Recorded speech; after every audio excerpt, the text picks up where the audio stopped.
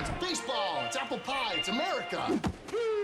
Fremont Moo baseball is on the air. Baker hits the ball high and deep into left center field. Back by the warning track, it's at the wall, and it's gone. It's a home run for Michael Baker, and it's the first home run of the season for the Fremont Moo.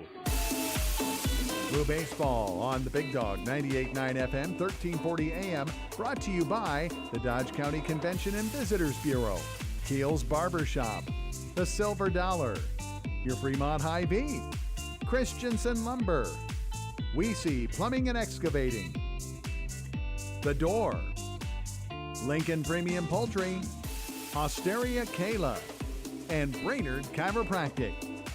Now, here's Cooper Lipsky and Bobby Hessling. As we're coming to you from Moeller Field in Fremont, Nebraska for some Thursday night baseball here between the 4-6 Spearfish Sasquatch and the 3-6 Fremont Moo. As I mentioned, I'm Cooper Lipsky. He's Bobby Hessling. Bobby, how you doing?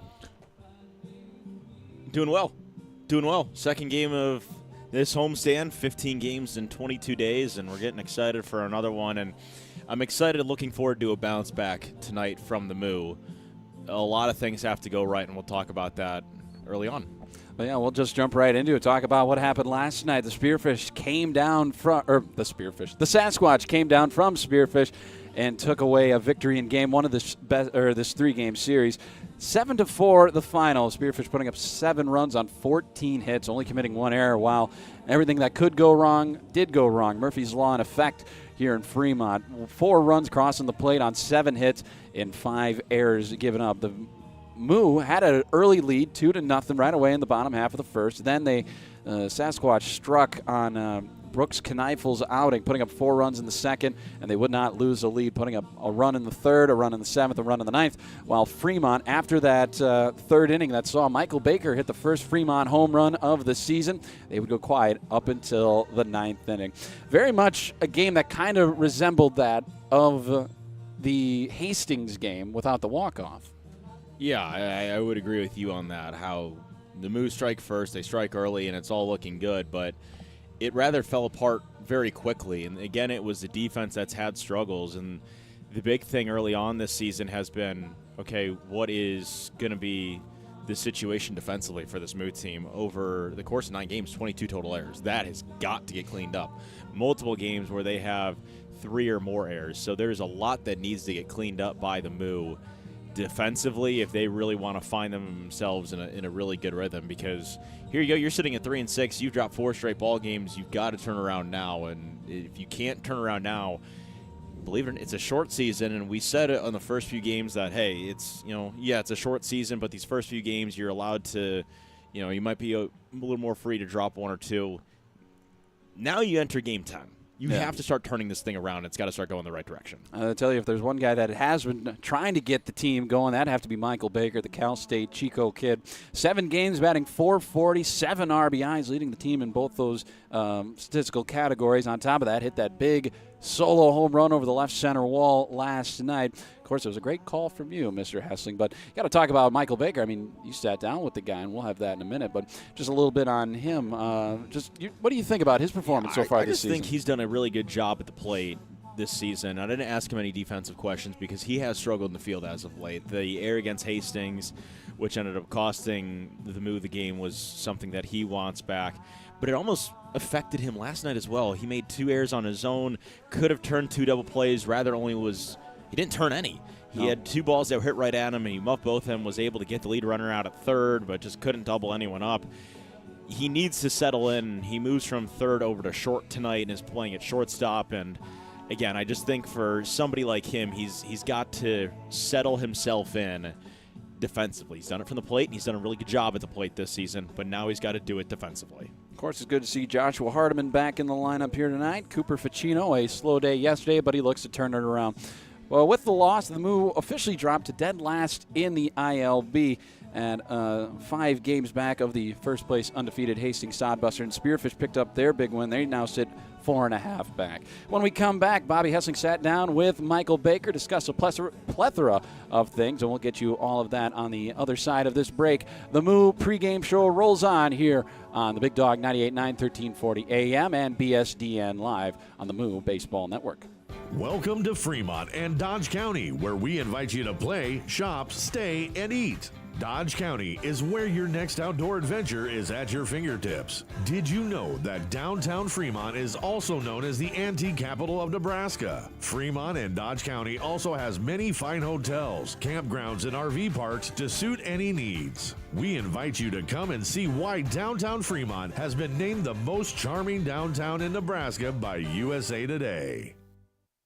Now that's what a solid piece of wood sounds like. Look just past that left field wall at Moeller Field, you'll see Christensen Lumber, a solid lumber company for over 100 years.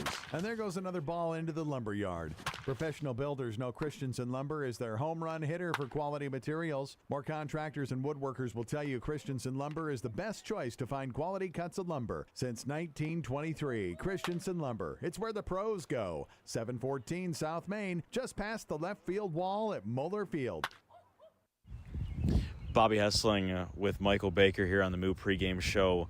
Michael, first home run for you last night and first home run overall for the Moo season. What were you looking for? I was looking for a heater down the middle, and I got it and didn't miss it. Last few games, you've just been phenomenal from the plate. What's your approach coming in? You looking for fastballs? You looking for something off speed, or does it just depend on the pitcher? I'm not really looking for anything. I'm kind of just stay with my breath. If I can be on time with my breath, I can be on time with my body, and just see it in the strike zone.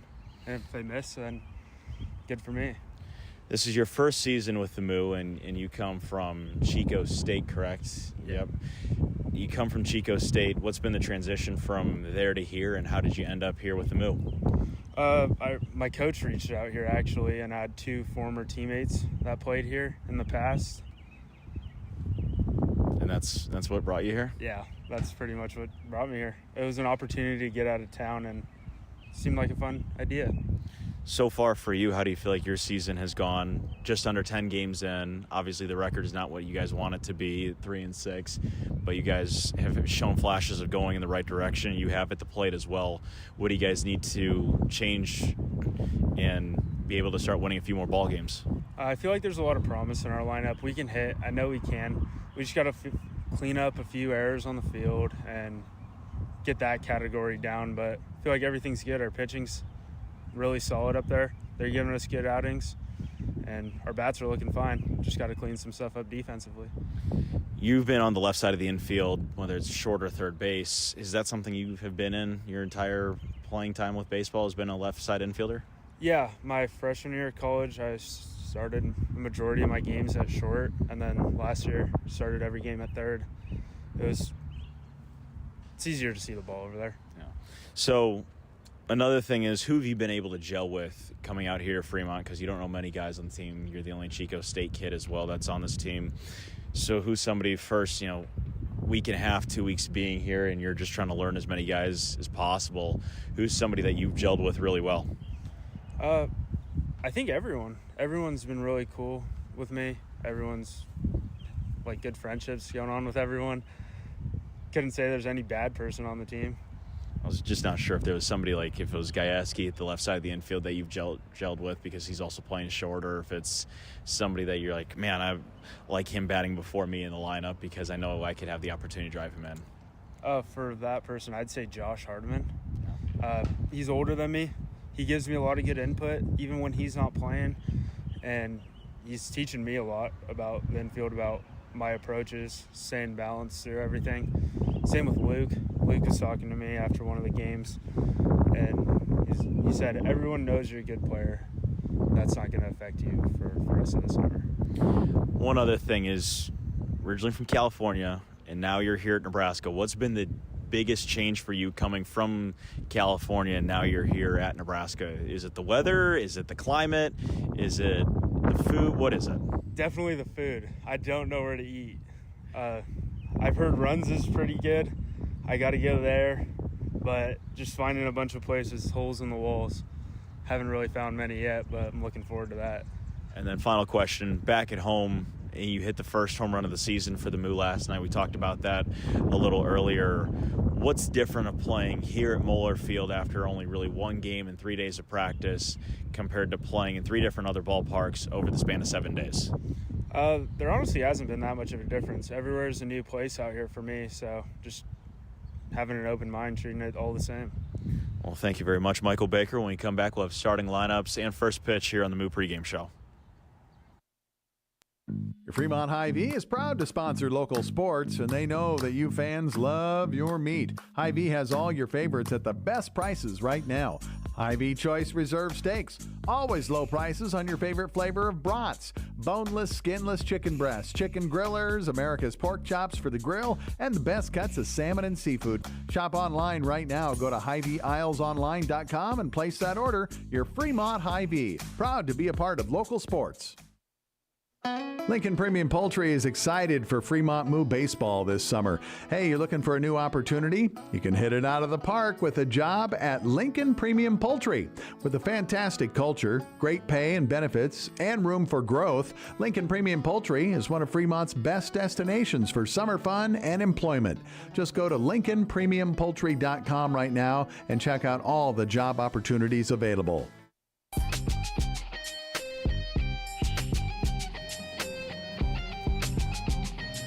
Back here on the Fremont Moo pregame show, that was Michael Baker sitting down with Bobby Hessling. I'm Cooper Lipsky here on the Big Dog 98.9, 1340 AM, and on BSDN Live on the YouTube and the Mixler as well. Taking a look at the starting lineups in this one, starting for the away side. The Sasquatch will line up with Ethan Mooser as a leadoff man, our player to watch here, the right fielder. Behind him will be the center fielder, Aaron Nels. Then the third baseman, Diego Trujillo, who we saw on the mound back in that first series on the road against the Spearfish, or against the Sasquatch.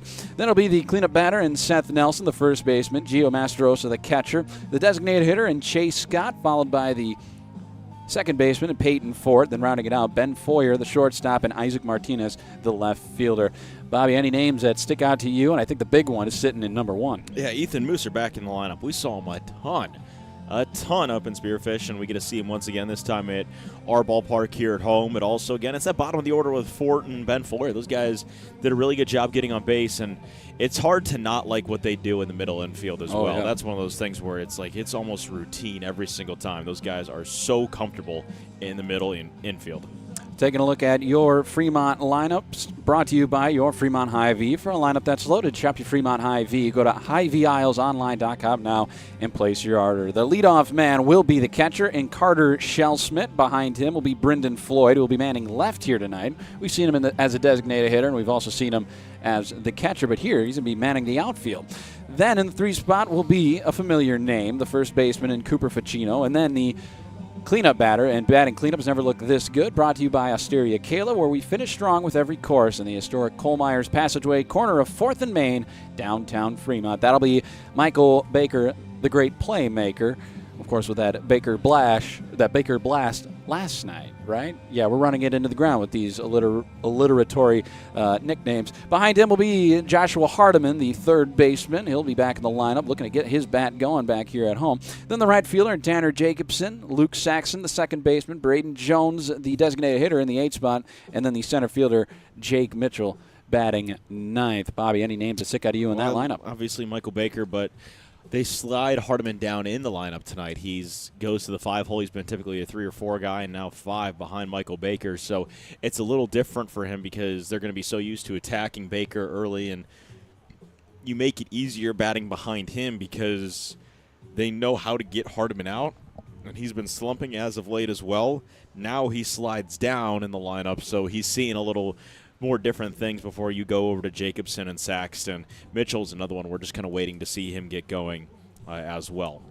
So that is your Fremont Hy-Vee starting lineup. For a lineup that's loaded, shop your Fremont Hy-Vee. Go to HyVeeIslesOnline.com now and place your order. This is the Fremont Moo pregame show on the Moo Baseball Network. Glad you could be joining us as we continue on. We got both managers at home plate discussing semantics with the home plate umpire. Taking a look at the starting pitchers for Spearfish, it'll be Ryn Chambers, who we've seen once before, and opposite him, Luka Dickinson.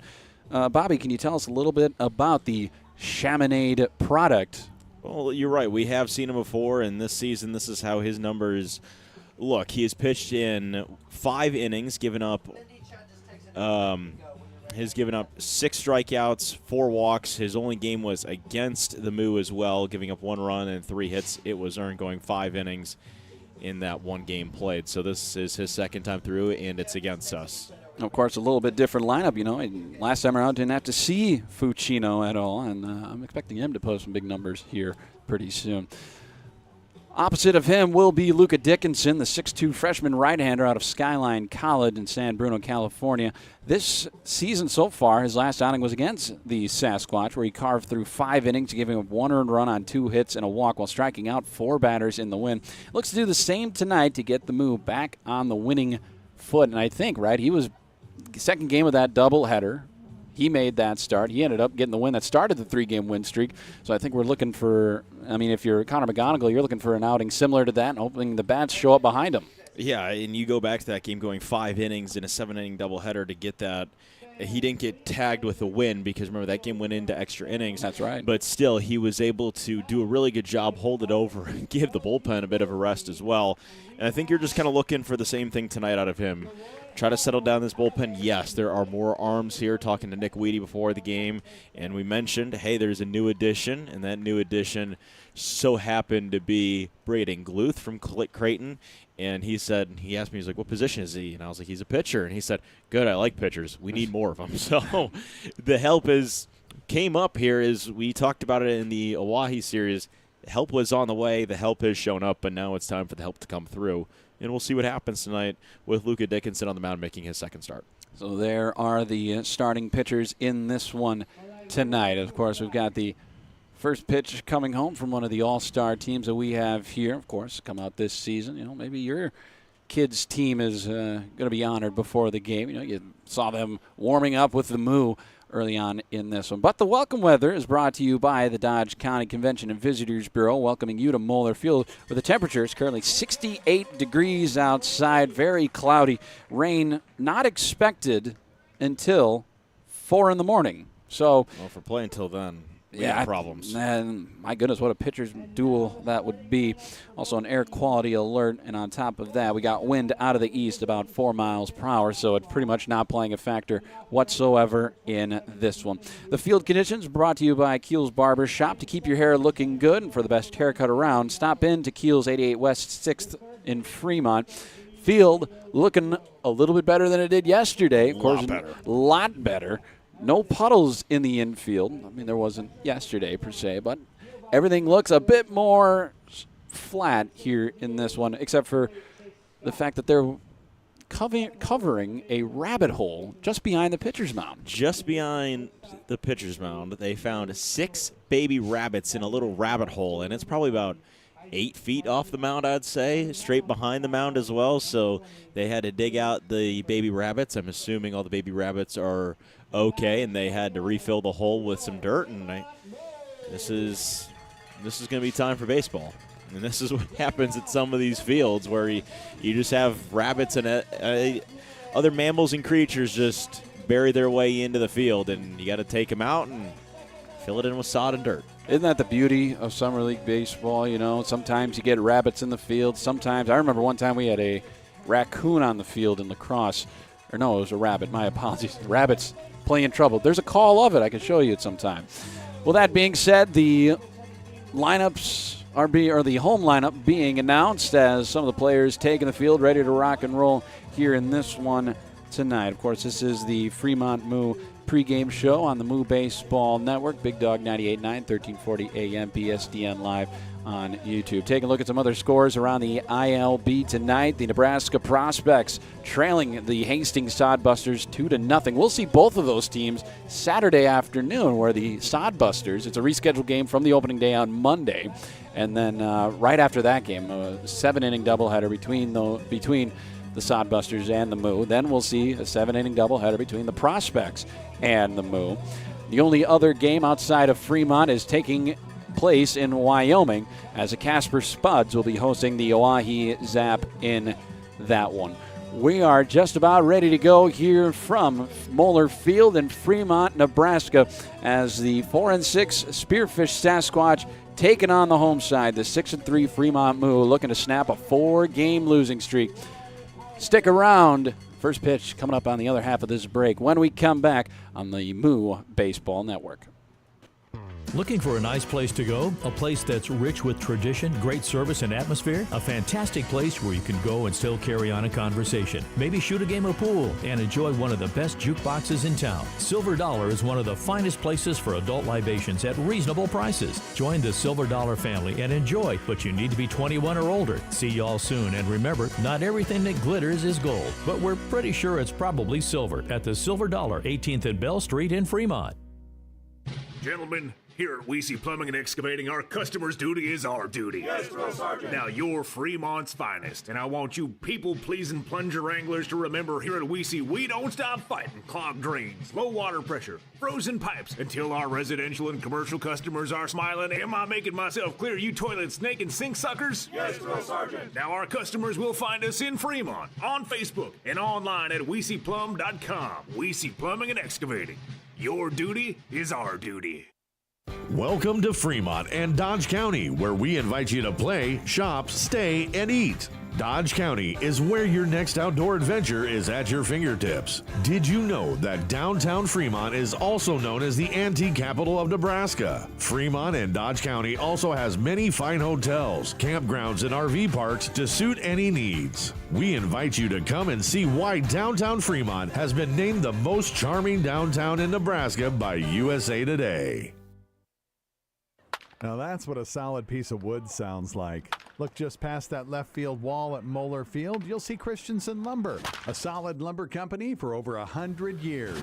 And there goes another ball into the lumber yard. Professional builders know Christensen Lumber is their home run hitter for quality materials. More contractors and woodworkers will tell you Christensen Lumber is the best choice to find quality cuts of lumber. Since 1923, Christensen Lumber. It's where the pros go. 714 South Main, just past the left field wall at Moeller Field.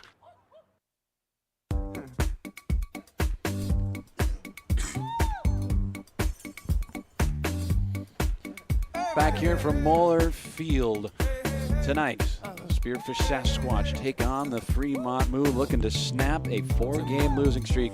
For the call in this one, here's Bobby Hessling. Thank you very much, Coop. As we get started for first pitch between Spearfish and Fremont, Bobby Hessling, Cooper Lipsky with you this evening here on Big Dog Country 98.9 FM, 1340 AM. You can also watch on BSDN Live on YouTube. This is the Moo Baseball Network. Starting lineup for the Sasquatch of Spearfish. And as always, your starting lineup is brought to you by your Fremont Hy-Vee. For a lineup that's loaded, shop your Fremont Hy-Vee. Go to HyVeeIslesOnline.com now and place your order. As the All-Star Baseball team elected to try to blow out the microphone, and they were almost successful in doing so. Here's the lineup from top to bottom. Mooser will lead things off. Aaron Nels in the 2-hole. Batting third is Diego Trujillo. Batting fourth in the cleanup role, Seth Nelson. Didn't see him last night in the lineup. Gio Master Rosa is batting fifth. Chase Scott sixth. Peyton Fort, Ben Foyers 7-8 in the lineup. And Isaac Martinez is batting ninth. On the mound, doing the pitching for the Moo is Luka Dickinson, making his second start. The infield. Josh Hardiman, Michael Baker will control the left side of the infield. The right side of the infield will be Luke Saxton and Cooper Ficino. Ficino behind the plate last night, over at first today. Behind the plate doing the catching is Carter Shellsmith. In the outfield from left to right, it'll be Brendan Floyd, Jake Mitchell, and Tanner Jacobson. No Nick Weedy in the lineup. He is unavailable tonight with a lower body injury that he suffered last night as we get ready for first pitch. The uniforms for the Moo, it is going to be the orange jerseys and orange pants with purple pinstripes. Purple numbers on the back of the jersey outlined in white. It is the purple hats with the cow on the front of the hat, and it is Moo across the front of the chest in the purple and white spotted cow font. On the other side for Spearfish, they will be wearing their road grays tonight. It says Spearfish across the front of the chest in black text, black numbers on the back of the jersey with gray pants with a black stripe down the side. And we are ready for first pitch as Luka Dickinson will get set to deliver to Ethan Mooser. It'll be righty-lefty Dickinson, the right-handed pitcher this season, and he has done very well. 5 innings in only 1 game. The ERA is a 1.40. The whip is a 0.8. He has done very, very well, only allowing 1 run this season and 2 total hits. as he gets set and delivers his first pitch home to Ethan Mooser. It's a called strike at 7:07 p.m. from Fremont. And the big thing is controlling the strike zone early, and you want Dickinson to go long in this game. Here's the 0-1 to Mooser. It's a called ball on the outside corner, and it's even at 1 ball and 1 strike. Once again, Cooper Lipsky is manning the scoreboard this evening. Now it's lagging again. Well, that was the case last night as well. It is. 1 ball and 1 strike. Luka Dickinson sets on the rubber and delivers home to Mooser. This is lined right to Hardiman, and the first out of the ball game is a simple line out to Josh Hardiman. He had to take a step over to his right, reach out the glove, and he's got the first out of the ball game to bring up Aaron Nels. Well, I say it didn't look like Mooser got really good lumber on that one. Just a little line floater over to Hardiman. Make that play look easy, because it was. Aaron Nels steps to the plate last night. Was 2 for 4 with a single and a bunt. Also had a walk. Brought in 2 runs of his own. It'll be a righty-righty matchup. Dickinson sets down by the belt his first pitch, grounded on to second base. Fielding it is going to be the first baseman of Fucino. His throw over to the covering Dickinson is in time, and there are 2 outs in this first inning. 2 very quick outs as well. And I thought that was a ball that Saxton was going to have a play on, but rather Fucino came off the bag and said, I'll just do it myself as long as Dickinson's able to cover, and that exactly happened. It'll bring up Diego Trujillo. Trujillo playing third base tonight. Did not play last night. First pitch that Trujillo sees is a called strike. One of the two-way guys for the Spearfish team. We've seen him bat. We've seen him pitch as well. That's the thing with Summer League baseball, especially here at the start. You call upon some two-way guys until the quote-unquote reinforcements show up.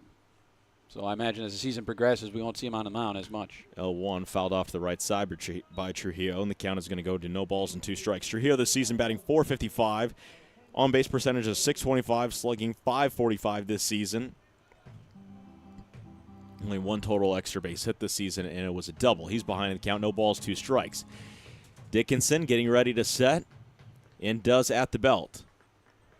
His 0-2 home is fouled off to the left side, right towards the Moo dugout. And your first foul of the game is brought to you by Lincoln Premium Poultry. They specialize in fowl, but love being a part of the Fremont Moo. For a career with LPP, visit LincolnPremiumPoultry.com. No balls, 2 strikes. Dickinson sets his 0-2 home with 2 outs here in the top of the first inning. Misses down and away for a called ball, and it's 1-2.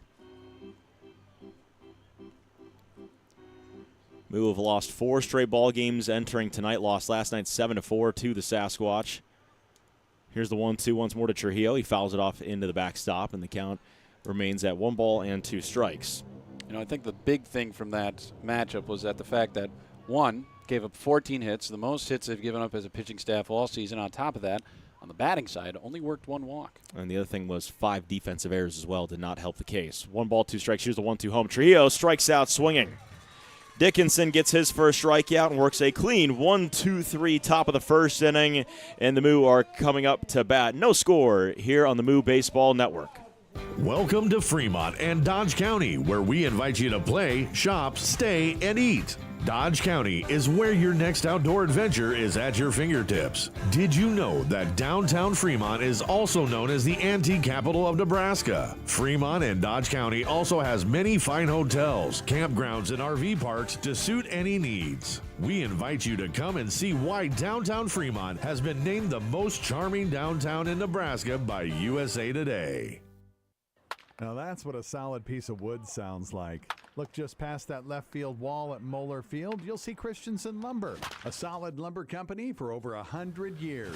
And there goes another ball into the lumber yard. Professional builders know Christensen Lumber is their home run hitter for quality materials. More contractors and woodworkers will tell you Christensen Lumber is the best choice to find quality cuts of lumber. Since 1923, Christensen Lumber. It's where the pros go. 714 South Main, just past the left field wall at Moeller Field.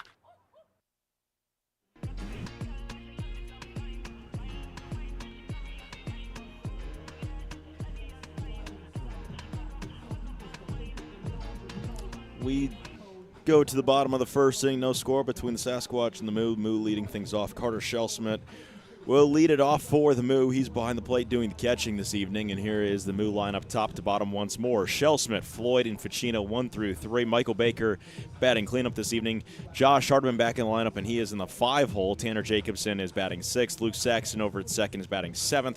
Braden Jones, the designator, batting 8th, and the center fielder Jake Mitchell batting 9th, as Rin Chambers is on the mound for the Sasquatch. And Rin Chambers this season, you look at his numbers, only 1 game played, 5 innings pitched, 3 hits, 1 run, 4 walks, and 6 strikeouts. He would love to keep the walks to a premium this evening. The defense will be Martinez, Nels, and Mooser in the outfield from left to right. On the infield, Trujillo, Foyer, Fort, and Nelson from third to first.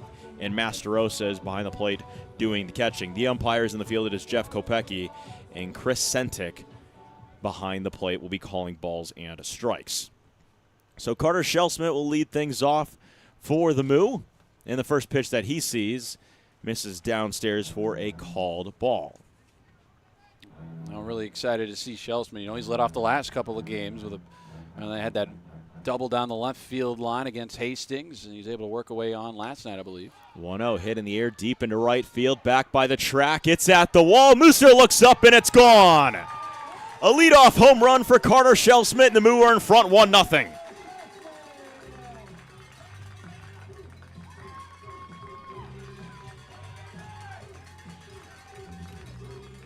An opposite field home run for Carter Shellsmith, second home run of the season for the Moo, and they are in front 1-0 on top of the Sasquatch. Well, what better way to start a game than that? Talk about how he's been so potent as a leadoff batter the last couple nights. He's proving my point right. Big home run over the right field wall. So it brings up Brendan Floyd. He's batting 174 this season. First pitch misses down and away for a called ball 1. Brendan Floyd is somebody we saw in Oahe during batting practice, and oh my goodness, he really got a hold of the baseball out there, drove a few deep into left field that left the park. I believe he had 3 home runs in Saturday BP. Here's the 1-0 to Floyd. That misses down and in by his shins, and it's 2 balls and no strikes. So I'm curious what he'll be able to do here with a field that's 290 to left. Granted, the wall is about 25 feet high. He probably has the power to drive one out. That's what I think everybody's banking on here. Some of these guys are really get going. You know, a lot of power in that lineup, just haven't showed it yet. 2 balls, no strikes. Here's the pitch to Floyd. It's a called strike on the outside corner. It's 2-1.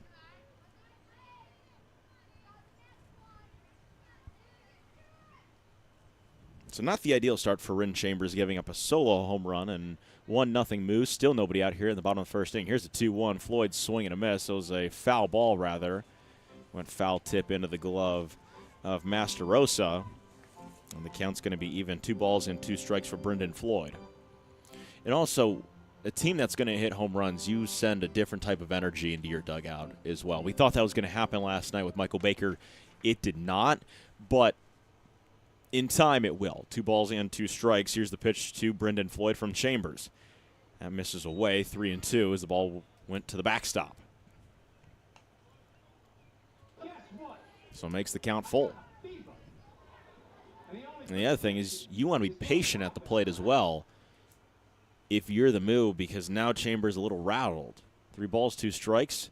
Chambers sets. Here's his payoff pitch home, and it hits Brendan Floyd on his left leg, and he will hobble down to first base.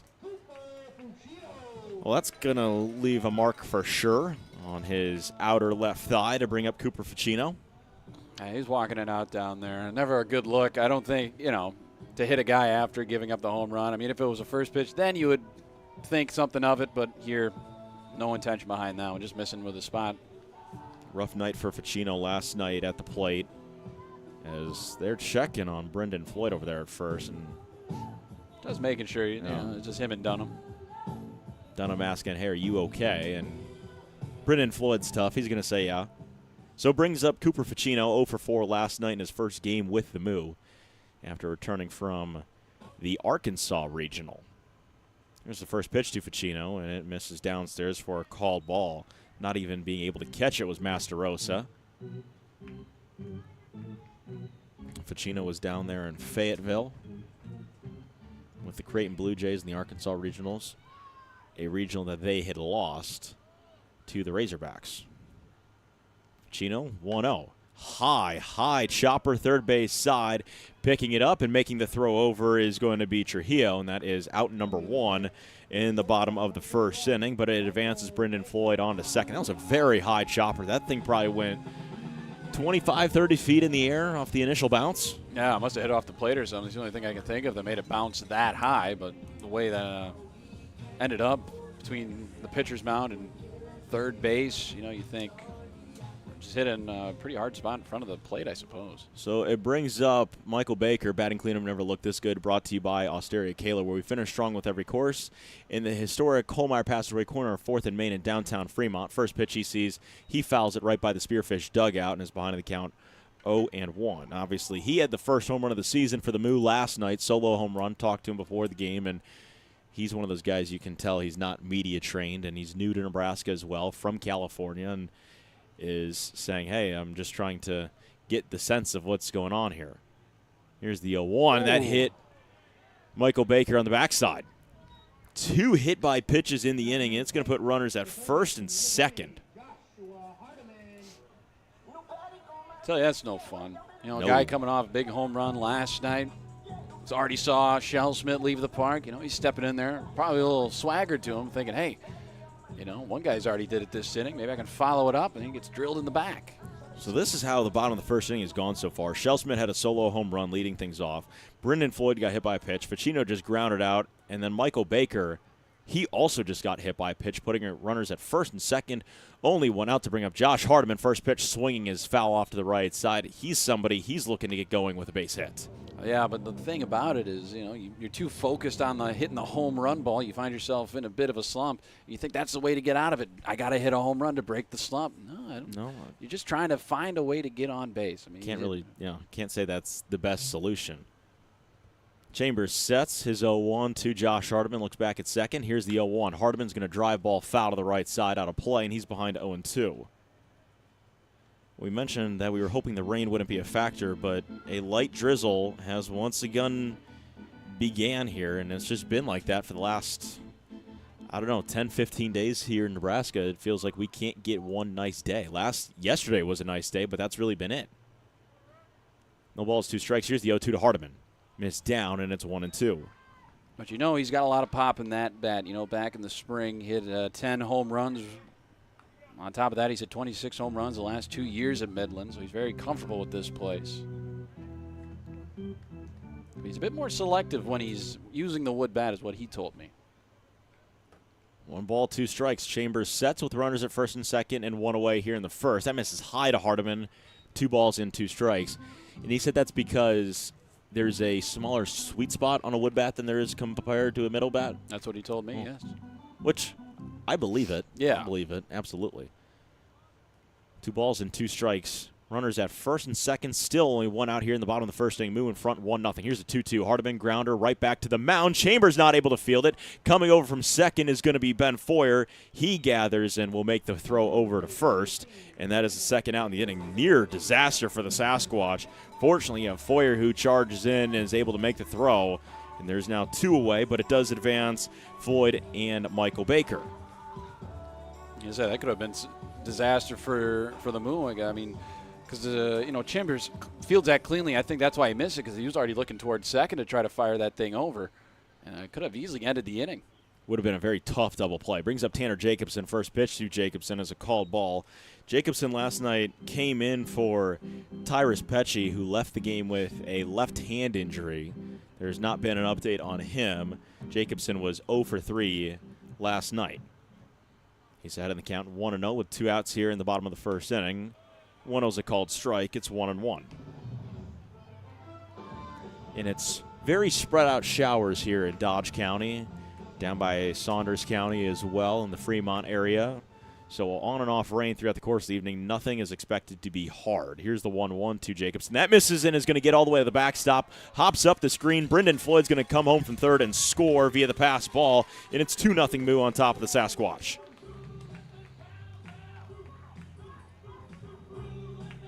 And it advances Michael Baker on to third base as well.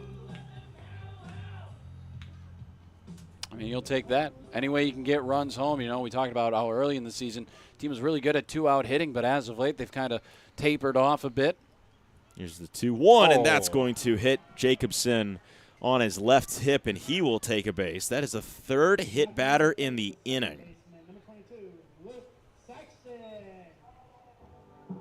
Brings up Luke Saxton. So 3 hit batters in the inning, and it's gone every other batter as well. Solo home run, hit batter, ground out, hit batter, ground out, hit batter.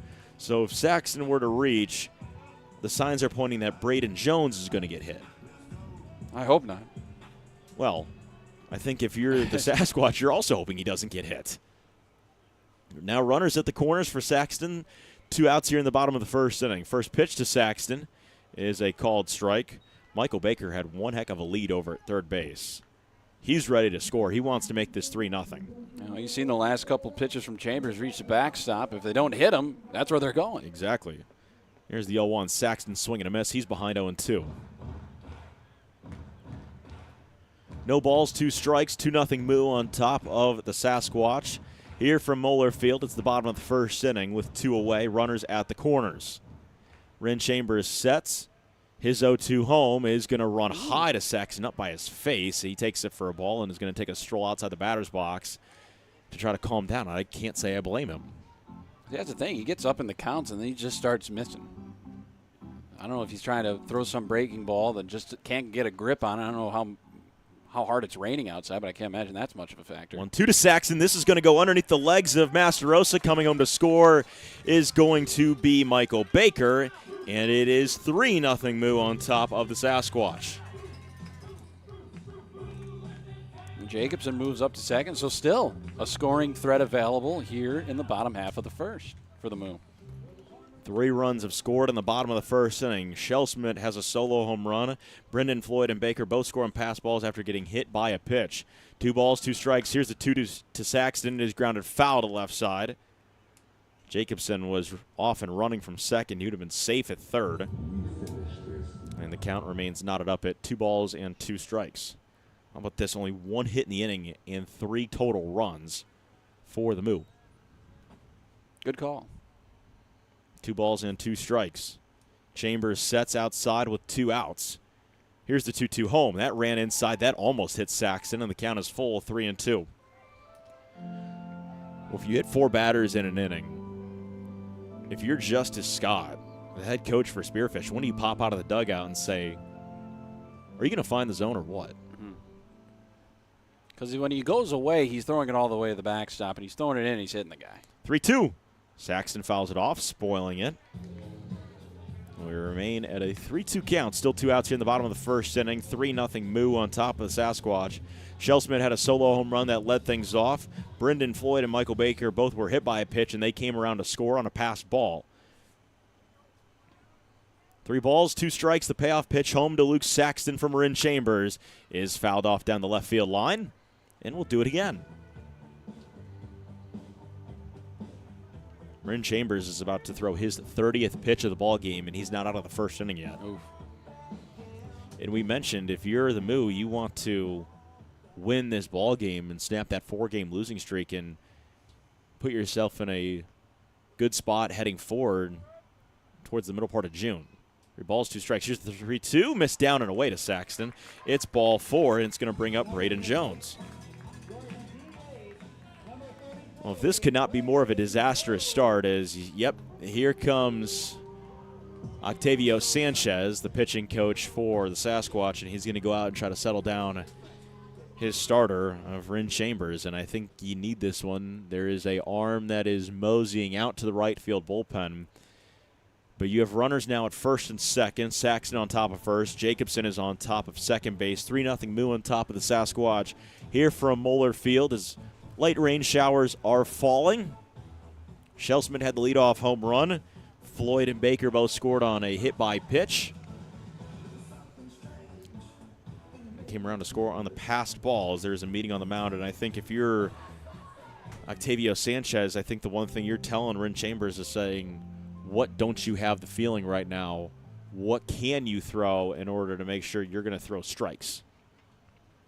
I mean, maybe it just comes down to Mastrosa not being on the same wavelength.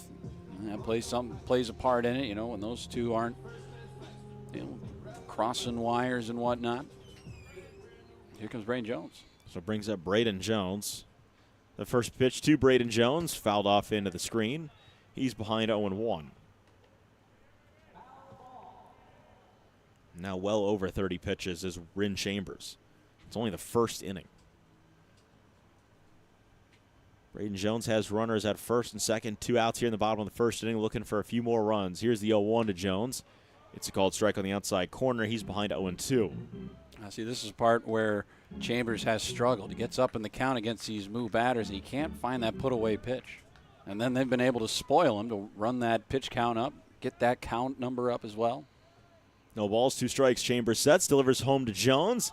Off the hands, right side playable, and making the sliding catch in foul ground is Seth Nelson. However, the damage has been done thanks to a leadoff home run by Carter Schelsman, and Brendan Floyd and Michael Baker come around to score on a pass ball, and the Moo are in front 3-0 as we go to the second inning. Here on the Big Dog at 98.9 FM, 1340 AM, BSDN Live on YouTube. This is the Moo Baseball Network. Fremont Hy-Vee is proud to sponsor local sports, and they know that you fans love your meat. Hy-Vee has all your favorites at the best prices right now. Hy-Vee Choice Reserve Steaks. Always low prices on your favorite flavor of brats. Boneless, skinless chicken breasts, chicken grillers, America's pork chops for the grill, and the best cuts of salmon and seafood. Shop online right now. Go to HyVeeIslesOnline.com and place that order. Your Fremont Hy-Vee. Proud to be a part of local sports. Lincoln Premium Poultry is excited for Fremont Moo baseball this summer. Hey, you're looking for a new opportunity? You can hit it out of the park with a job at Lincoln Premium Poultry.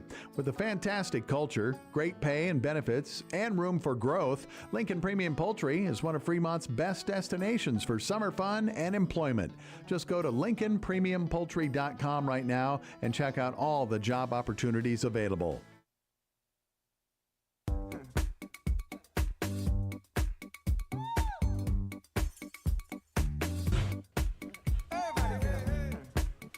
We take ourselves to the top of the second inning, and after a 1-2-3 inning was worked by Luka Dickinson, the Moo help him out and bring 3 runs across the plate, and Dickinson has to come back out onto the mound after he sat for almost 20 minutes, a little under that, and we're hoping he sells the same exact stuff that he had in that first inning when he went 1-2-3. The thing about Dickinson is he is a man of very few words. I mean, it's all right. Talk to him every once in a while, you know, on the bus and whatnot. I'm like, how you doing? I'm doing good. All right. Well, if he says he's doing all right, I won't worry. That's all you can say. Brings up Seth Nelson, who leading off here in the top of the second inning. First pitch to Nelson. Skies the ball, playable left side. Schelsmith will make the catch in foul ground for a quick first out here in the top of the second inning to bring up Gio Masterosa. That's what you want. Quick outs. Yeah. I mean, you got that, what was it, the first out of the game? What was that, about 3 pitches before the lineup? Yeah, the Nels, lineup. he got a ground out on 1 pitch, and the only man that's made him work was Trujillo in this one. Now, here's the thing. You have Chambers, who threw 30 pitches in the first inning. Dickinson threw 10. Masterosa comes to the plate, the right-handed bat facing the right-handed arm of Luka Dickinson. Dickinson sets down by the belt and fires his first pitch to Masterosa. It's a called strike on the outside corner on the breaking ball. It's 0-1. Good pitch.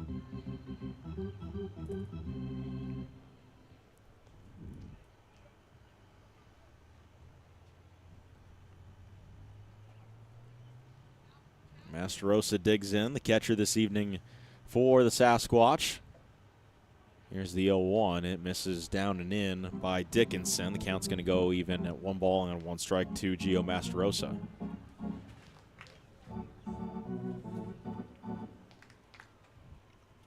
This is the first time this season that Dickinson has had to face Masterosa. Masterosa did not play in the one time that Dickinson pitched this season. And stepping out of the box and calling time is Masterosa, keeping a foot in the box, which he is obligated to do, but wanted to readjust his batting gloves. 1 ball, 1 strike. Dickinson is ready. Here's the 1-1 home. This is fouled off to the right side out of play. 1 ball and 2 strikes. See, this is the stuff you want. You know, this is kind of what, Kneifel was doing a bit last night, able to get the ball over the plate, and they were hitting him around a little bit. But, that's the thing. You put the ball in play, things happen. Sometimes good, sometimes bad. You saw that defensively for the Moo, committing 5 errors. 1 ball, 2 strikes. Here's the 1-2. This is going to skip away from home plate. Shellsmith was unsuccessful in blocking it cleanly. The count's going to be 2 balls and 2 strikes to Masterosa. Now Masterosa is the one who's really made Dickinson work for it to this point. He's made him throw 4 pitches. 2 balls, 2 strikes. Here's the 2-2. Hit in the air into center field. Mitchell comes in, takes a few steps, slows down, makes the catch for out number 2 here in the top of the second inning to bring up Chase Scott. Tell you, fielders love it when you give them an easy day on the field, right? Dickinson's done that. I mean, Mitchell's had on that one had to take 2 steps to his right, maybe 2 in. Made that catch pretty easy for him. So it brings up Chase Scott, batting .333 this season. First pitch runs inside, almost hit him, but is able to slide just away from his left leg, and the count's 1 ball and no strikes. Chase Scott, however, that on base percentage of .519. Here's the 1-0 to Scott. It's a called strike on the outside corner, 1-1. He's worked 7 walks this season for the Sasquatch, which is tied for the team lead. He's up there with Nicholas Work for most walks worked. Here's the 1-1, missed outside. 2 balls and 1 strike for Chase Scott. Bit of an alliteration. Work has worked walks. There you go. There you go. That's how it is. 2-1. Fouled off on the screen, count even 2-2 for Chase Scott. But again, Dickinson is just attacking the plate. He has, for right now at least, really good control, knowing where he wants to attack. We haven't seen really anything be wild or crazy that's gotten away. There's only been 1 pitch. Here's the 2-2. Is off the end of the bat. A base hit into right field. First hit of the ball game for the Sasquatches. Chase Scott goes the other way. And a 2-out single to bring up Peyton Fort. Yeah, just a good piece of hitting for Scott. You talked about his on-base percentage, doing things like that, 2-out hitting, choking up on the bat, not doing too much, just poking it to the opposite field as the pitch was outer half of the plate. It was good stuff there from Scott. Peyton Fort digs in, the second baseman. But the perfect game is over. Yeah. Maybe a little too early to really judge it. First pitch to Fort is a called strike at zone 1. There was only 5 batters in. That was batter number 6. Peyton Fort, the 7th batter of the ball game for the Sasquatch. He's behind the count 0-1. 2 outs here in the top of the second inning. 3-0 Moo on top of Spearfish. Dickinson sets. Here's his 0-1. Swing and a miss by Fort. It's a foul tip. No balls and 2 strikes now to Fort. He's well behind in the count. No beer batter tonight as well, because it is Thirsty Thursday here at the ballpark at Muller Field, one of the fine promotions that is held here. So come on down. We'll play a lot more home games in this month of June. No balls and 2 strikes. Dickinson sets down by the belt. Here's the 0-2 to Fort. Fort drives the ball down the right field line. That is going to be foul. He hit it hard, but he hit it foul. Yeah, just out in front of it. Just couldn't keep it inside the line. Rin Chambers' perfect game was done after the first pitch. It was done after 4 pitches. 4 pitches. No balls and 2 strikes. Peyton Fort following his long foul ball. Steps right back into the box. Dickinson sets once again by the bell. He's going to check over on the runner of Chase Scott at first. He was back in plenty of time.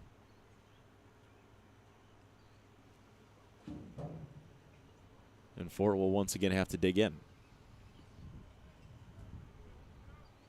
Dickinson sets the belt. His 0-2 home. That misses high on Peyton Fort for a call ball. It's 1-2.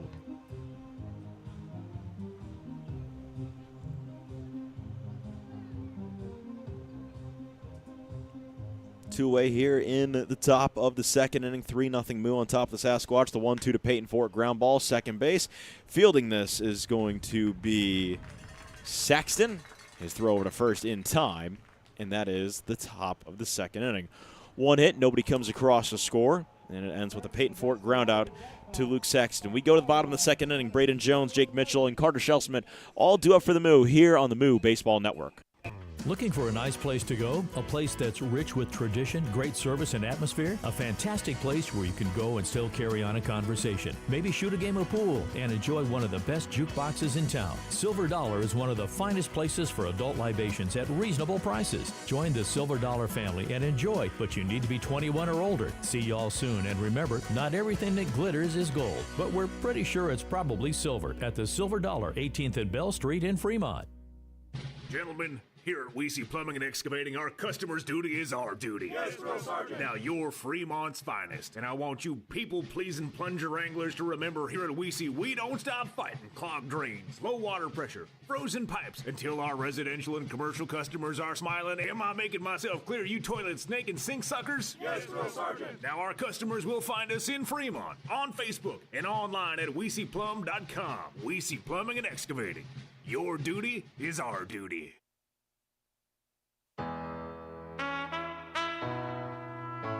Here.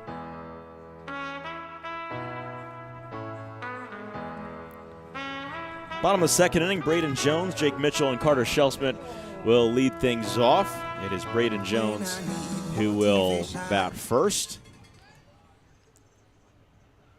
Actually, it's Jake Mitchell. Jones got out to end the inning. Oh, yeah. Don't have that down in my book. So Jake Mitchell will lead things off 9-1-2. So it'll be Mitchell, Shellsmith, and Floyd. First pitch for Mitchell. Fly ball down the right field line. It will drop fair right on the chalk. Mitchell digging for second. The ball's caught up in the tarp, and Mitchell's got himself a leadoff double. And look at how thrilled he is standing on top of second base. If there's anybody who needed a hit, it was that man right there. Hadn't had a hit since opening day against the Spearfish. I think the right fielder did the right play, but I hate it. He threw his hands up once it got near the tarp over there, and then he immediately pulled down. That's the thing. It's like you only throw it up if it's actually stuck, right? Yeah. That was not stuck. He took away a triple from Jake Mitchell. I can't believe it. Well, I think Mitchell's just happy to be on base right now, Coop, and his excitement. I want him to have more, man. Throwing his hands up and down. His second hit of the ball game, and it brings up Carter Shellsmith. Second hit of the season, not the ball game. First pitch is missed down and away to Carter Shellsmith. It is, however, the second hit of the ball game for the Moo. Shellsmith is the only one that had the other base hit, and it was a solo home run into right field his last time up. Double or nothing. You think he can do it again? We'll see. And misses away. Mitchell's going to take off for third, and he was there in a hurry. He had a heck of a lead over at second base. Not even checking on him was Chambers, and Mitchell got over to third base in what looked like 4 strides, and the count's 2-0.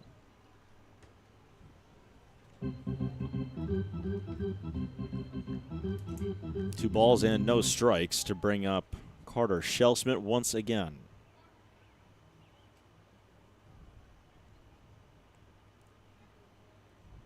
Here's the pitch from Chambers to Shellsmith. Ooh, that went behind him. This is going to get all the way to the backstop. Diving was Masterosa, but Mitchell will come home to score.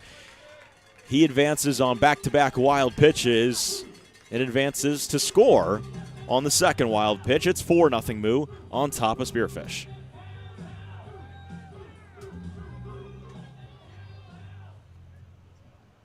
I know Jake Mitchell's going back in the dugout, and he's like absolutely thrilled. Here's the 3-0. This is inside on Shellsmith. Tosses his bat over the dugout, and he'll take his base. It's a 4-pitch walk for Carter Shellsmith to bring up Brendan Floyd. So, to answer your question about the home run, double or nothing, no, but he also didn't get a pitch to hit. No, he did not. He had a pitch that almost hit him twice. And 2 to the backstop. Didn't really give him a fighting chance in that at-bat. So, Brendan Floyd, he was hit by a pitch his first time up, and then he scored on the wild pitch. That one's going to skip right in front of home plate. A good block behind the plate by Masterosa to not allow Shellsmith advance on to second. And it's 1-0.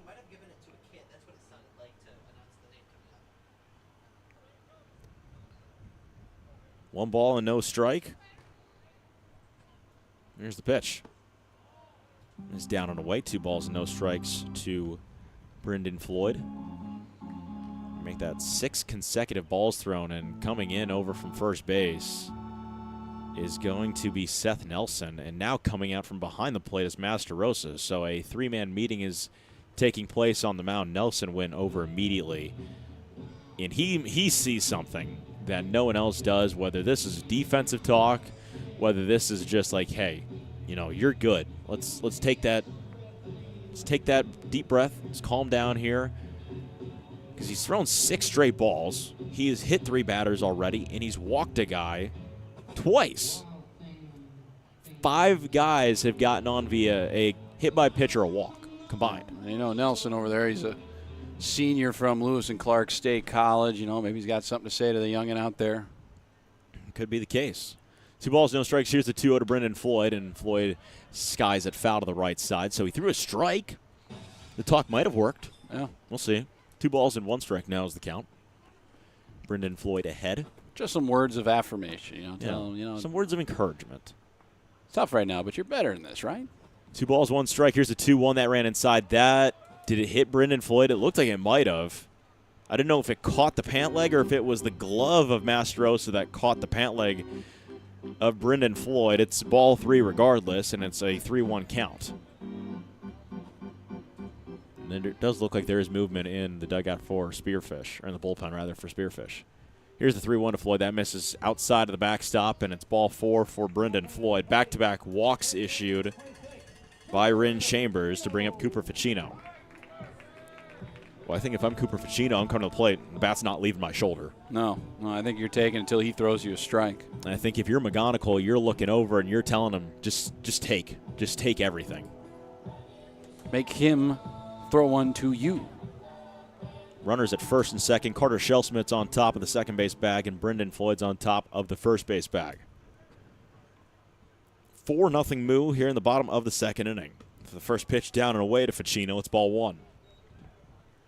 I'm telling you what, Ficino is standing there at home plate, 0 for 5 this season. He just joined the team yesterday, and he's standing at home plate thinking, I'm not swinging. No. There's no reason to. Let me just get on base. Chambers sets his 1-0 to Ficino. Inside, 2 balls and no strikes. I mean, just him standing in the box, doesn't he just look like a D1 ball player? Got that big frame. He does. Got those big arms. I tell you what, we put our arms next to his. Your forearm, my forearm next to his. His bicep, singular arm is bigger than our 2 arms combined. Yes, you're absolutely right. Here's the 2-0 to Ficino. That's a called strike, and it's 2-1. So you give him the green light, let him launch one over the left field wall, huh? I think you'd love that. 2 balls and 1 strike. Chambers sets. Here's his 2-1. That is called a ball down low, and it's now 3 balls and 1 strike. Nobody out here in the bottom of the 4th inning. At the bottom of the 2nd inning, it's 4-0 Moo on top of the Sasquatch. It's got to be perfect for him here. That's the thing. If you're McGonigal telling Ficino here, it's got to be the pitch you want. Here's the 3-1. Got a pitch to hit, and he fouls it off to the right side. The count's full, 3 balls and 2 strikes. I think if I'm Ficino here, I know I've said this twice now. 3-2 payoff pitch, take it. Now, Chambers is probably thinking, oh, he's probably taken right here, so I have to throw a strike.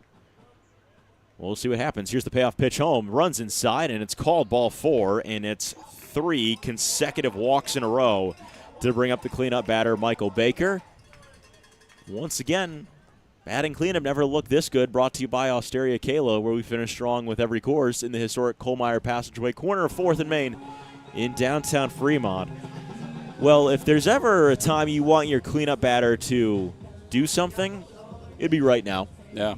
The definition of cleanup batter would be to clean up the bases that are full of cows and drive them all home. Had 1 home run last night, looking for his 2nd. Here's the first pitch to Baker.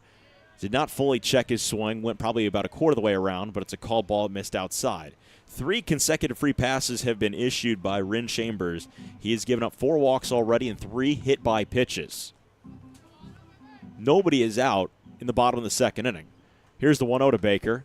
Watch that one catch the outside corner, and the count's even 1-1.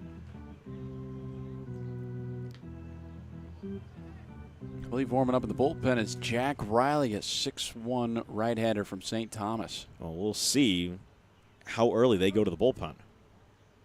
Here's the 1-1 to Baker. That's going to hit right off of the glove and kind of the mask of Masterosa as it was outside, and it's 2 balls and 1 strike. You're almost waiting, if you're Baker, for the mistake pitch from Rin Chambers, which is like a breaking ball up, or maybe it's a heater middle, and you just absolutely tattoo it into left. 2-1 to Baker. Ran inside on him, down by his shins, and it's 3 balls and 1 strike. Well, you're not going to drive that pitch out to left. No. Maybe unless you're a golfer. I'll tell you right now, just out there pitching, he's just not competitive on the mound. And that's the issue here for him. He's thrown over 50 pitches. He's missing everywhere. High, low, inside, outside, behind batters. Doesn't matter. Here's the 3-1 to Baker. Ball 4 outside. 4 consecutive walks, which means Michael Baker walks in a run. And it's 5-0 Moo on top of Spearfish, and we will have Sanchez come out to the mound, and he is once again going to talk to his pitcher, Rin Chambers. It is now 5 free passes issued by Chambers, 3 hit batsmen, only 2 hits, and it looks like they're going to make a call to the bullpen, which is a very early call, but in the situation the Sasquatch are in, they need to do that. 2 runs across the plate here in the second inning after 3 runs crossed in the first. It's 5-0 Moo on top of Spearfish. When we come back on the other side, we'll have a pitching change and the new guy on the mound for Spearfish. You're listening to Moo Baseball here on Big Dog Country, 98.9 FM, 1340 AM. You can also watch on BSDN Live, YouTube. This is the Moo Baseball Network. Lincoln Premium Poultry is excited for Fremont Moo Baseball this summer. Hey, you're looking for a new opportunity? You can hit it out of the park with a job at Lincoln Premium Poultry. With a fantastic culture, great pay and benefits, and room for growth, Lincoln Premium Poultry is one of Fremont's best destinations for summer fun and employment. Just go to LincolnPremiumPoultry.com right now and check out all the job opportunities available.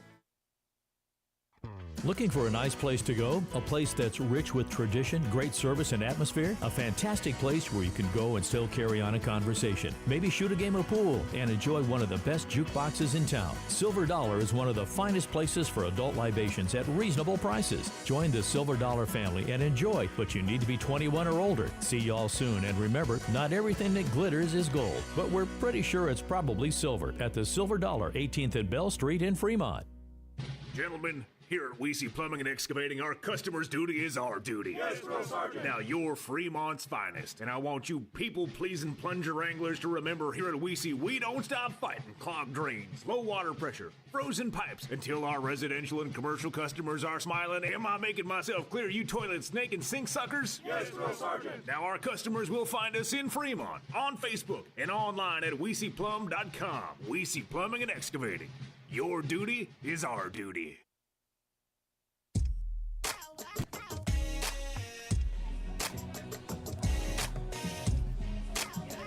Well, a pitching change has been made, and it is Jack Riley who comes into the ball game, relieving Rin Chambers, who went 1 inning and a little after that.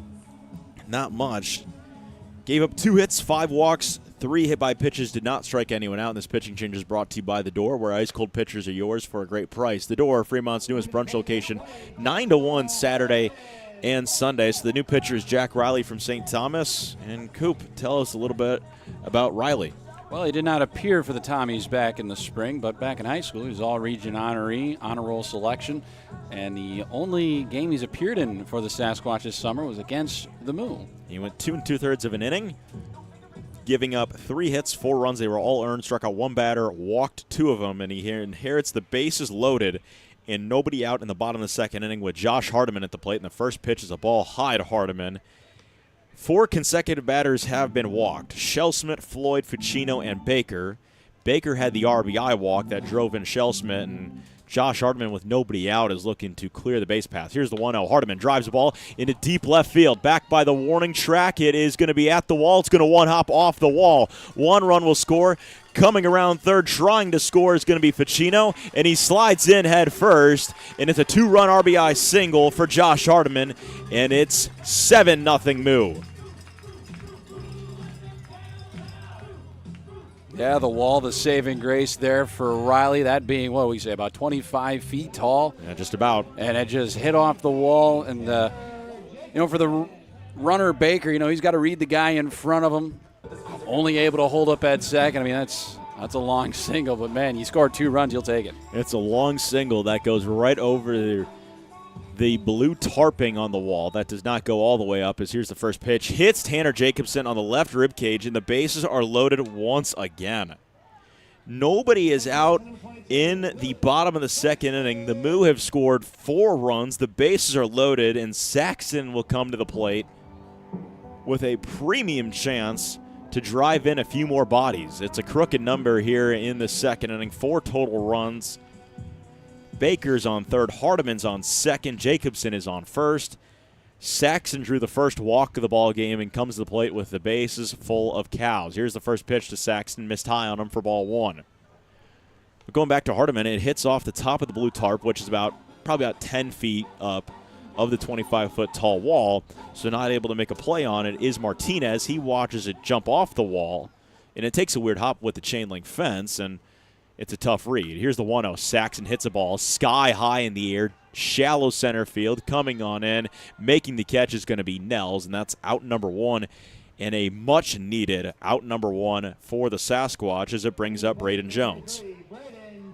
See, I was thinking the same thing about that giant wall out in left field, because I guess the only real example you have is, the Green Monster at Fenway Park, but that one is not a chainmail fence. So when that thing hits, it could take an awkward ricochet anywhere off that wall if it hits too high.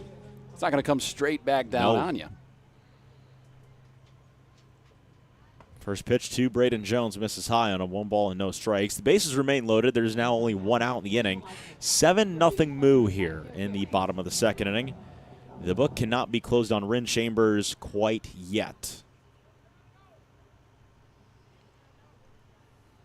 Riley's 1-0 home, right back up the middle. Picking it is going to be Foyer. He's going to tag the second base bag on to first, and it's a double play, a 6-3 inning-ending double play. However, 4 runs come across the plate in the bottom of the second inning for the Moo, and they are all over the Sasquatch, 7-0 here on the Moo Baseball Network. Gentlemen, here at Weesey Plumbing and Excavating, our customer's duty is our duty. Yes, Drill Sergeant. Now, you're Fremont's finest, and I want you people-pleasing plunger wranglers to remember here at Weesey, we don't stop fighting clogged drains, low water pressure, frozen pipes, until our residential and commercial customers are smiling. Am I making myself clear, you toilet snake and sink suckers? Yes, Drill Sergeant. Now, our customers will find us in Fremont, on Facebook, and online at WeeseyPlum.com. Weesey Plumbing and Excavating. Your duty is our duty. Welcome to Fremont and Dodge County, where we invite you to play, shop, stay, and eat. Dodge County is where your next outdoor adventure is at your fingertips. Did you know that downtown Fremont is also known as the antique capital of Nebraska? Fremont and Dodge County also has many fine hotels, campgrounds, and RV parks to suit any needs. We invite you to come and see why downtown Fremont has been named the most charming downtown in Nebraska by USA Today.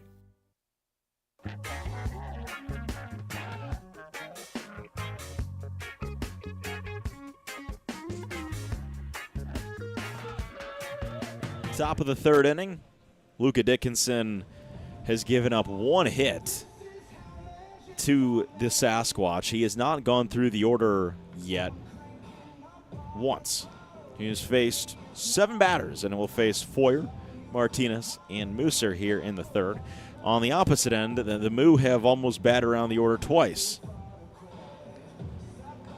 I love this if you're Dickinson, right? Oh, you can just put in cruise control now. All you got to think about is just throwing. You don't have to look Give up 1-2 runs, no big deal. It's still going to be a 5-run ball game.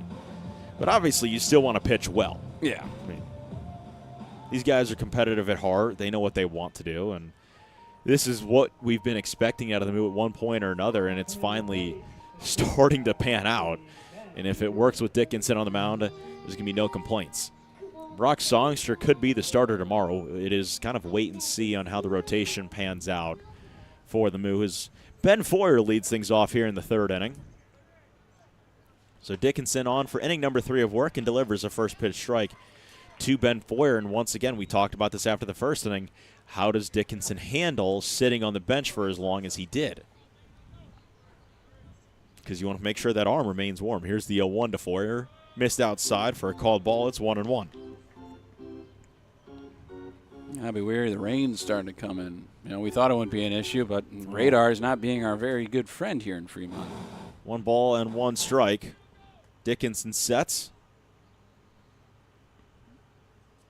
And he steps off. Time was called.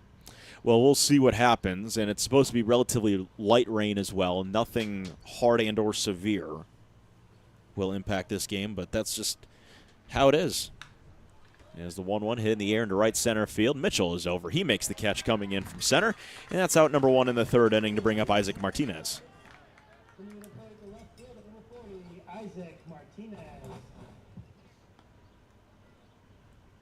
Martinez, the 9-hole batter, is the only one who's not batted for the Sasquatch and comes up with one away. First pitch to Martinez, swing and a miss for strike one, and it was a ball that hit Shellsmith a little funny, and he is shaken up behind the plate. I think it might have hit his throwing hand, which is his right hand, and he crouches right back behind home plate. McGonigal comes out saying, "Hey, are you good?" He's waiting for Shellsmith to look over him. Shellsmith did not look over him at all. So McGonigal's going to stroll right back into the dugout. Hey, sometimes that's what happens. He's playing so well. Force yourself to play. The ball's in, 1 strike. Here's the pitch to Martinez. Slow roller foul to the right side. He's behind 0-2. Only 1 hit on the season out of 10 at-bats for Martinez this year. On-base percentage also just a 100. No walks, no hit by pitches, just straight 1 hit. Here's the 0-2 to Martinez. Just missed on the outside corner. Dickinson wanted the called strike 3. He did not get it, and it's a 1-2 count. 1 ball, 2 strikes, 1 away here in the top of the 3rd inning. 7-0 Moo on top of Spearfish.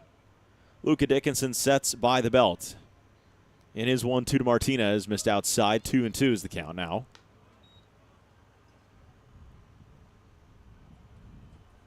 Scoreboard looks like it's not lagging as much tonight. No, for whatever reason, we turn it off, turn it back on. Next thing you know, it works fine. 2-2. High chopper foul to the right side as Ficino fielded it in foul ground. Well, also, I think the thing that we did is we set it up a little higher as well. Yeah, I'm not quite sure. I don't know. Just Technology is weird. Yeah. It's very weird. It's a very tough animal to master. 2 balls, 2 strikes. Here's the 2-2. Missed down and away, and the count is going to run full to Isaac Martinez. 3 balls and 2 strikes. Great at bat by Martinez, working himself out of the 0-2 hole. Really, I think that's the first full count that has been worked against Dickinson in this one. Has. Here's the 3-2. This is going to go right back up the middle. Dickinson not able to field it. Baker will coming over from shortstop, and that's out number 2 on the ground out to shortstop. Michael Baker fielded it right on top of the second base bag, and 2 away for Ethan Mooser. It's good to see Baker make that play after the defense from him has been hit or miss as of late. Had the costly error versus Hastings on Monday night, had 2 errors last night, which could have ended innings, could have made it a lot easier for Moo pitching. It just wasn't the case. And comes out there, makes a really good play. And here's the first pitch to Mooser. It's a called strike at the top of the zone. He's behind 0-1.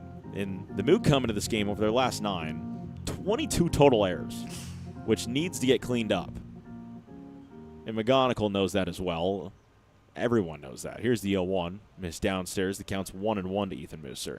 I mean, that's no secret whatsoever in this organization right now is the defense needs to get cleaned up, and that was a discussion last night postgame. It was a discussion pregame of saying it's got to get cleaned up. Now, through 2 innings, it has. Here's the 1-1 to Mooser. Breaking ball that ran outside, and it's 2 balls and a strike. Looked like it left the hand of Dickinson a little too early. Yeah, he had that reaction where his head was just kind of pulled the entire time after he threw. He's like, no. Yeah. It wasn't wild. It was just high and away. Yeah. Here's the 2-1. It's a called strike on the outside corner. The count's even 2 balls and 2 strikes to Ethan Mooser. Looks like the home plate umpire in this one, Jeff Kopecki, call now a little bit off the corner. It's Chris Sentik behind the plate. You told me it was Jeff. No, I said he was in the field. Here's the 2-2. Missed downstairs, 3 balls and 2 strikes. I said Chris Sentik was behind the plate, and Jeff Kopecki was in the field. Well, I beg to differ. Well, we don't have a camera in here, so we don't know. We got Colby up here. Yeah. Does Colby remember? Here's the 3-2. That missed high. It's ball 4. It's the first free pass issued by Dickinson tonight, and it brings up Aaron Nels with 2 away and a runner at first. And the way Colby's reacting over there, he doesn't remember either. No, he's locked in. He's running the computer over there. He's pressing dialed. buttons over there. He's young. He is young, so cut him some slack if you're here at the ballpark. He makes an error. First pitch to Aaron Nels is a called ball in the outside corner. Well, they weren't cutting you any slack last night on Me? scoreboard. No. That was Colby running the scoreboard. Find the audio. Here's the 1-0. Foul tip right back, and the count's going to be even at 1-1 for Aaron Nels. See Colby, our valiant leader, he's having his graduation party. We'll tell you the address in the bottom half of the fourth. Everybody's invited. No, he's saying no. We'll give away raffle tickets. We give away raffle tickets. 1 ball and 1 strike. Dickinson to Nels. This is a called strike over the heart of the plate, and it's 1-2. Colby wanted a small party. We were invited, but we can't go. No, we got to work. We're going to be broadcasting here. We're going to be here. Because he gets Colby a night off. Wanted to take the nice night off. 1 ball, 2 strikes. The pitch from Dickinson is going to miss away to Nels, and it's 2-2. See, my graduation party, it was right after graduation. I told my family I don't need a whole lot of friends there. I don't really care. I just want to watch the White Sox play the Yankees, and I'll just move on with it because I have other stuff to do. And that's how it happened. 2 balls, 2 strikes. Here's the 2-2 to Nels. That's going to skip away from Shellsmith behind the plate, roll to the backstop. Taking off for second base is going to be Mooser, and he reaches there safely as the count is once again full, 3 balls and 2 strikes. I remember my graduation party was in July, and it was... In July? Opening day. It was COVID. Oh. Opening day of the baseball season. Brewers lost to the Cubs. Worst day ever. Oh, that was late July then. Here's the 3-2. It's called strike 3. Nels gets up ringing, and he's not thrilled. He showed Chris Sentik it was at the top of my jersey, grabbing his jersey. He has words going back to his dugout. And that is the top of the 3rd inning. There was a walk, and that's all that happened in the top of the 3rd inning. We go to the bottom of the 3rd. Mitchell, Shellsmith, and Floyd due up for the Moo as they're in front 7-0 on top of the Sasquatch here on Country Big Dog 98.9 FM, 1340 AM, and on BSDN Live YouTube. This is the Moo Baseball Network. Now that's what a solid piece of wood sounds like. Look just past that left field wall at Moeller Field, you'll see Christensen Lumber, a solid lumber company for over 100 years. And there goes another ball into the lumber yard. Professional builders know Christensen Lumber is their home run hitter for quality materials. More contractors and woodworkers will tell you Christensen Lumber is the best choice to find quality cuts of lumber. Since 1923, Christensen Lumber. It's where the pros go. 714 South Main, just past the left field wall at Moeller Field. Gentlemen, here at Weesey Plumbing and Excavating, our customer's duty is our duty. Yes, Drill Sergeant. Now, you're Fremont's finest, and I want you people-pleasing plunger wranglers to remember here at Weesey, we don't stop fighting clogged drains, low water pressure, frozen pipes, until our residential and commercial customers are smiling. Am I making myself clear, you toilet snake and sink suckers? Yes, Drill Sergeant. Now, our customers will find us in Fremont, on Facebook, and online at WeeseyPlum.com. Weesey Plumbing and Excavating. Your duty is our duty.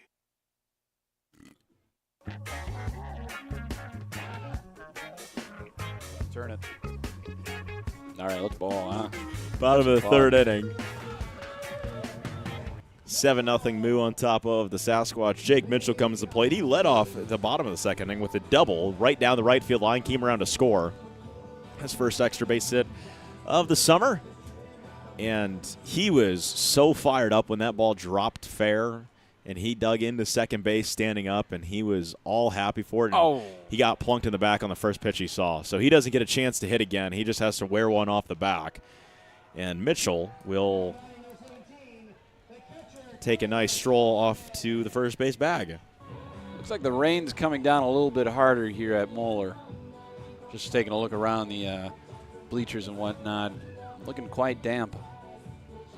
Well, the umbrellas are out. I can't really tell. I don't know. I'm trying to look up in the lights, but I can't make a good judgment on it. Brings up Carter Shellsmith back to the top of the order. First pitch, Shellsmith swinging. This is off the end of the bat, and a soft little looper to second base for Peyton Ford, and that is out number 1 here in the 3rd on a light fly out by Shellsmith.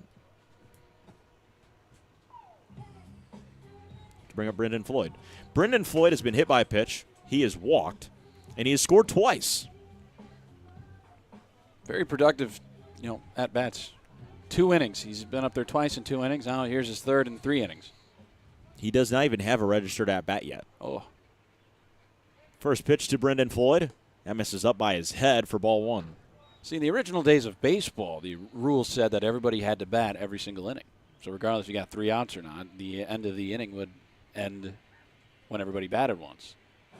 It's way back, 1-0. Missed down and away on Brendan Floyd, and it's 2 balls and no strikes. The 1840s and whatnot. You want to see Riley just have some control, but he's having a tough play. You're just right there on the mound.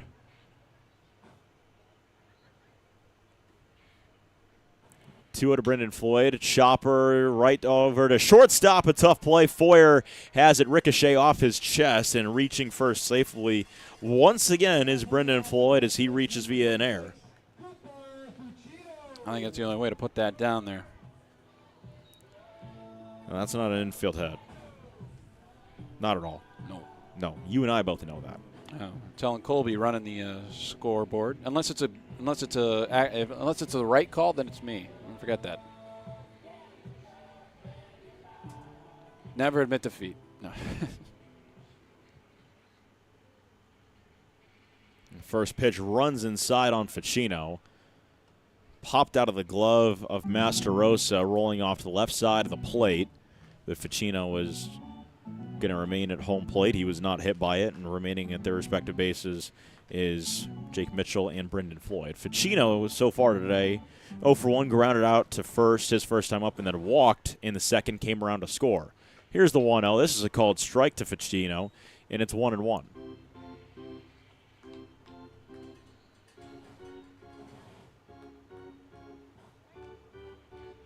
One ball and one strike. Runners at first and second.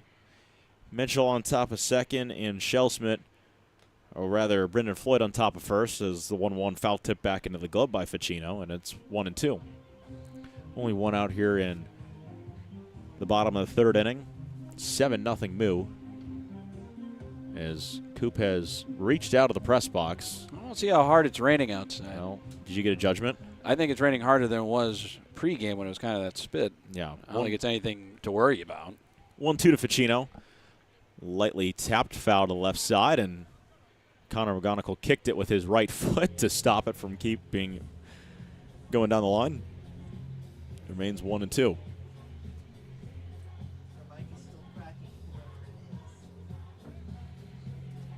One ball, two strikes. Riley sets and delivers home to Ficino. They're going to throw down to second. Mitchell was back in well enough time. The count's even 2 balls and 2 strikes.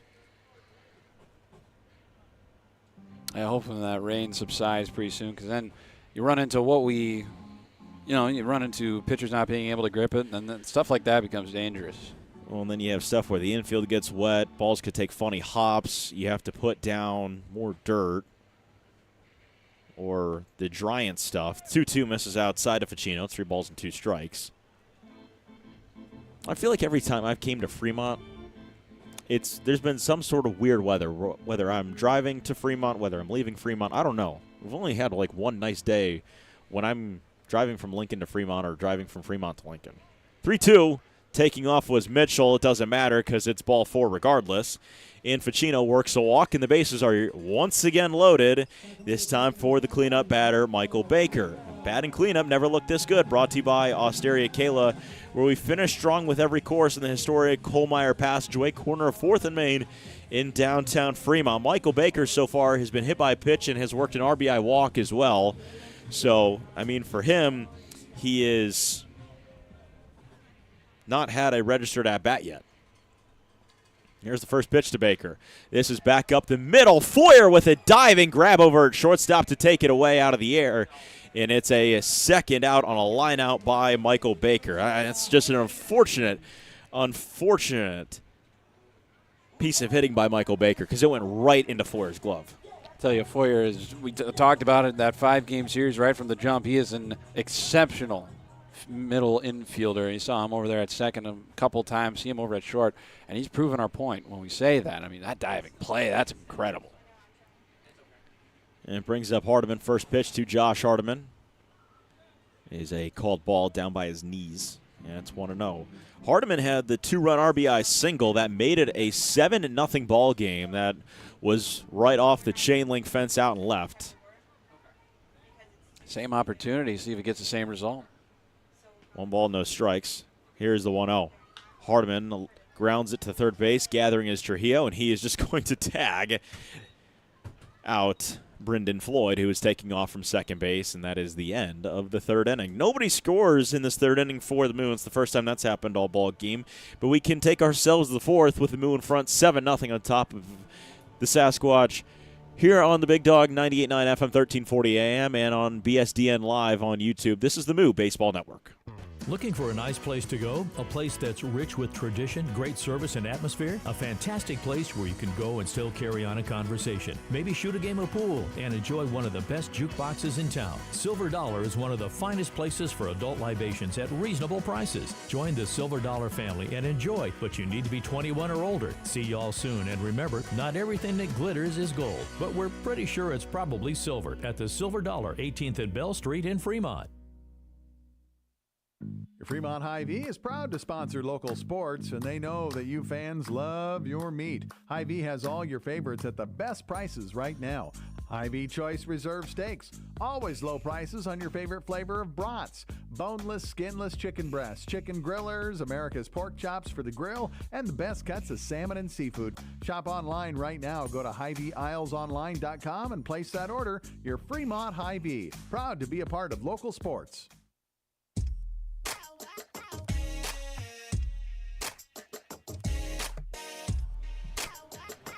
7-0 Moo on top of the Spearfish Sasquatch here from Moeller Field. And for the middle innings will be Cooper Lipsky. Cooper.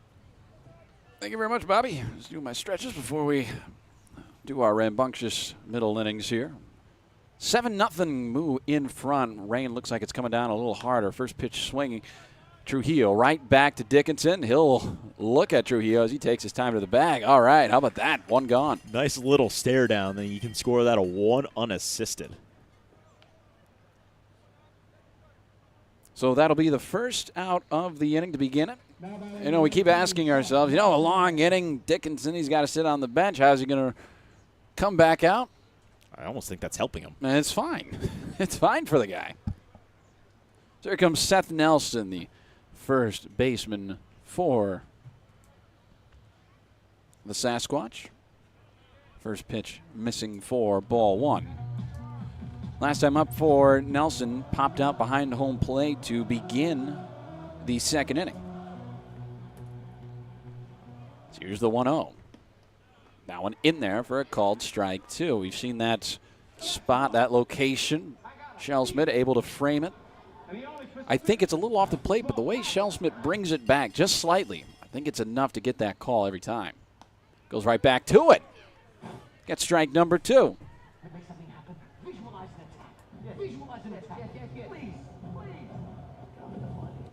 One ball, two strikes. Dickinson looking for another strikeout. Here he comes. Bouncing ball to the right side. Saxton right between his legs into right, and that'll go down as an E4 against Dickinson. Or Saxton, my apologies. I think Saxton was really hoping that he could field that one a lot easier. See, on that one, I think expecting a higher hop, but, it started to get a little bit more damp out there. You can really tell that it is really wettened out there. So here comes Gio Masterosa. First pitch misses out and away for ball one. Masterosa lined out to center last time up. Talked about it. Mitchell only had to make about 2 steps off to his right to make the catch. And there, our first ball thrown to the dugout for drying, if you will. 1 ball, no strikes. Runner on first. 1 away. Next pitch in there for a called strike one. Well, now for these pitchers, as the rain continues to fall, you're going to ask for new ball every single time because it's going to be almost impossible to throw, and you're not going to be able to get a good grip on it. The 1-1. Good block behind the plate from Shellsmith. Keeps Nelton at first, and the count now 2 balls and 1 strike. That one misses low.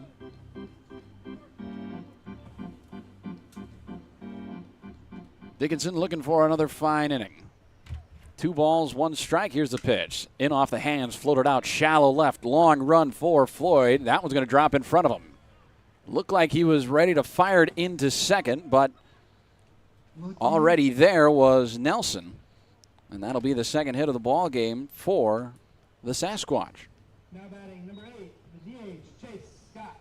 So first bit of trouble for Dickinson here, as Mastrosa didn't necessarily get that on the barrel, but did enough to get that in the outfield. Here comes Chase Scott, the designated hitter. Last time up, had himself a single as he rips this one to left. Floyd, he's going to watch this one clang off the wall. Being waved around third is Nelson. He is going to be in standing up. The Sasquatch are on the board. It's now 7-1.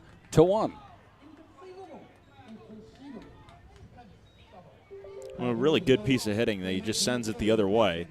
And when that happens, I think Dickinson is not having great command right now because of the rain. The rain has picked up, and he's not getting what he wants to come to the right spot of the plate. And it's not going his way right now. Here comes Peyton Fort, the second baseman. 2 runners on, only 1 down, looking for a ground ball. This one's fouled off of Fort. Real men of genius. So Fort, last time up, grounded out to the second baseman in Luke Saxton. Saxton, of course, had that ball go between his legs, and that was, so far, the start of this little rally. That pitch misses outside. Count now 1 ball and 1 strike.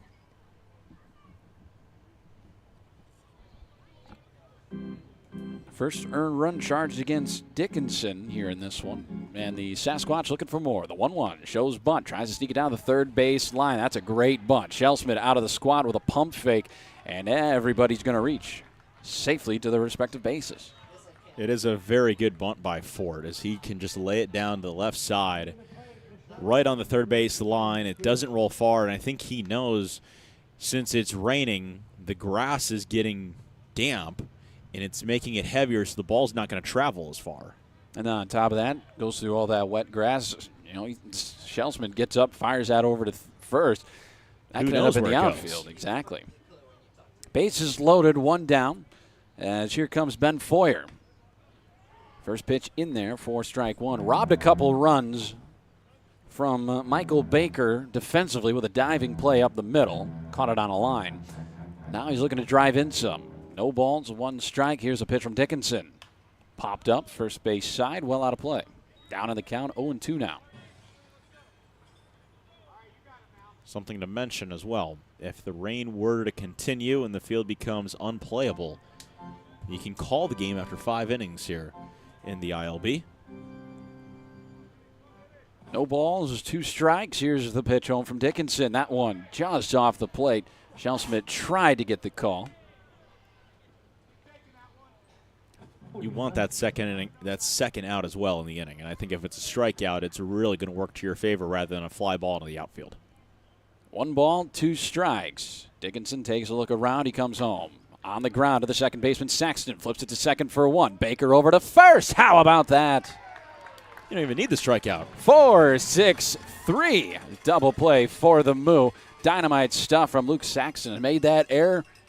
Keeps his head up, starts the double play, and that'll get Dickinson and company out of the inning. 1 run does cross the plate. It's 7-1 as we go to the bottom half of the 4th inning here on the Moo Baseball Network. Fremont Hy-Vee is proud to sponsor local sports, and they know that you fans love your meat. Hy-Vee has all your favorites at the best prices right now. Hy-Vee Choice Reserve Steaks. Always low prices on your favorite flavor of brats. Boneless, skinless chicken breasts, chicken grillers, America's pork chops for the grill, and the best cuts of salmon and seafood. Shop online right now. Go to HyVeeIslesOnline.com and place that order. Your Fremont Hy-Vee. Proud to be a part of local sports. Keel's Barbershop is the Sports Center barbershop in Fremont. Be sure you look your best and get into Keel's Barbershop, where you'll receive quality haircuts in a friendly atmosphere. Get a fresh cut, have them hot leather, and shave your neck. If you're looking for that special feel of a true barbershop, Keel's is the place for you. They're open Tuesday through Friday, 8:30 to 5:30, and Saturday, 7:30 to 3.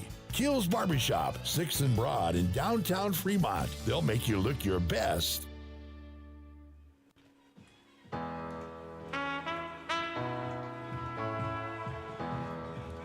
The rain here at Moeller not putting a damper on the mood.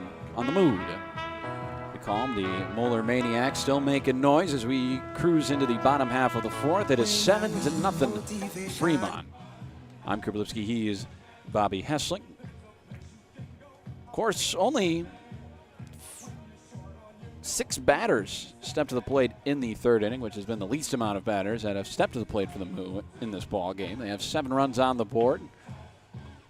Of course, as we mentioned, trying to just get to the end of the fifth, right? Yep. Get to the 5th inning, and if this rain really starts to come down, we can call it. Which, you look at the radar, there is some that's out there. Just kind of depends the way the rain is moving. And, you know, if I was smart enough and cared a little more about science, I'd also be a meteorologist on top of a broadcaster. You see, we've got a cold front coming in from the Rockies, and it's blowing. I don't know if you know who Tom Skilling is. Eastward. No idea. Here's Tanner Jacobson. I wonder if he does. Doubt it. First pitch hides in the hayloft, ball 1. So Tom Skilling was a weatherman for WGN in Chicago for 40 years, and that was a perfect Skilling impression. I'll have to check it up. The 1-0. Oh! Jacobson going to do the limbo. He's already been hit twice. He doesn't want to get hit for a third time, and you're right. He really did have to limbo under that one, swinging his head back and making sure he wasn't going to get clipped with the ball. 2 balls, no strikes, as here comes Riley once again. Swing and a miss, strike number 1. Jacobson out of Cloud County Community College, Junction City, Kansas, calls Blair, Nebraska home. As a 2-1 in there for a called strike 2. Then we'll have to get NOAA out here, right? The NOAA, trying to make sure that no serious weather. 2 balls, 2 strikes, the pitch home. That one bounces to the plate, and the count now at 3 balls and 1 strike as the home plate catcher in Gio Masterosa tried to frame it off the bounce as the count goes full here. And the thing about it's going to be hard to fool an umpire. Maybe that's just me, but I imagine the umpire would hear it hit the turf or the dirt before the glove. 3 balls, 2 strikes.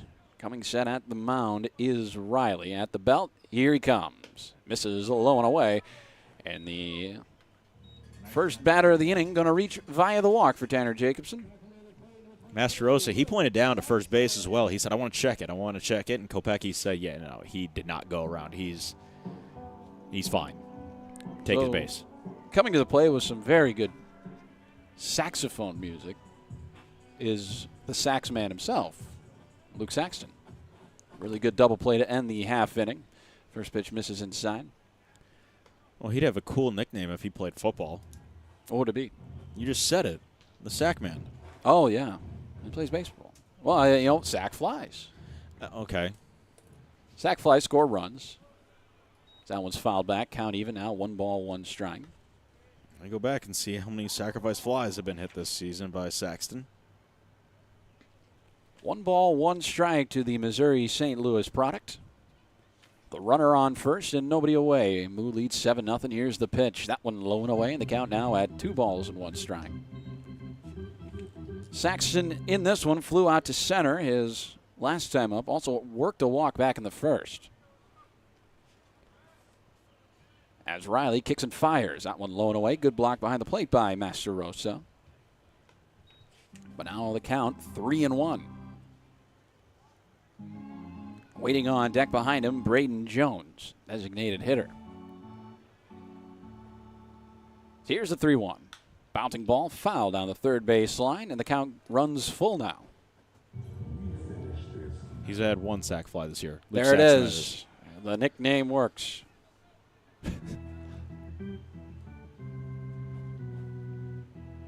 Luke Saxton. 3 balls, 2 strikes. Jacobson, the runner on first after the leadoff walk. Here's the pitch home from Riley. That one's in there for a called strike 3. A little bit low for Saxton's liking. Regardless, that's the first out of the inning. Big-time strikeout for Riley. And that'll bring up big bad Braden Jones. Jones, a Doane University infielder. Primarily manning first base. First pitch of the at-bat missing inside, up and in on Jones for ball one. I think he'd like to join in on the fun of getting on base. He's the only one that has not gotten on base out of every Moo hitter in the lineup. On top of that, back at Doan in the spring, swung a great bat, a lot of power, 6 home runs, 34 RBIs. That one's in there for strike one. And still waiting for that first home run of the season from him as well. Batting .062 entering this at bat. He's 1 for 6. He went 1 of 16 on the road trip. Looking to change his luck here at home. A whole lot of home games coming up. Hope to see everybody out here. 1 ball, 1 strike, 1 gone. Here's a pitch of Jones. That one off the plate for ball number 2. But Jones, you'll never not see him walk around with a smile on his face. Great guy to talk to. Funny guy. 2 balls, 1 strike. Runner on first. The pitch. Bouncing ball. That one is foul down the left field line. Oh, boy, he just missed it. I thought it had skipped over the right side of the bag to rule it a fair ball, but that was unfortunately not the case for Braden Jones. So he'll have to dig in. Good swing, just a tad bit in front of it. See if he can do it again, but keep it fair. He's now hugging the line a little bit more is Trujillo over there for Spearfish. 2 balls, 2 strikes. Here's the pitch to Jones. Swing and a miss. Wipeout slider from Riley, and that'll be the second out of the inning. And chases a slider out and away. And doing that on a 2-2 count, it's the pitch that he wants to see, but it's unfortunately for him a slider down and away, and it fools him a little bit to go away from him, and it brings up Mitchell. Jake Mitchell. Here's the first pitch of the at-bat. That one low. Skips away from Masterosa, makes his way towards the dugout of the Moo, and taking second is Jacobson, so an RBI opportunity for Mitchell. Had himself that doubled on the right field line to lead off the second inning. Trying to do it once again, perhaps. Trying to bring that run in. I thought the right fielder threw his hands up too early. But yes. Hey, that's just me. Yeah, well, because he threw his hands up. Once he called, he just took it out immediately. It's like, yes, that's probably the best play to go there. Can do that. Keep Mitchell from going to 3, but he scored regardless. Here's the pitch. That one misses low. That one gets past the catcher Masterosa, but not far enough to allow Jacobson to move over to third. I also think Jacobson just got a bad read of it over at second because that ball shot straight up in the air, and he wasn't sure did it go back or did it go straight up in the air, where you can have Masterosa catch it and throw it down to third, so might as well just hold up on top of the second base bag. As Riley trying to get some clay stuck from out under his cleat. Here he comes. 2 balls, no strikes. Runner on second, 2 away. Here's the pitch. That one. That looked like a strike from up here, and that's what the home plate umpire is going to call it.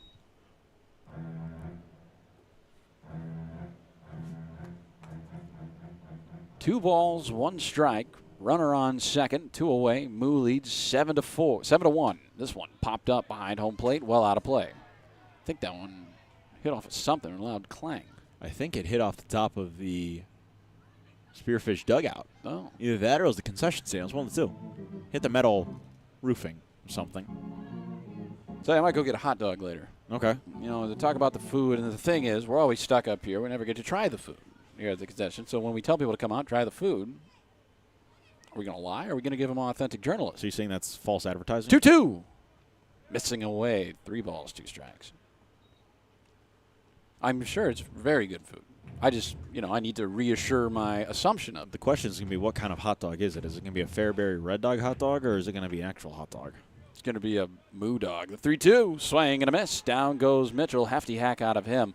And he comes up empty, and that'll do it for the Moo in the bottom of the 4th inning.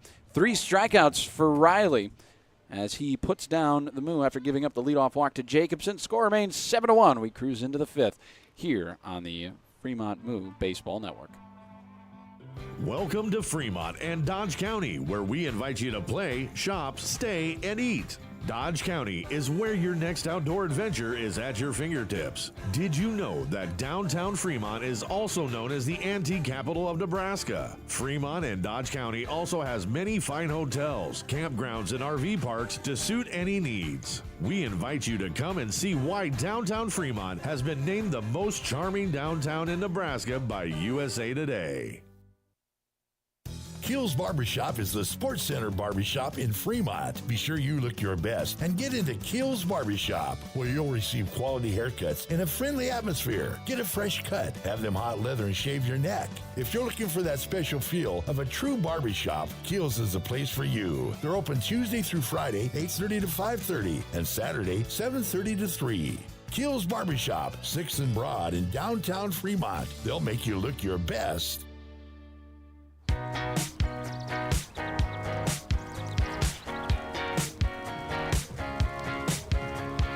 Back here on the Moo Baseball Network, Big Dog 98.9, 1340 AM, and BSDN Live on YouTube, and everybody's on the Mixler. We're glad you're joining us. So far, so good. 7 runs as we work into the 5th inning.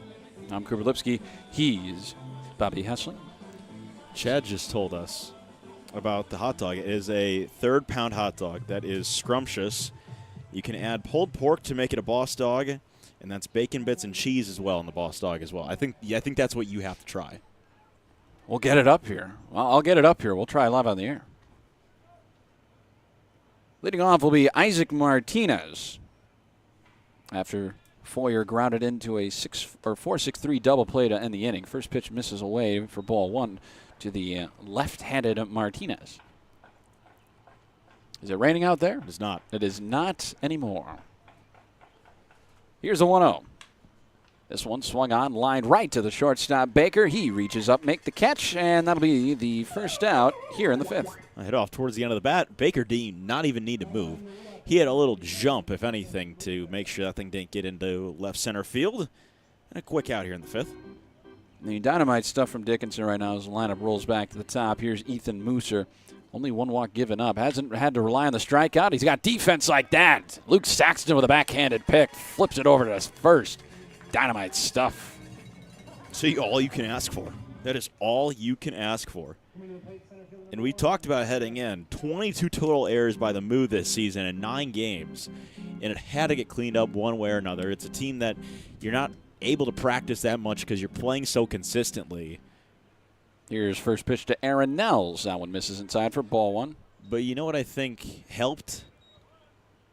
Was the infield. They took infield today. Yeah. Just getting used to home at Moeller as that one missing for ball number 2. They did not take infield yesterday because they were trying to get second base and deep third in a playable position, and they did. 2 balls, no strikes. Dickinson has this one foul down the third baseline. Good pick by the Spearfish third base coach.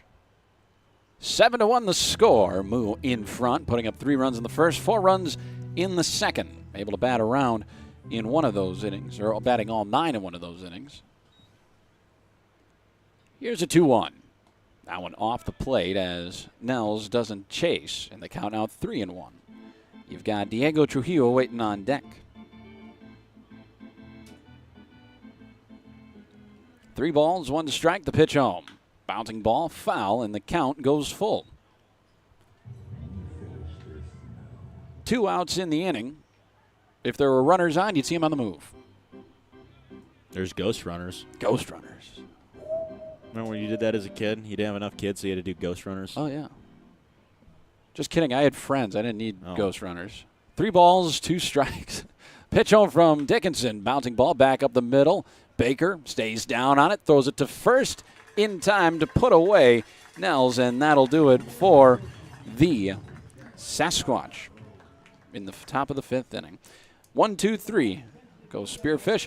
When we come back, it'll be top of the order. Shellsmith, Floyd, and Fucino when we come back here on the Moo Baseball Network.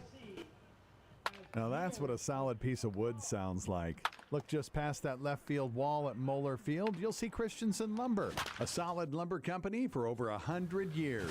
And there goes another ball into the lumber yard. Professional builders know Christensen Lumber is their home run hitter for quality materials. More contractors and woodworkers will tell you Christensen Lumber is the best choice to find quality cuts of lumber. Since 1923, Christensen Lumber. It's where the pros go. 714 South Main, just past the left field wall at Moeller Field.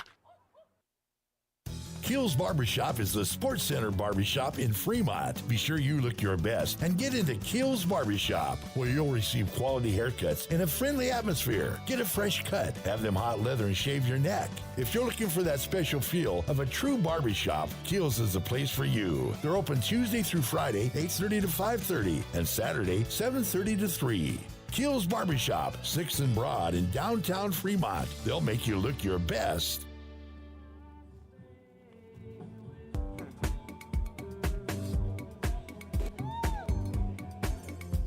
Back here on the Moo Baseball Network, Big Dog 98.9, 1340 AM, and BSDN Live on YouTube. I'm Cooper Lipsky. He's Bobby Hessling. Got a new man on the mound, and of course, this pitching change is brought to you by The Door, where ice-cold pitchers are yours for a great price. The Door's The Door, Fremont's newest brunch location, 9 to 1 Saturday and Sunday, as it'll be Aiden Brothers, a redshirt junior from Oklahoma Wesleyan, home of the Eagles. We've seen him already this season. What did he do, Mr. Hessling? Well, this season he has pitched in 2 games. He has started 1. He has gone 8 in the third thus far. He has zoned 1 this season. He's given up 16 hits, 10 runs. 9 of them have been earned, 3 walks, 7 total strikeouts. Has hit 5 batters. His ERA is a 9.72, which is high. The whip is not much better at a 2.28. So for him, it's going in and just trying to keep doing what Jack Riley did. Is Jack Riley worked only 2 full clean innings, coming in on mop duty in the 2nd inning. Did his work, and of course, the end of the 4th inning, meaning that hopefully he took a bathroom break during that time. Presented by WeC Plumbing, Heating, and Excavating. When something messy breaks, remember, your duty is our duty. At WeC Plumbing, call 721-6908. So Carter Shellsmith will saunter into the box. Shellsmith going to be playing at Valparaiso in the fall. Spent the last year at the Marshalltown Community College in Iowa. As Brothers ready to rock and roll. First pitch, high and tight. You can also close the book on Riley. 3 innings, 1 hit, no runs, 3 strikeouts, and 2 walks. So he did a really good job coming in that 2nd inning and trying to get out of anything.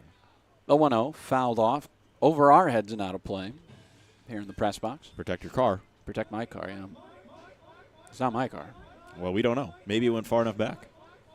1 ball, 1 strike. Here's the pitch home. Fouled off the catcher Masterosa for strike number 2.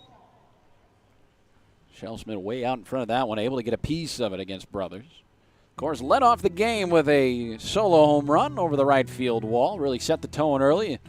Eventually led to 3 runs, or 2 more runs after that. That's how math works, right? Yeah. Thank you. 3 the 1-2. This one hit to right. That one's going to drop in front of Ethan Mooser, and that'll be a base hit to begin the inning. And that's your first base hit since the bottom of the 2nd inning when Josh Hardiman had the 2-run RBI single. Long time coming for the Moo, and they finally got that one. So here comes Brendan Floyd, the left fielder. And it's their 4th hit of the ball game as well. Oh, thank you very much. That's right. We got to tell Colby to update the scoreboard, right? Yeah. It's not me doing it. That one's inside the count now at 1 ball, no strike. Floyd, last time up, reached on an error. Before that, he was walked, and before that, he was hit by a pitch. So he's looking for something. That one's in there for a called strike, and the count levels 1 ball, 1 strike. He's got an opportunity, trying to move a guy over, and hits it into the gaps. I'm thinking out there, left center's deepest part of the ballpark, besides center, the 1-1. This one crushed down the left field line. This one, thankfully, if your brother's is foul.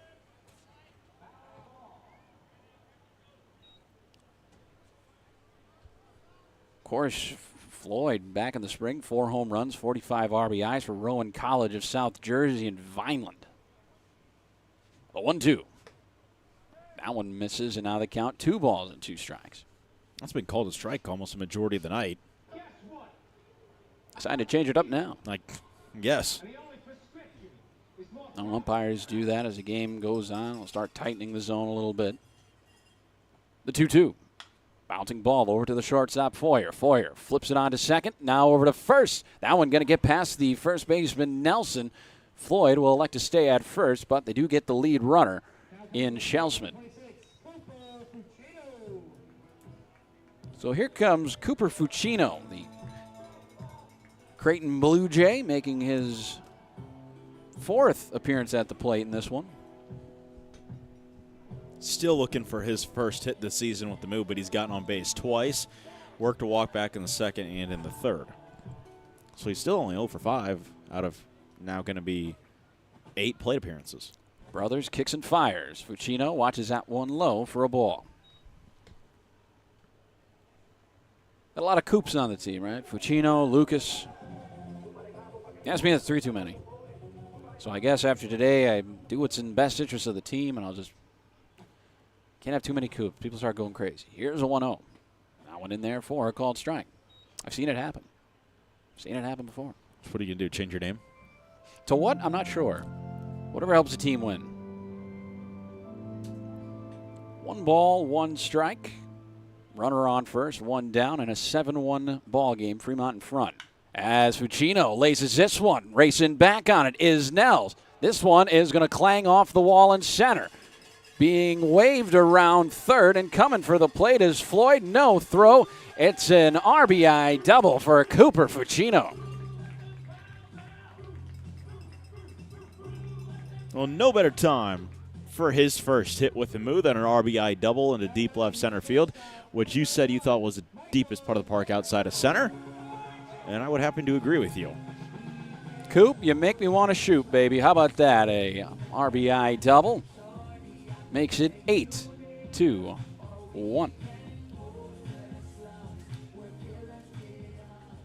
Fifth hit of the game for the team. Here comes Michael Baker now. First pitch home from Brothers is fouled back for strike 1.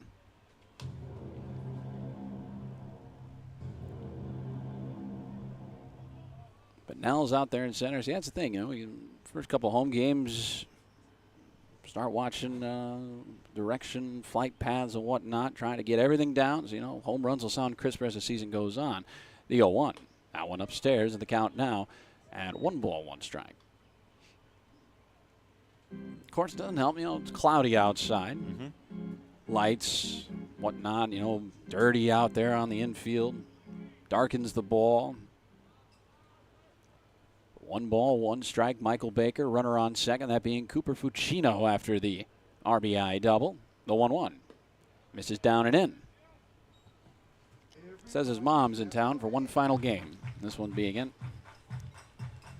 She's been making her way back to, I believe, California. You have to see your son play. Oh, yeah. You have to. He told his mom that she should listen to the pregame interview. Here's a 2-1. Did not go around. They're going to ask over to the field umpire. He says he did not go around, so on the count of 3-1. Well, I think that's the fortunate thing for the Moo about having only 2 umpires, because your field umpire and Jeff Kopecki is standing right by second base, so he doesn't have a very good view of the swing, and rather than your average check down to the first base umpire, he's not there. 3 balls, 1 strike, runner on second, 1 away here in the bottom half of the 5th. That one misses down and in, and it's another walk for Michael Baker. Second time he's done that in this one. Guy swinging a hot bat frustrates you. Yeah, no hits, but you've gotten on 3 times. I mean, you'll take that. Yes, but you will. I think you're fine just getting on base any sort of way. Play to swing to play, Here comes Joshua Hardiman, of course. He had the big dagger that ended up pretty much taking Chambers, and in his line score, first pitch swing and a miss. It was the very first batter that Jack Riley faced, and it was a single right off the wall. Very long single. No balls, 1 strike, 2 runners on for Hardiman. That one misses low, ricochets off of Masteros and makes its way towards the third base dugout. A very good RBI opportunity here for Hardiman. He's already got 2 in this one. Looking for a few more as well, because we know something with him is he's got his streaks where he's batting 500 and then he can go on another streak where he's batting 100. And he's not swung the bat very well over the last couple of ball games. You want him, especially at home, to get going right back in the positive direction if you're the Moo. The 1-1. Swung on, hit in the air, left field. Racing in for it is Martinez. Didn't read it well off the bat. And, in fact, it's in shallow left, as it was actually Ben Foyer had to take a couple steps back out in the outfield grass to make the catch. Initially off the bat, shot straight up. Well, I also think you mentioned that Martinez did not get a good read at it. I don't know if he thought that ball was going to drift, but I think it carried a little farther than he needed. But Ben Foyer reads it like a book and is like, I got it. I'll just take a few steps back into shallow left center field. I'll make the play. Tanner Jacobson now. Digging in, 2 runners in scoring position, trying to come through. First pitch of the at-bat is in there for a called strike. And he's reached 3 times, but he doesn't even have a hit yet. 2 hit by pitches and a walk. Going up there looking to dump one in the outfield, potentially score a pair of runs. As Jacobson in the spring did not appear for the Thunderbirds. Cloud County as that one hides upstairs, and the count evens, 1 ball, 1 strike. There was one guy itching to get an RBI. It'd probably be Tanner Jacobson. Has one this season. Yeah, but chomping at the bit. The 1-1. Now one freezes Jacobson for a called strike 2. I thought that thing was going to be at the top of the zone because he crouches thinking that ball might come up and hit him, but it clips the top of the zone for a called strike, and he kind of bends back thinking, oh, that should have been a pitch I should have hit. 1 ball, 2 strikes, the pitch. Bouncing ball, third base side. A big charge coming on for Trujillo. Throws it across the diamond. And Brothers works out of the inning. 1 run does cross the plate on a RBI double from Cooper Fucino. That's going to end the 5th. We roll in to the 6th. It's 8-1 Fremont here on the Moo Baseball Network. Welcome to Fremont and Dodge County, where we invite you to play, shop, stay, and eat. Dodge County is where your next outdoor adventure is at your fingertips. Did you know that downtown Fremont is also known as the antique capital of Nebraska? Fremont and Dodge County also has many fine hotels, campgrounds, and RV parks to suit any needs. We invite you to come and see why downtown Fremont has been named the most charming downtown in Nebraska by USA Today. Now that's what a solid piece of wood sounds like. Look just past that left field wall at Moeller Field, you'll see Christensen Lumber, a solid lumber company for over 100 years. And there goes another ball into the lumber yard. Professional builders know Christensen Lumber is their home run hitter for quality materials. More contractors and woodworkers will tell you Christensen Lumber is the best choice to find quality cuts of lumber. Since 1923, Christensen Lumber, it's where the pros go. 714 South Main, just past the left field wall at Moeller Field.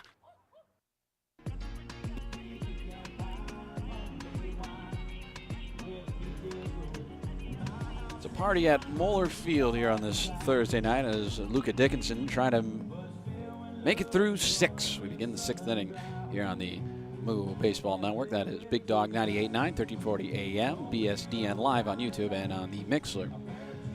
I'm Krabowski. He's Bobby Hessling.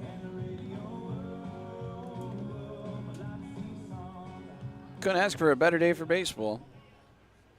You could have. Maybe if it was sunny. If it was sunny. You know, I always, any day where you get to play a baseball game, I say that's a good day. Diego Trujillo digs in. Some sort of siren wailing on by Moeller. All right, off the main drag here. Was that a cop? Who is that? Is a police car. Oh, yeah. Oh, they found me. They found me, Mr. Hessling. Here's a pitch home. Now it misses away, and the count now 1 ball, no strikes. I'll take things over from here. I want to first get that hot dog before the chase ensues. The 1-0 from Dickinson. Bouncing ball, third base side, rolling foul. That one in and out of the hands of the third base coach. Dickinson's able to go a full 6 innings here. He's only at 76 pitches. He's done a very good job throwing, only allowing 1 run on 4 hits.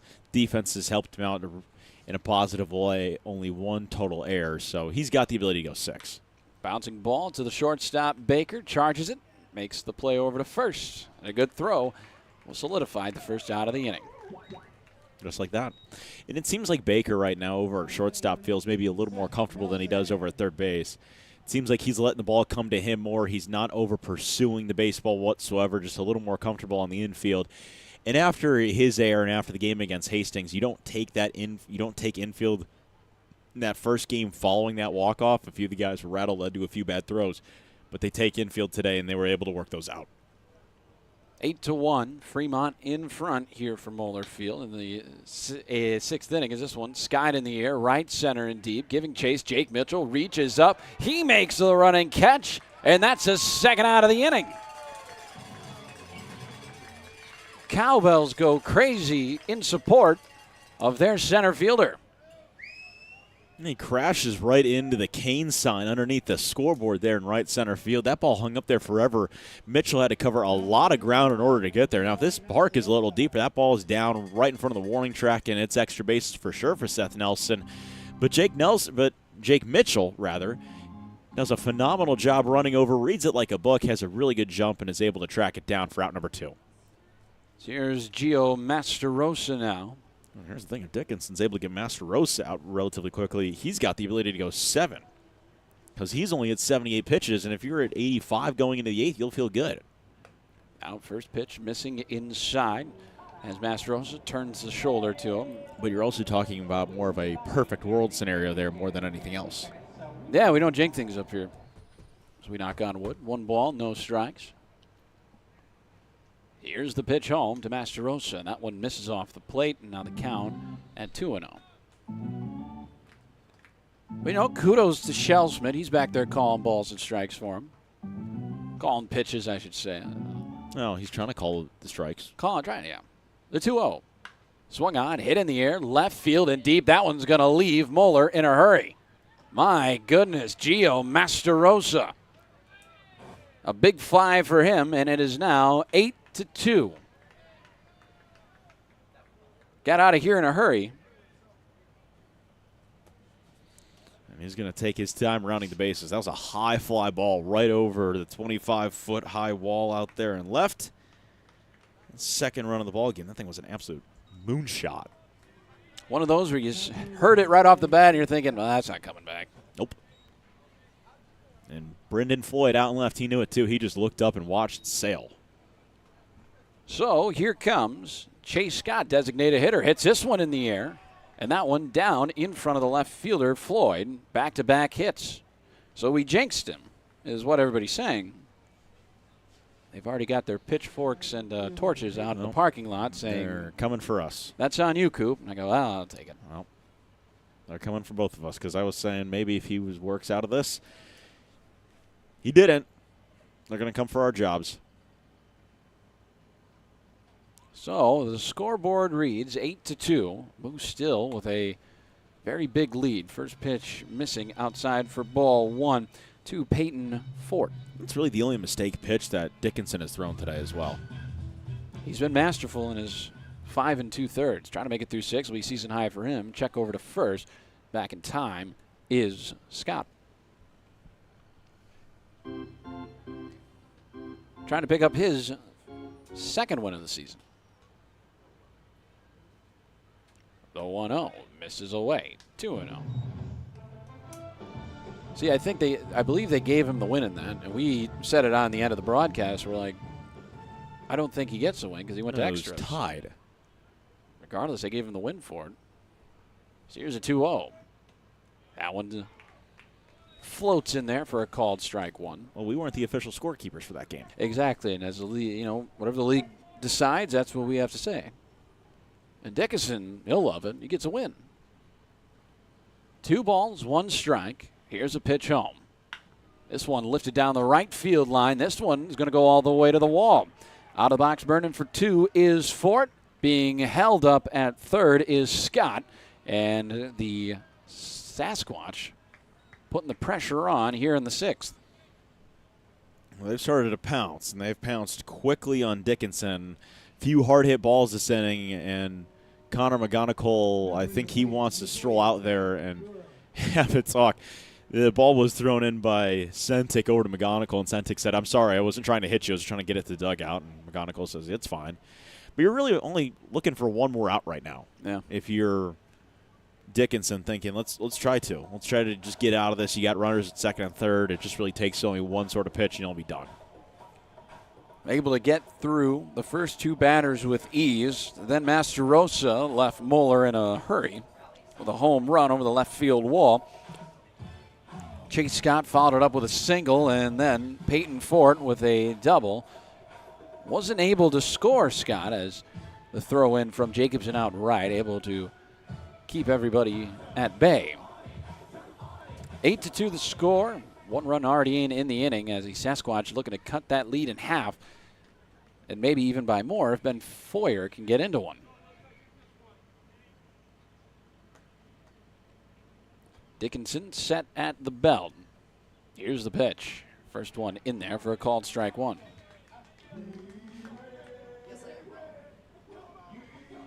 I think you feel good if you're able to get out of this, and I think that could be the end of the line of Dickinson. Next pitch misses inside, going to chase Foyer out of the batter's box. Well, it was a good slider, but it just drifted a little too far inside and did not break hard enough to catch the plate. 1 ball, 1 strike. Dickinson kicks and fires. That one in there for a called strike 2. And Dickinson trying to get the decisive 3rd strike to get him out of the inning.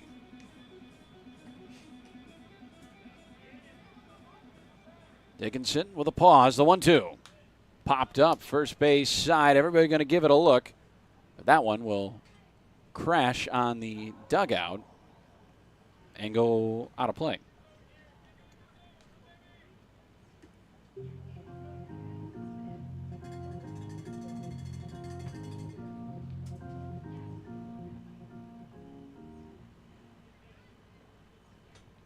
One ball, 2 strikes, 2 runners on, 2 runners down. 8-2 the score. Fremont in front is a slow roller. Charging hard is Hardiman. Throws it across the diamond in time. And Dickinson says Alf Wiedershein to the Spearfish lineup. But Gio Masterosa leaves the park and makes it 8-2. Fremont still with a comfortable lead as we go to the bottom half of the inning here on the Fremont Moo Baseball Network. Looking for a nice place to go? A place that's rich with tradition, great service, and atmosphere? A fantastic place where you can go and still carry on a conversation. Maybe shoot a game of pool and enjoy one of the best jukeboxes in town. Silver Dollar is one of the finest places for adult libations at reasonable prices. Join the Silver Dollar family and enjoy, but you need to be 21 or older. See y'all soon, and remember, not everything that glitters is gold, but we're pretty sure it's probably silver at the Silver Dollar, 18th and Bell Street in Fremont.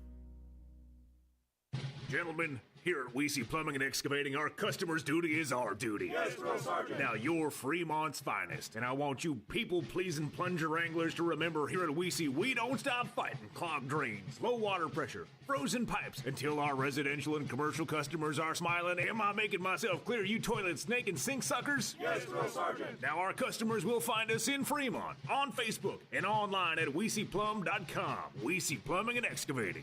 Your duty is our duty.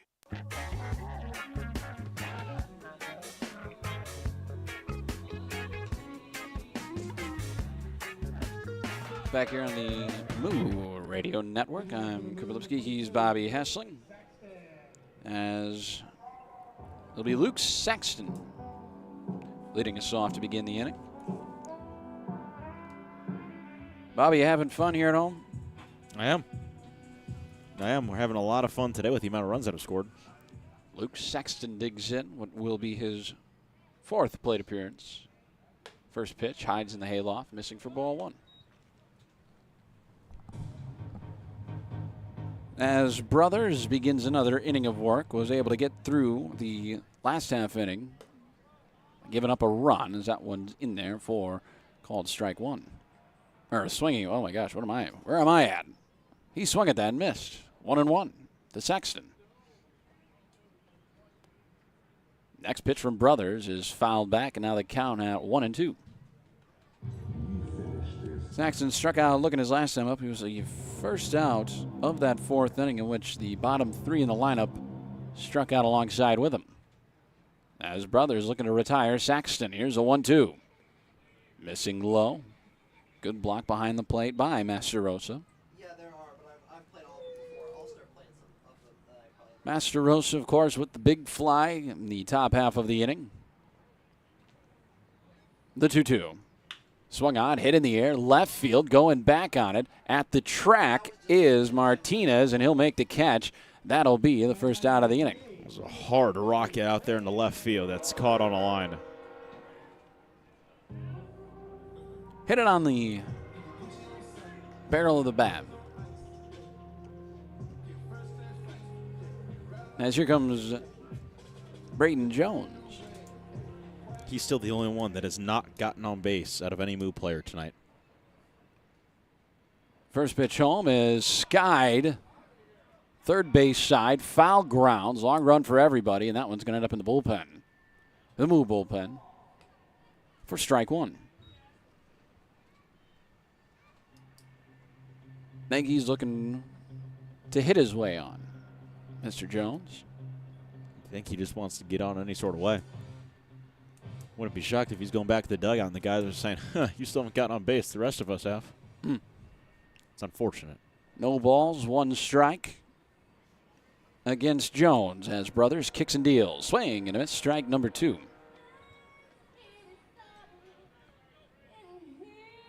Brothers made the last out in the first and in the second.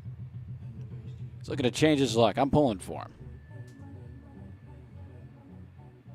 The 0-2. Swing and a miss as Brothers climbs the ladder to record the second out of the inning. Made him chase the top of the zone, and that's another swing and a miss strikeout for Jones. Second time he's done that tonight. It doesn't look like he's seeing the ball great out of the hands of any sort of Sasquatch pitcher this evening. So with 2 away here in the bottom of the 6th, it'll be Jake Mitchell, the center fielder.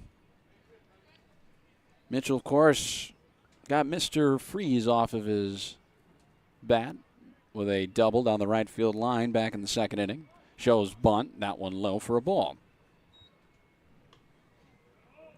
He's also hit by a pitch, and he later scored. Still can't believe how excited he was. Well, I can believe, but I think that's one thing. That's standing out to me. As the 1-0 is called for a strike. Count now at 1 ball, 1 strike, 2 down here in the inning. Saxton with a fly out to begin the frame. Jones with a strikeout to follow. So here's a 1-1. Missing away, and now the count at 2 balls and 1 strike.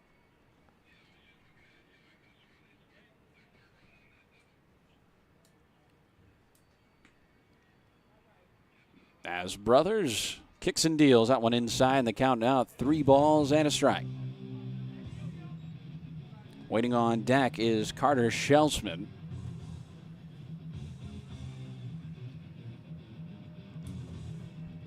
So we'll see what Brothers can do here to get back, as he's got to clean his cleats off. I think the rain has subsided. It looks like some umbrellas are back, indicating that it is back to raining. The 3-1. That one's low for ball 4, and Mitchell works a walk. He's somebody that loves to get on base via the walk.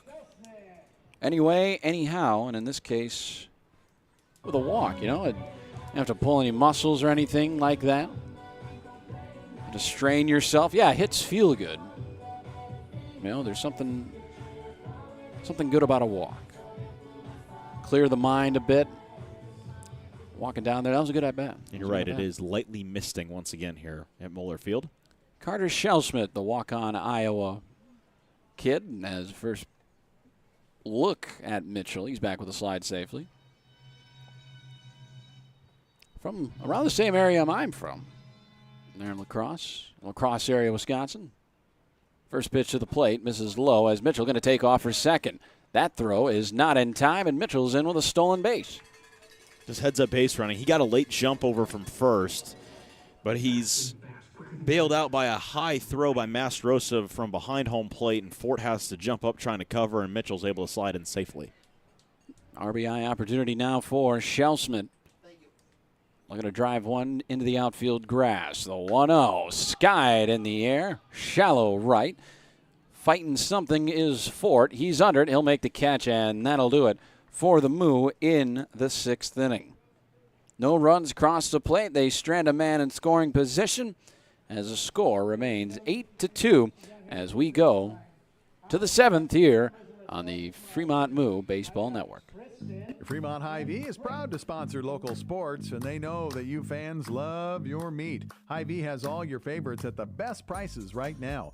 Hy-Vee Choice Reserve Steaks. Always low prices on your favorite flavor of brats. Boneless, skinless chicken breasts, chicken grillers, America's pork chops for the grill, and the best cuts of salmon and seafood. Shop online right now. Go to HyVeeIslesOnline.com and place that order. Your Fremont Hy-Vee. Proud to be a part of local sports. Now that's what a solid piece of wood sounds like. Look just past that left field wall at Moeller Field, you'll see Christensen Lumber, a solid lumber company for over 100 years. And there goes another ball into the lumber yard. Professional builders know Christensen Lumber is their home run hitter for quality materials. More contractors and woodworkers will tell you Christensen Lumber is the best choice to find quality cuts of lumber. Since 1923, Christensen Lumber. It's where the pros go. 714 South Main, just past the left field wall at Moeller Field.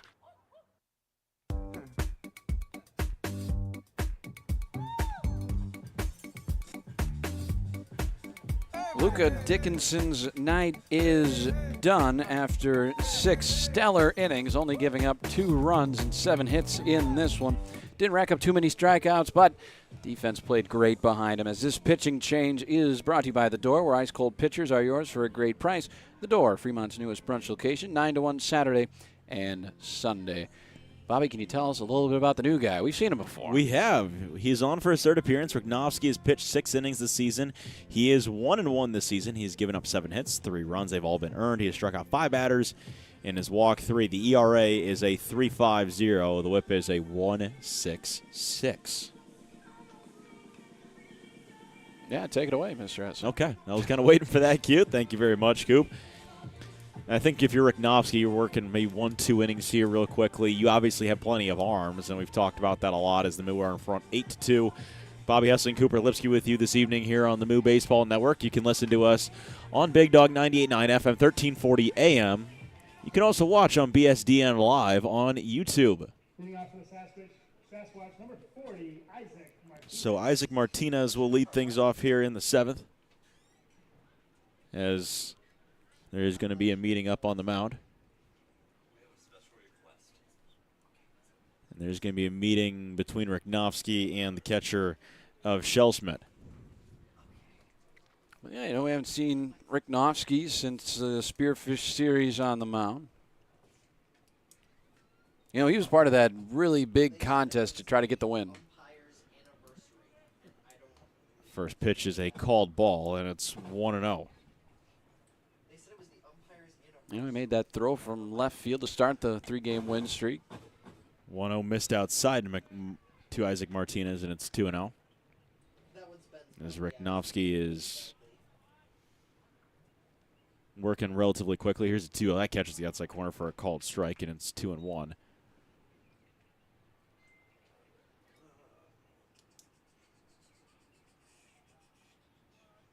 Two balls, 1 strike. Riknovsky sets, delivers home, missed outside, 3-1, and he hasn't pitched in a few days. He's also somebody I don't think we're going to see pitch a whole lot. No. And if he does pitch, it's going to be a lot of short relief appearance. He's not expected to be a starting pitcher. 3-1, a called strike, and the count is now full to Martinez. It's 3-2. Martinez 0 for 2 today. Has grounded out to shortstop and is lined out to shortstop. He did make 8 starts in 9 games for Northwestern College in the spring, but I think for Fremont, he's not going to be out on the mound as a starter. As more arms roll in, they won't need him as much. 3-2 is called, ball 4 to Martinez. He thought that might have been called strike 3, so he had a delayed reaction going down to first base and works a leadoff walk to send it back to the top of the order for Ethan Musser. Moose are 0 for 2 this evening with a walk that happened in the third. Leading off over at first is going to be Martinez. In the top of the 7th inning. First pitch, called strike to Mooser, and it's an 0-1 count. Mooser, the left-handed bat. Riknovsky, the right-handed arm. Going back to what you said, I think using Riknovsky more as a guy in the field is what you want to see more out of him. As here's the 0-1 to Mooser. It's a called strike again, this time at the top of the zone. And Riknovsky had in the count, no balls and 2 strikes.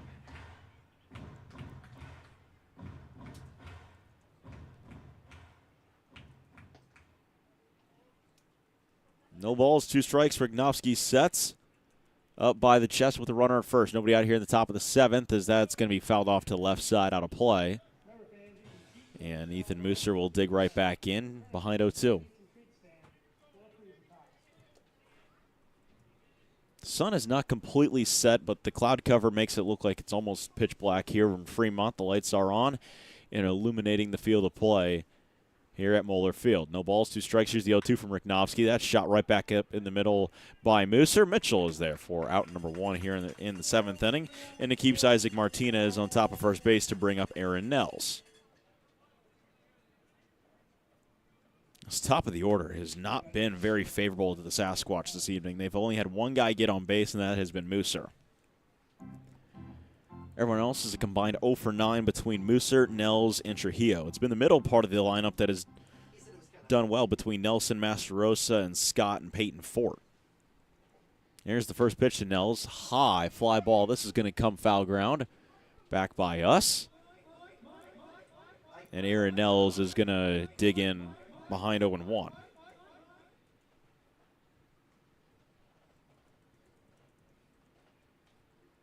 No balls and 1 strike. Here's the 0-1 to Nels. Oof, up and in by his chest. The count's going to go even at 1 ball and 1 strike. Leading off over at first is Isaac Martinez. Aaron Nels has grounded out twice today. He has also struck out looking. 1 ball, 1 strike. Here's the 1-1. That misses outside to Nels, and he's ahead in the count 2-1.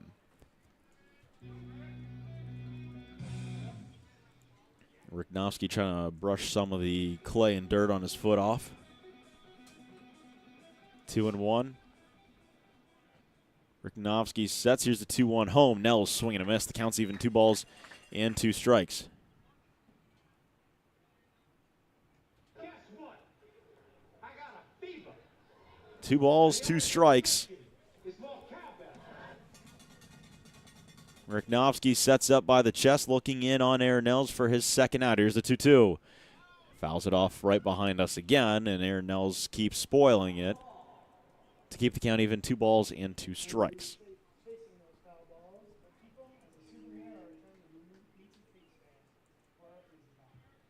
2 balls, 2 strikes. Riknovsky again with Martinez leading off at first. 1 out here in the top of the 7th. 2-2 swing and a miss, and Aaron Nels strikes out swinging.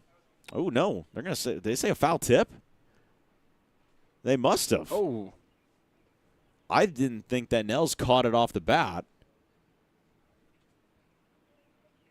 And the count's going to be 2-2. And only 1 out. Are you able to fix the outs? Nope. I think that's all I can do. Well, it's 2 balls, 2 strikes, still 1 out in the inning. Here's the 2-2. Nels, high fly ball into left field, down the left field line. It's at the track, it's at the wall, and it is over the wall in left field. It's a 2-run shot for Aaron Nels, and the lead is cut in half, and it's 8-4. Moo still on top of Spearfish.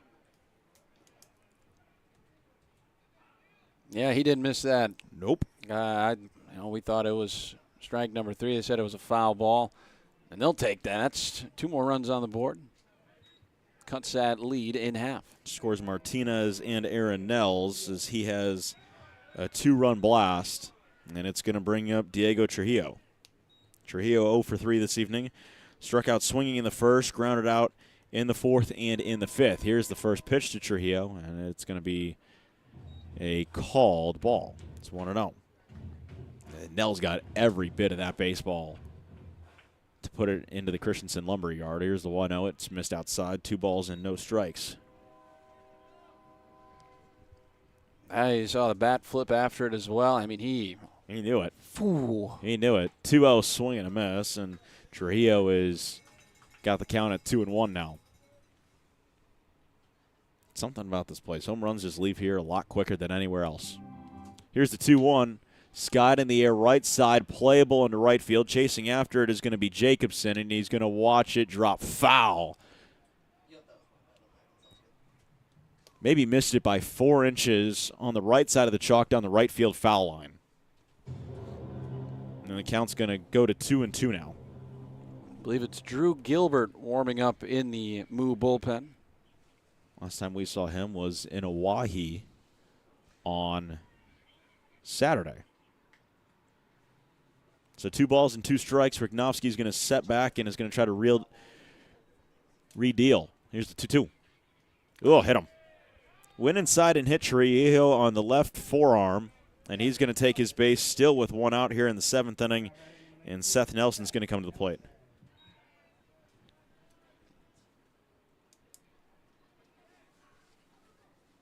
Trying to get 2 outs in the inning. He's able to get that first one with relative ease with the fly out to center, but everything since then is. I hope that that's not going to confuse people thinking that there's actually 2 outs when there's only 1. Yeah, if I knew how to clear it, I would. But that's something to play around with later, I suppose. So it's going to bring up Seth Nelson. First pitch to lefty Nelson is going to be a called ball. Nelson fouled out back in the 2nd. He reached on air in the 4th where he came around to score and flew out to center field his last time up. 1 ball and no strikes. Here's the 1-0. Misses down. The count's going to move to 2-0.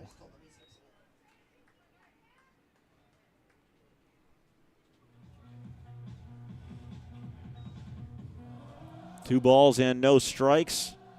Richnowski sets up by the chest, and his 2-0 home is going to miss once again, and Nelson is ahead in the count 3-0. Hey, you got it back down to 1 out. Yeah, there's an edit button on here. Okay. Well, now you know what to do. Took a wild guess. If I screwed the whole thing up, no coming back from that. 3 balls and no strikes.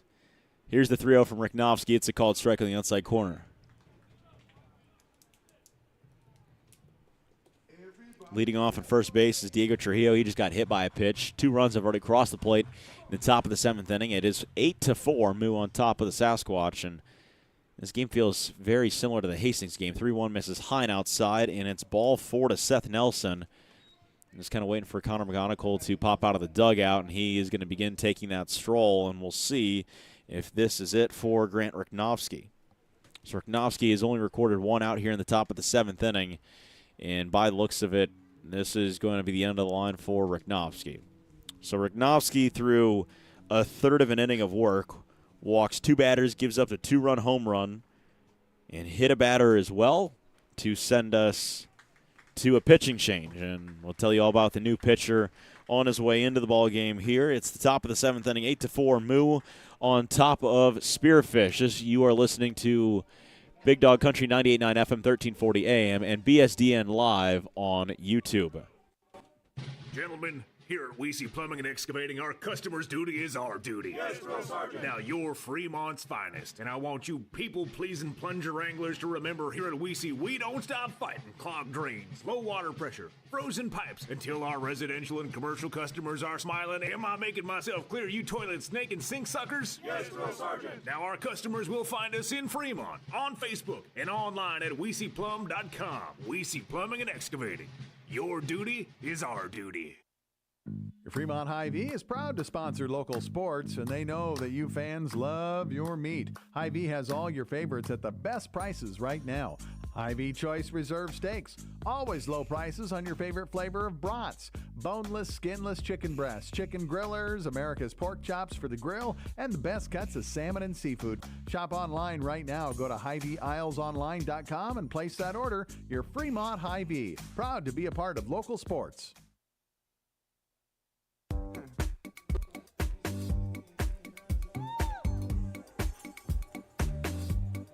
Been a pitching change made here in the top of the 7th inning. Grant Richnowski only went a third of an inning, and the new pitcher is Drew Gilbert. This pitching change is brought to you by The Door, where ice-cold pitchers are going to be yours for a great price. The Door, Fremont's newest brunch location, 9 to 1 Saturday and Sunday. And the new pitcher is Drew Gilbert. Last time out against Oahe, and boy, did he struggle. Going 2/3 of an inning, no hits allowed, 4 runs. They were all earned, walked 4 batters, a part of a third inning that was very tough for the Moo. He struck out 2 batters as well, but if you're Connor McGonigal, you're really hoping that you see Drew Gilbert record 2 quick outs here in the 7th and raise his confidence, because that game against Oahe is very tough for a pitcher, only recording 2/3 of an inning and giving up the amount of runs that he did. Yeah, that's the thing. That's the beauty of, summer league ball. Some of these guys haven't pitched much, and when they did, they didn't necessarily succeed out on the mound for the respective colleges. They come out here, try to build confidence. Situations like this, they were probably stars for the high school team, in spots like this. So see what Gilbert can do, hopefully about bounce-back performance here. So his first pitch misses down and away to Gio Mastarosa for ball 1. Standing on top of second base is Diego Trujillo. Seth Nelson just got walked before the pitching change. He's on top of first. Both runners are going to be responsible for Grant Rachnovsky. His book is not closed yet. Gilbert looks back, and here's his 1-0 home. Drops into the zone for a called strike. Beautiful pitch by Gilbert. Whew. So the stuff you want to see consistently out of Gilbert. That's a slider that is pinpoint at the top of the zone. 1 ball, 1 strike, 1 out here in the top of the 7th inning. 8-4, Sasquatch trailing the Moo. Gilbert looks back to second. Here's his 1-1. That misses down and outside to Mastarosa, and it's 2 balls and 1 strike. Well, the other thing, we talked about this in the game against Oahe, you just want Gilbert to go out there and throw strikes. Mm-hmm. That's all you're asking for. He struggled. Dickinson did that very well in this one, able to put the ball in the zone and inducing outs. Here's a 2-1. That misses away. 3-1 is now the count. Whether it was a fly ball or a ground out, he's able to get those outs. He didn't rely on the overbearing, the heater and the curveball. 3 balls and 1 strike. 3-1 called ball 4, and Gio Mastarosa will take his base, and just like that, the tying runner steps up to the plate, and it's Chase Scott, who is 3 for 3 today.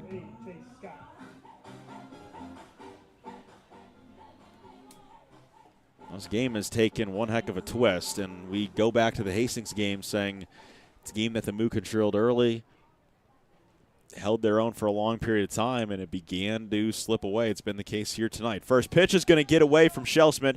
Coming in to score and reaching safely is Diego Trujillo, and he scores on the wild pitch, and it's 3 runs here in the 7th, and it's 8-5 now. The Moo still in front. Well, you start biting your nails, right? Start gripping that seat a little tighter here at the ballpark.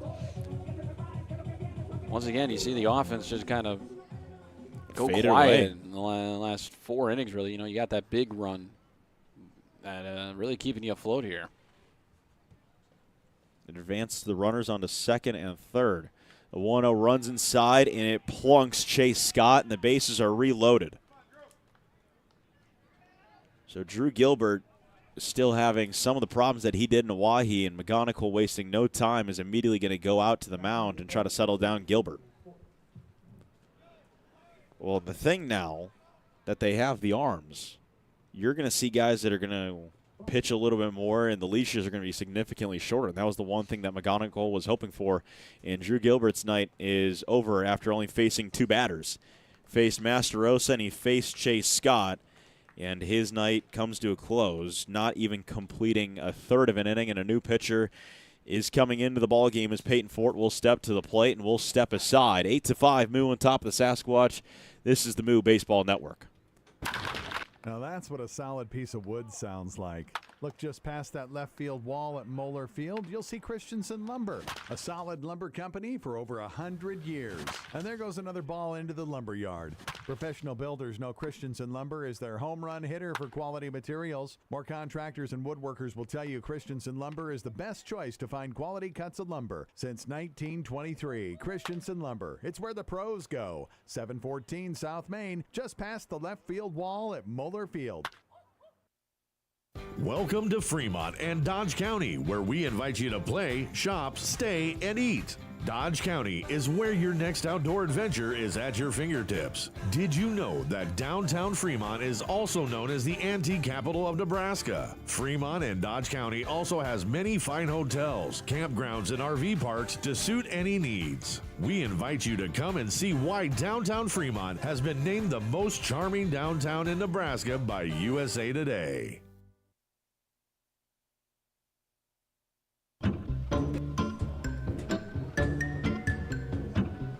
Well, another pitching change has been made here in the 7th inning. This is the third pitcher we have seen here in the 7th. We saw Riknovsky first. Drew Gilbert pitched for 2 batters, and it is now Braden Gluth who is into the ball game. And Braden Gluth is the new pitcher from Creighton, and this pitching change is brought to you by The Door, where ice-cold pitchers are yours for a great price. The Door, Fremont's newest brunch location, 9 to 1, Saturday and Sunday. Well, Gluth comes from Creighton, spent 2 seasons with the Blue Jays, just graduated from the University of Creighton and is currently in the transfer portal looking for a new home. But that's not all the story is about as he's getting ready for his first appearance with the Moo. He's making his 11th, or he made 11 appearances for the Blue Jays in 2025 at an ERA of 2.89 with 11 walks and 10 strikeouts.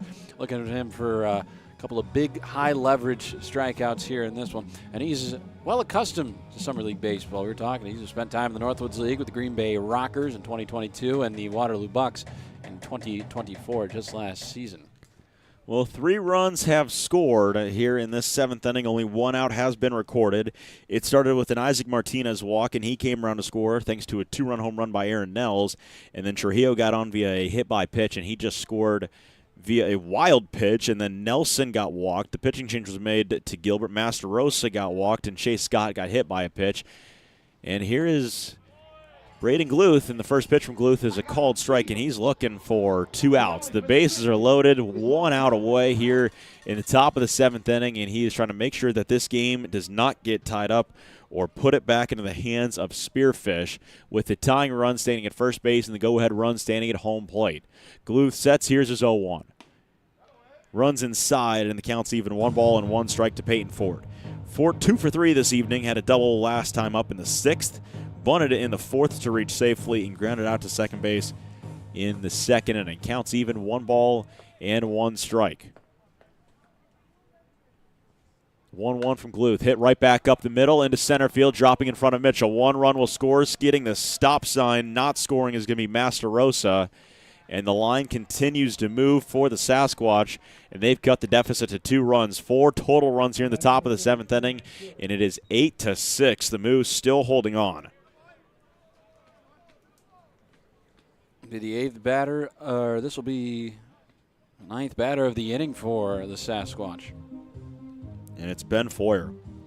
Foyer flew out to center field back in the 3rd, grounded into a 4-6-3 inning-ending double play, and grounded out to third base to end the 6th inning, and he comes up with the bases loaded and still 1 out. First pitch misses high and away to Ben Foyer. 4-1. 4 runs here in the 7th inning for the Sasquatch. The tying run standing on top of second base, and that tying run is Chase Scott. The go-ahead run is Peyton Fort. He's at first. Here's the 1-0 to Foyer. Swinging a foul tip back into the netting, and the count's going to go even 1 ball and 1 strike. And if you're the Moo, you get a double play here in the inning, go to the bottom of the 7th, you're feeling comfortable about yourselves, but 5 total runs over the last 2 innings, it worries you a little bit. 1 ball, 1 strike. Gluth sets and delivers his 1-1 home. It's called a ball in the outside corner to Foyer, and it's 2-1.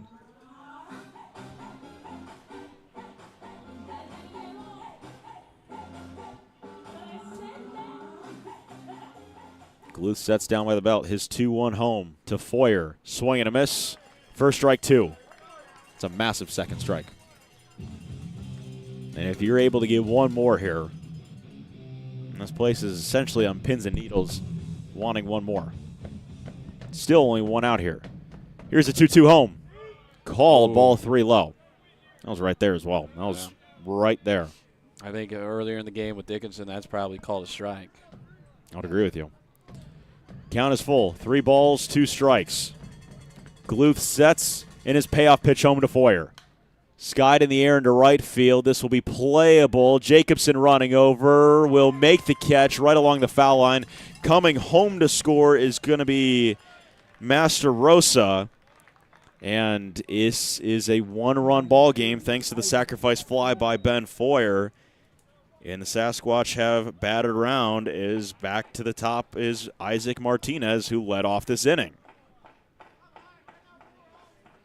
Well, you get the out, but a run scores, and it also has Chase Scott tag up. And now the tying run is standing 90 feet away from home plate. First pitch to Martinez, grounded on to shortstop. Baker throws over to first. The inning is over. However, the damage has been done. 5 runs in the top of the 7th inning, a crooked number for Spearfish. As we go to the bottom of the 7th inning, it's stretch time. 8-7 Moo on top of Spearfish here on the Moo Baseball Network. Welcome to Fremont and Dodge County, where we invite you to play, shop, stay, and eat. Dodge County is where your next outdoor adventure is at your fingertips. Did you know that downtown Fremont is also known as the antique capital of Nebraska? Fremont and Dodge County also has many fine hotels, campgrounds, and RV parks to suit any needs. We invite you to come and see why downtown Fremont has been named the most charming downtown in Nebraska by USA Today. Keel's Barbershop is the Sports Center barbershop in Fremont. Be sure you look your best and get into Keel's Barbershop, where you'll receive quality haircuts in a friendly atmosphere. Get a fresh cut, have them hot leather, and shave your neck. If you're looking for that special feel of a true barbershop, Keel's is the place for you. They're open Tuesday through Friday, 8:30 to 5:30, and Saturday, 7:30 to 3. Keel's Barbershop, 6th and Broad in downtown Fremont. They'll make you look your best.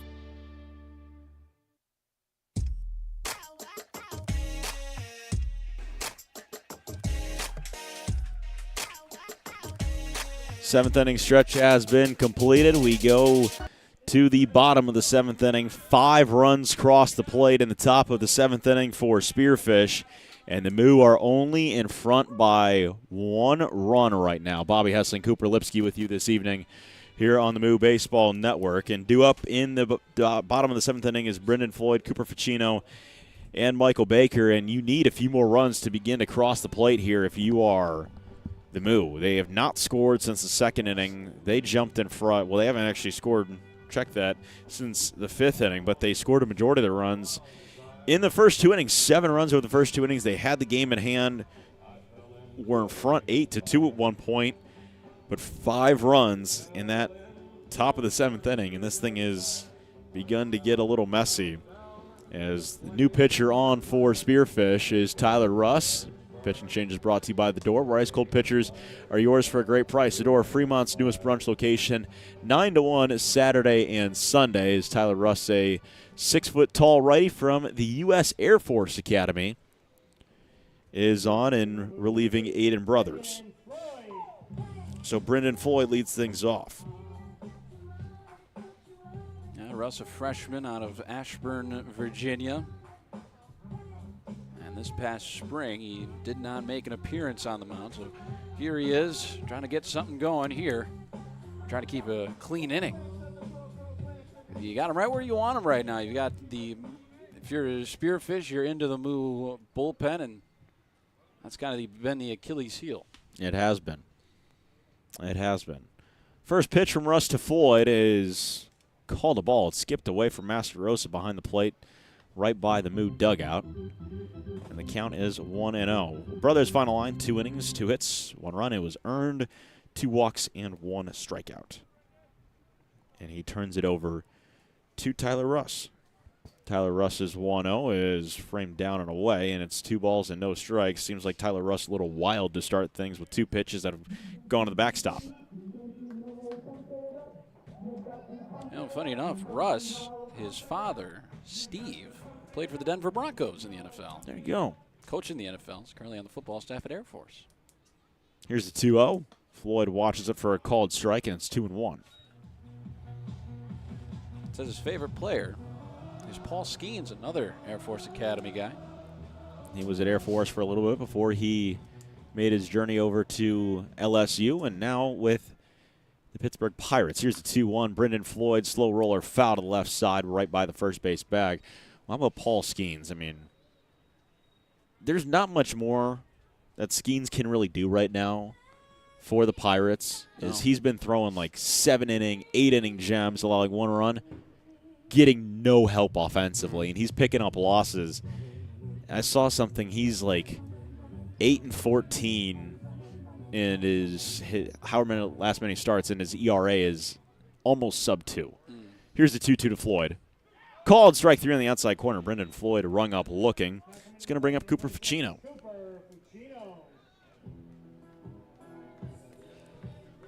Right now, if you're the Moo, 1 or 2 more runs of insurance will go a long way.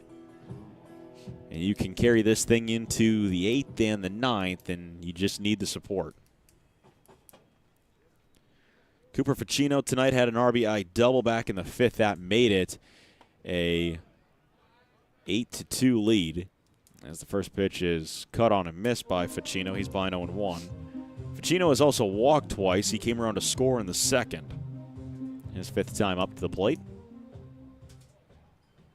0-1 to Ficino. And he's called the ball down and away. Ficino 1 for 2 from the plate this evening. I was say provided the last bit of offense for the Moose since the bats have really gone quiet. I mean, yeah, 1 run, but looks a little bizarre there, stuck in between a bunch of zeros. 1 ball, 1 strike. Here's the 1-1. That's a called ball down and in on Ficino, and it's 2-1. Well, the only guys that have been able to reach since that double by Ficino have been Michael Baker via a walk and Jake Mitchell as well via a walk. 2 balls and 1 strike. Russ sets up by the chest. Here's his 2-1 home. Fly ball down the right field line, drifting out of play by the fence, by the bullpen, and it will clear right over the right field foul line fence out of play. And it's a long strike 2, and the count's going to be even. 2 balls and 2 strikes for Cooper Ficino.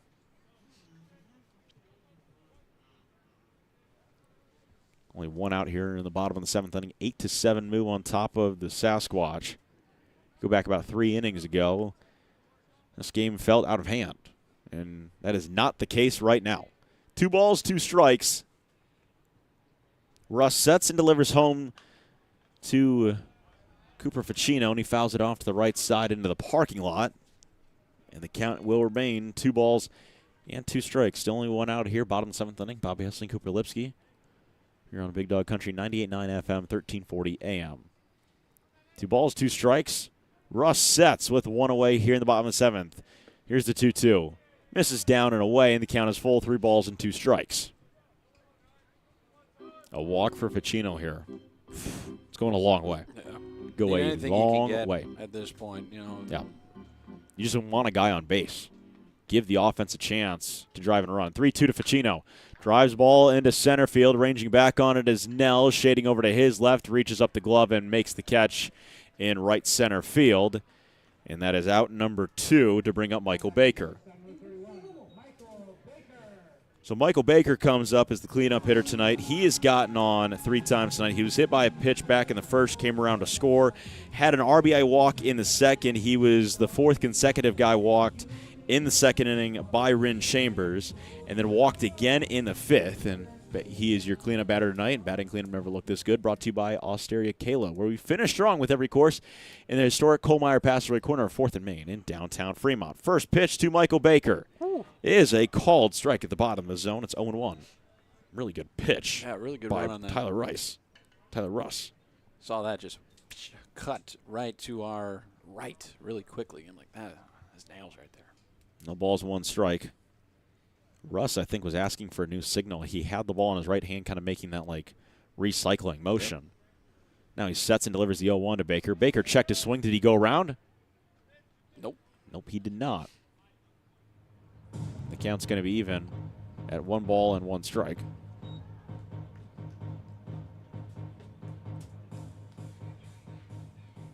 1 ball, 1 strike. Michael Baker with 2 outs here in the bottom of the 7th inning, looking to start a little bit of a rally and give the Moo a few more insurance runs, only in front by 1 run. Here's the 1-1. That's a check swing. He went around on that one, and it's now a 1-2 count. Yeah, you can't appeal that one. He went around.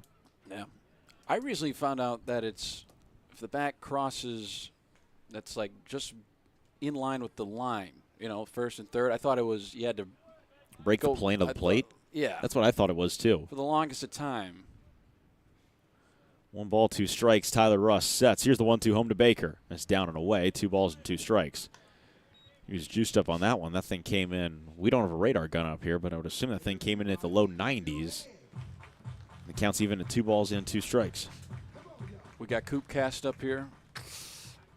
Yeah, 91. We'll trust Coopcast. 2 balls, 2 strikes. Russ sets from the belt and brings it up to the chest. Looks in, and here's the 2-2. Check swing. They appeal. He did not go around again, and the count is full. 3 balls and 2 strikes. This is going to be a massive payoff pitch.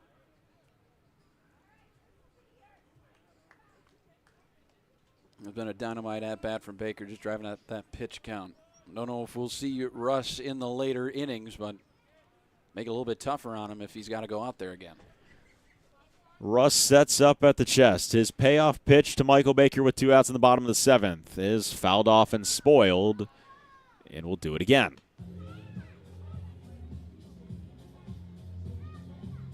Back on the air tomorrow night.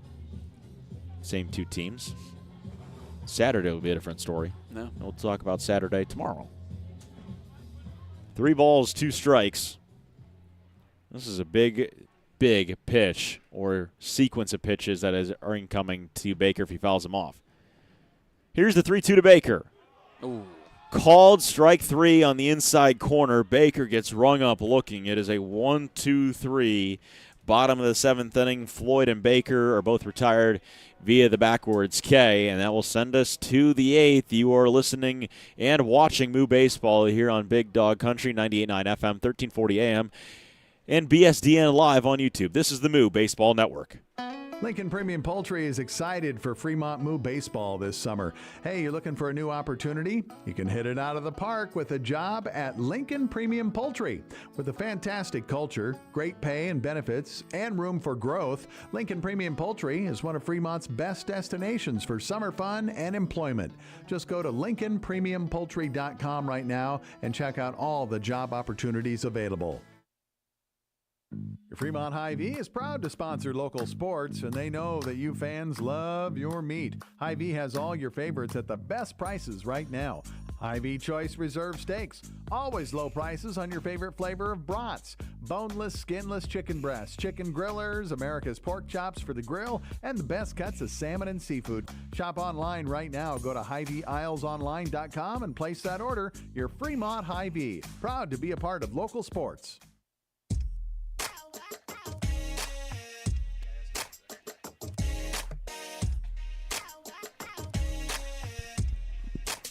Go to the top of the 8th inning. 7-8 Moo on top of the Sasquatch here from Moeller Field. Bobby Hessing, Cooper Lipsky with you tonight on Big Dog Country 98.9 FM 1340 AM. You are also watching on BSDN Live on YouTube. This is the Moo Baseball Network is on for another inning is Braden Gluth, and there's been a defensive adjustment as it is now Preston Gajewski who came in and has tapped out Luke Saxton to play second base. Yeah, the coaches rate him highly as an above or a plus defender on the middle infield. We've seen him man short, and he does a fine job. You figure shortstop's a lot like second, just a smaller throw. Pretty much, and rather than having to range to your left or right towards the middle, you're doing the opposite. Yeah. I suppose, Saxon did have that one go between his legs in this one. Being the only team air, and you got to be happy with that. But on the back half, you can't risk anything here. First pitch is to Ethan Mooser as we're at the top of the 8th inning. We're back at the top of the order. 5th plate appearance for Mooser tonight. He is 0 for 3 with a walk back in the 3rd inning. And Mooser's first pitch that he saw was well inside to him for ball 1. Here's the 1-0. Missed high. It's 2 balls and no strikes. And Connor McGonigal is not afraid to make any sort of pitching change with Richnowski and or Gilbert because he has a plethora of arms that he can go to. Here's the 2-0 from Gluth. It's a called strike on the outside corner, 2-1. Early on in the season, now that you've got the bullpen arms, you can kind of mix and match, see where guys work best, high leverage situations. And it wasn't a high leverage situation for Richnowski, but he made it one. 2-1, grounded onto first base, running over and making the light toss is Ficino to Gluth. 4 out number 1, Creighton to Creighton. And there's 1 out here in the top of the 8th inning. That's something that those guys have to be at least a little bit used to. But rather than from first to the pitcher, I'm sure it's usually pitcher to catcher because that's what position Ficino is. Just a simple 1-2. Well, that's what it normally would be, but that was a 3-1. First pitch to Aaron Nels. This is a called strike on the outside corner. Nels so far this evening is 1 for 4. Had a 2-run home run last inning in the 7th. That thing was a mammoth home run over the left field wall. And that made it the game that we're at right now. Here's the 0-1 to Nels. It's a called strike, and he's behind 0-2. It made it a 4-8 ball game, but I think that's what really started that roll. Yeah. For Spearfish. Able to chase Richnowski out of the game, and then on top of that, Gilbert couldn't throw a strike. 0-2 to Nels. Called strike 3, a delayed called strike 3 as well, and Nels is retired. 2 away here in the top of the 8th inning to bring up Diego Trujillo. Pinpoint stuff there by Gluth. He told me he's a sinker guy. Loves to go to that sinker. That's saying that's his premier pitch. And I think that was that one there, dropping low in the zone. First pitch, winning around is Trujillo. And he's behind 0-1. Well, I also think as well, Chris Sentik just added to a bit of drama on the delayed strike 3. 0-1, swing and a miss, an uncompetitive swing from Trujillo, and he's behind 0-2 quickly. Gluth looking for a 1-2-3 top of the 8th. No balls, 2 strikes. He sets and delivers home the 0-2. Oh, call the ball. Just off the plate. I was waiting for Sentik to give the good old punch out for strike 3, and we did not get it. 1 ball, 2 strikes. Gluth sets. Here's the 1-2 home once more. Swing and a miss. Back-to-back strikeouts. He retires Diego Trujillo and goes 1-2-3 in the top of the 8th inning. Sasquatch are going to be down to their final 3 outs, but the Moo are going to come to the plate once more, hoping to add a few insurance runs. It'll be Hardiman, Jacobson, and Gajewski due up for the Moo in the bottom of the 8th inning here on the Moo Baseball Network.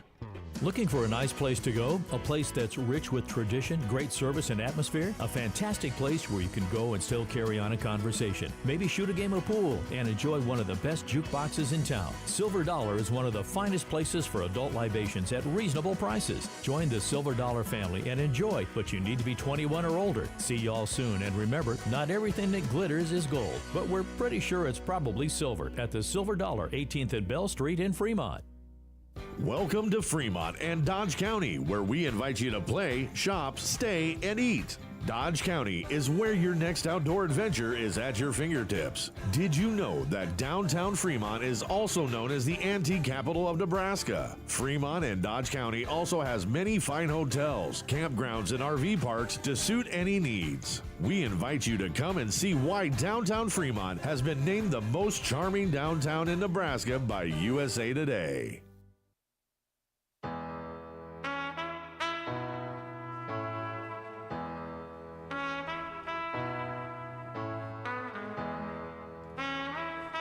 Let's go bottom 8.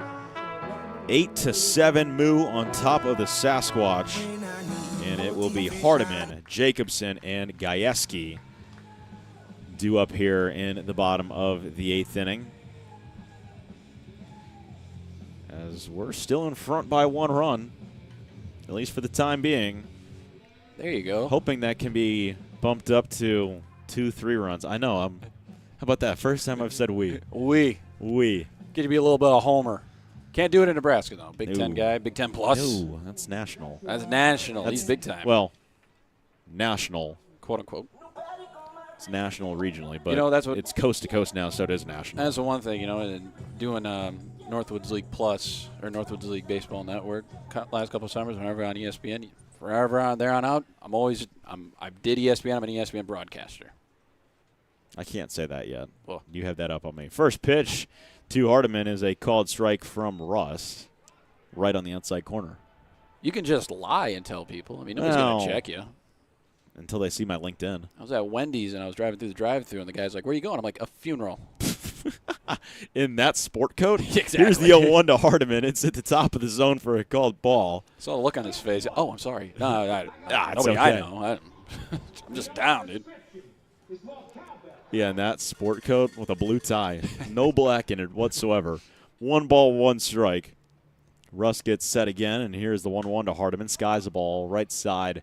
Playable for now, chasing after it, and this is going to go into the bullpen, and the bullpen catcher tried to make a catch on it. He was unsuccessful in doing so, but if he caught it, it would not have been an out regardless, and the count is 1-2 now. Yeah, good talk down there, all yelling. It's out, it's out, it's out. Mooser, hold up, big fella. Can't have you getting hurt. Nope. Crashing in the low wall. It's a low wall. It only goes up to about your knees over there. Hardiman is 1 for 4 from the plate, had a 2-run RBI single back in the second inning. Here's the 1-2 to Josh. Ooh. Runs inside on him, and it's 2 balls and 2 strikes. That 2-run RBI single for Hardiman, it was huge. Those were 2 massive runs. The count's even at 2 balls and 2 strikes. Nobody out here in the bottom of the 8th inning with the Moo still in front by a run, 8-7. Looking for a little more insurance. Here's the 2-2 to Josh. Called strike 3 at the top of the zone. He gets rung up looking. And it's the 3rd backwards K for Tyler Russ as it brings up Tanner Jacobson. He's been deceptive out there. I think that's the main thing for him. I think these guys are expecting something else, and he comes back at them. I don't necessarily know his pitch arsenal, but whatever it is, he is using it masterfully.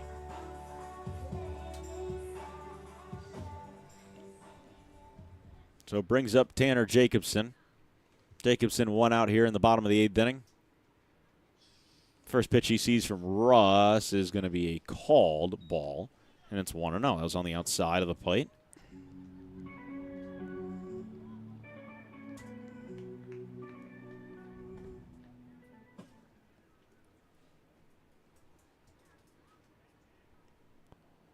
One ball, no strikes. Russ sets up by the chest. Here's his 1-0 to Jacobson.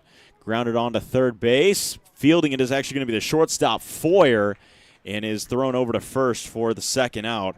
I mean, that's Trujillo's ball, but Foyer is the one who calls him off and says, hey, I got it, and is going to make the tough throw over to first, and is able to do just that. So you can't talk about that guy enough when he's playing the field. I mean, he's a really fun guy to watch up the middle. He is.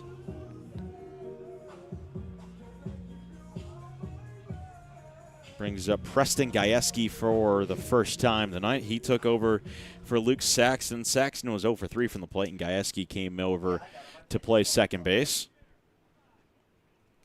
So Gajewski, 2 outs here, and stepping off is going to be Tyler Russ. He wants to clean off his cleats on the back half of the hill. Yeah, he looked like he was about to step in and then stepped out, but yes. And I just think that that's one of those simple things. The rain is really tapered off here towards the later stages of this game. No, but, you know, they use different clay on the mound and whatnot, and that stuff's a bit more sticky. Yeah.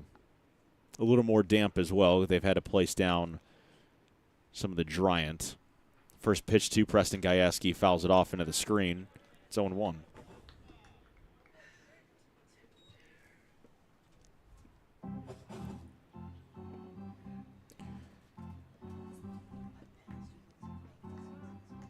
Gajewski this season batting .273 in 22 at-bats. He's got 6 hits this season. Looking to come through in a big spot with 2 outs. Here's the 0-1 to Gajewski. This is a called strike at the top of the zone. He's behind 0-2. And we'll go to the 9th in what's going to probably be a 1-run game. And the question is, who is going to come out and pitch in the 9th inning looking for the save? Somebody warming up in the Moo bullpen, so I think it is Gluth's. It's going to be Gluth's. Here's the 0-2. Missed low on Gajewski, 1-2. Tyler Wise is hot. That was said before the game. McGonigal went over to him and he said, how do you feel? And he's like, I feel great. And he said, great. You're going to be hot tonight. And they have not had to go to Wise yet. But he will be ready if needed.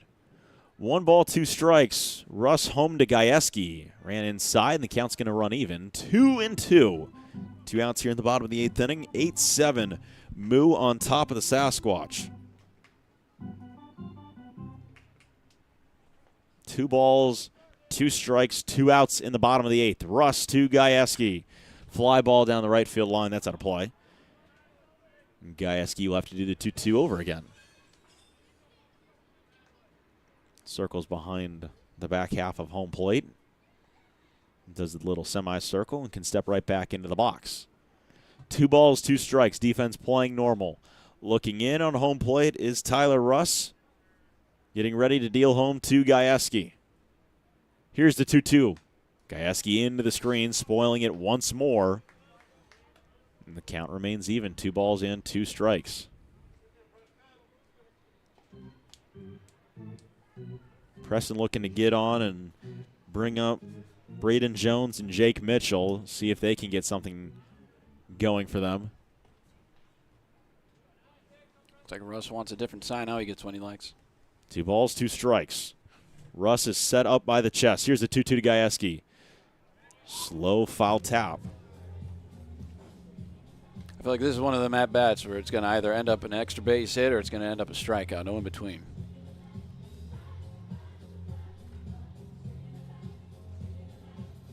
You can feel how intense it is here in the 10th game of the season. This is a game the Moo want and feel like they need to have at this point in the season. 2 balls, 2 strikes. Russ's pitch home to Gajewski. Called ball 3, and the count is full. I was waiting for the punch out. I was waiting for the called strike 3. The other question is, if Braden Jones comes to the plate, do you take the bat out of his hand for him being 0 for 4 tonight? Here's the 3-2 to Gajewski. Ran high and outside for ball 4, and Gajewski draws a 2-out walk. What an at-bat by Preston Gajewski to take his base and go to first. And it's going to be Sevi Aguirre who will come to the plate in place of Braden Jones in the designated hitter role. This is second game that he's played with the Moo this season, played last night. And Aguirre last night was 2 for 4 with 2 singles and 2 strikeouts.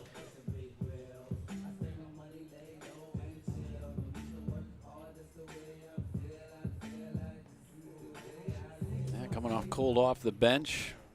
Just like Gajewski taking that first at-bat. See what he can do here. No, both of them singles right back up the middle last night. First pitch. This is going to skip away. Gajewski's going to take off for second, and the Moo are going to have a runner in scoring position. Well, what a huge pass ball that goes right by Master Rosa, and it didn't go far away from home plate, but it went far enough for Gajewski to take off for second because Master Rosa just couldn't get over there in time. It is 1-0 for Russ to Aguirre.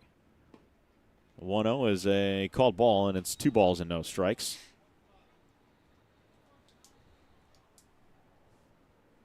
Aguirre digs in from Johnson County Community College, just committed to Southeastern Oklahoma State at the start of May. 2 balls and no strikes. Russ's pitch home to Aguirre. Called a strike at the bottom of the zone. It's 2-1. 2 outs in the bottom of the 8th inning. The Moo are only in front by 1 run. 8-7. It was 5 runs in the 7th inning that made this game what it is. And that's been a nail-biter for the most part. The 2-1 to Aguirre. Missed low, 3 balls and 1 strike. He'll take that. If he's able to work a walk, you bring up Jake Mitchell. And I think Mitchell, there is no reason to take the bat out of his hand. A, because he hit a double tonight, he's gotten on 2 other times. And B, you need to have his speed out there in center field. Here's the 3-1 to Aguirre. Slow roller, third base side, coming into Trujillo. Throw over to first is in time, and that is the end of the 8th inning. That's a great play. What a play by Trujillo, coming in from third, barehanding it and throwing it over to first, and that puts the close on the 8th inning. We go to the 9th, final 3 outs away, and the Moo are only in front by 1 run. 8-7 here on the Moo Baseball Network. Gentlemen, here at Weesey Plumbing and Excavating, our customer's duty is our duty. Yes, Drill Sergeant. Now, you're Fremont's finest, and I want you people-pleasing plunger wranglers to remember here at Weesey, we don't stop fighting clogged drains, low water pressure, frozen pipes, until our residential and commercial customers are smiling. Am I making myself clear, you toilet snake and sink suckers? Yes, Drill Sergeant. Now, our customers will find us in Fremont, on Facebook, and online at WeeseyPlum.com. Weesey Plumbing and Excavating. Your duty is our duty. Welcome to Fremont and Dodge County, where we invite you to play, shop, stay, and eat.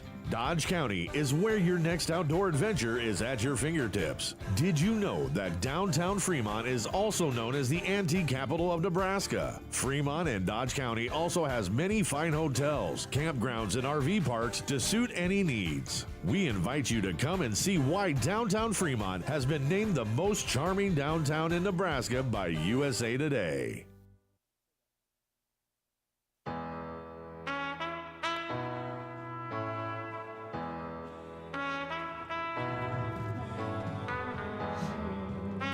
We are in the 9th inning.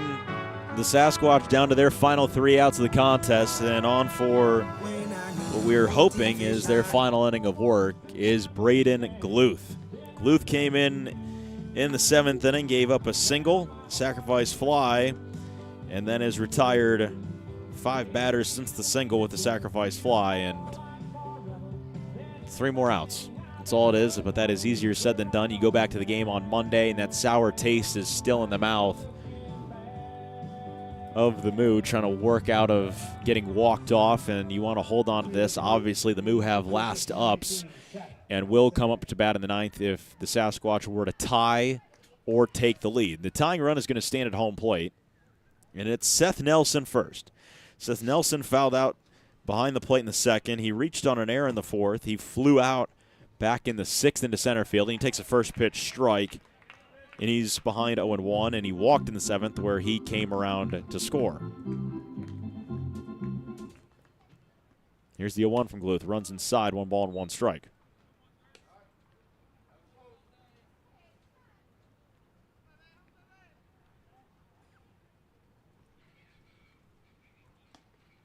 One and one. Here's the 1-1. This is grounded through the left side of the infield, and not an ideal start. Seth Nelson with a leadoff single, and the tying run is standing at first base, and the go-ahead runner is coming to the plate, and it's Gio Masterosa, who has had one heck of a day from the plate. He is 2 for 3 with a solo home run and a walk in the 7th where he came around to score.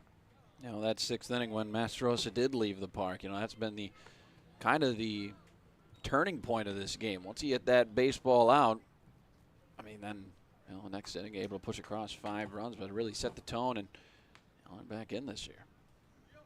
This is a big at bat. This is the biggest at bat of the game so far. This is. Nobody is out in the top of the 9th inning. Tying run is at first. The go-ahead runner is at home plate. The first pitch is a called ball to Masterosa on the outside corner, and it's 1-0. It is 8-7. Moo on top of the Sasquatch.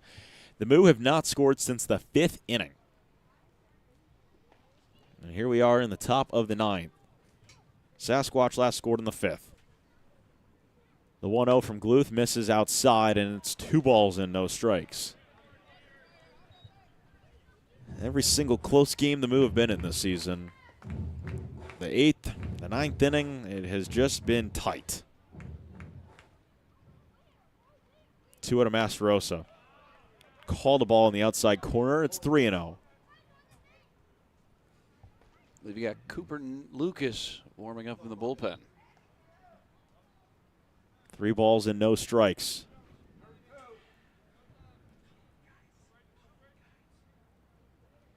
Gluth sets, showing bunt and pulling back for a called strike was Masterosa, and it's 3-1. 3 balls, 1 strike. Seth Nelson is the tying run on top of first. Gio Masterosa is the go-ahead run at home plate. Gluth is the pitcher. Here's the 3-1 from Gluth. Back up the middle. That's going to be a base hit. Back-to-back singles here in the 9th. And the tying run is in scoring position, and it's Chase Scott, who's also had a really good day at the plate. He's 3 for 3.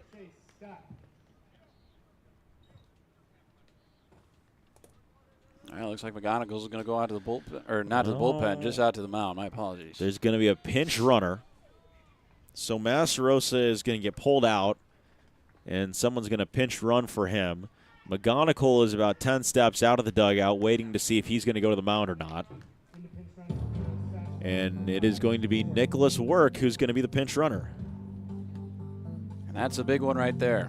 Right, that's the big guy at first base. I mean, deal with a tie ball game, but the way the bats have been swinging for the Moo, and I should say haven't been swinging for the Moo, you can't really go down in this one, especially this late.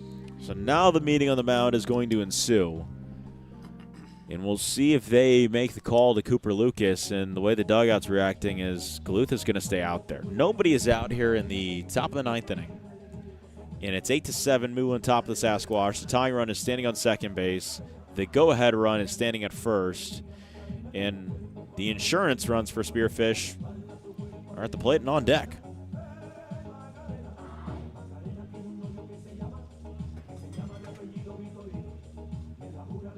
Every game that's been close this season has felt close in every single sort of way. You go back to the Spearfish game that Tyler Dunham had to close out. Remember how close that one was? Yep. Game that Tanner Jacobson had to go out and close. That thing was also tight. And Braden Gluth, in his first appearance this season, wants to slam the door. First pitch is outside, and a call the ball to Chase Scott. Well, you just need to attack the zone right now. Yeah. If you're Gluth, it's getting the ball over home plate. You got Hardiman. Well, you got the corners playing in right now. Hardiman is playing just in front of the infield grass. Here's the 1-0. It's a called strike to Chase Scott. It's 1-1. 1 ball, 1 strike. Looking in is Braden Gluth. He's got runners at first and second, nobody out here in the ninth. 1-1 misses outside, 2-1. 2 balls, 1 strike. Hardiman's playing even closer on the infield. Now takes a few steps back. He's right in line with the third base bag. Can't have anybody get the third base this inning. I think that's a big one. Nope. Here's the 2-1. It's a high fly ball into left field, ranging in and making the catch out there in left is going to be Brendan Floyd for a crucial first out. It was hit hard, but it was not hit hard enough. And Brendan Floyd just had to take a few steps in, and it retires Chase Scott, and it brings up Peyton Fort. And Peyton Fort is 3 for 4 from the plate tonight. Oh, I mean, Floyd back there, he's playing deep. As close as you can to the track as you can. And I think that's because, if one hits off the wall, you got to be able to field that perfectly. You want to be going back, and the next thing you know, that takes a carom off the wall, and you're chasing it inward, Well, and as well that Nicholas Work with his speed is going to be able to score from first. First pitch is lined down the right field line. That's a fair ball. Getting the sign to come around third is going to be Seth Nelson. This game is tied up. Nicholas Work is going to get the stop sign at third. They're going to throw over to third base. Hardiman got the ball a little too late, and the go-ahead run is now going to stand on the third base bag, but it is a RBI double for Peyton Fort down the right field line, and we are tied up at 8 here in the ninth inning.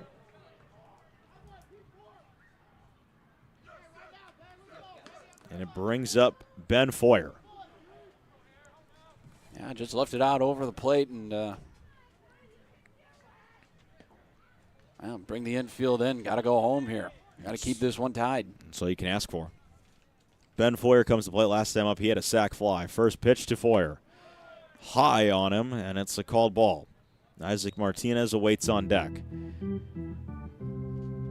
Is a simple 3 outs too much to ask for? The answer is yes. 1 ball and no strikes. Here's the 1-0.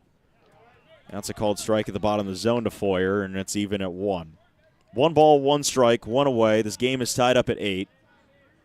Nicholas Work is standing on third, and Peyton Fort, following his RBI double, is at second. The 1-1. That's a swing by Ben Foyer. He tried to check it, but he went around, and he's behind 1-2. Asking for your best stuff here if you're Gluth out on the bump, trying to get that big third strike here. Keeps everybody where they're at. 1-2 to Foyer.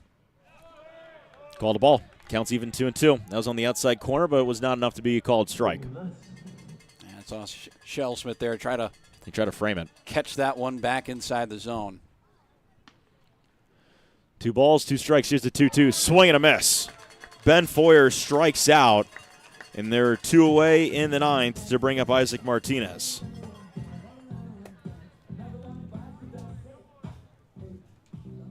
That's the out you want right here.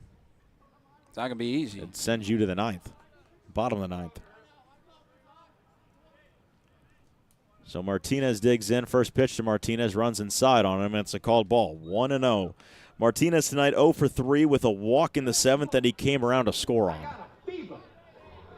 And the only prescription is There's the 1-0.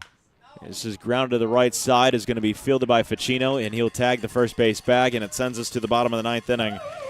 3 hits in the inning and 1 run scores in the 9th, and this game is knotted up at 8. Sasquatch and Moo tied up. Moo have the last chance, and they can walk it off in the bottom of the 9th inning. We're tied at 8 here on the Moo Baseball Network. Lincoln Premium Poultry is excited for Fremont Moo baseball this summer. Hey, you're looking for a new opportunity? You can hit it out of the park with a job at Lincoln Premium Poultry. With a fantastic culture, great pay and benefits, and room for growth, Lincoln Premium Poultry is one of Fremont's best destinations for summer fun and employment. Just go to LincolnPremiumPoultry.com right now and check out all the job opportunities available. Welcome to Fremont and Dodge County, where we invite you to play, shop, stay, and eat. Dodge County is where your next outdoor adventure is at your fingertips. Did you know that downtown Fremont is also known as the antique capital of Nebraska? Fremont and Dodge County also has many fine hotels, campgrounds, and RV parks to suit any needs. We invite you to come and see why downtown Fremont has been named the most charming downtown in Nebraska by USA Today.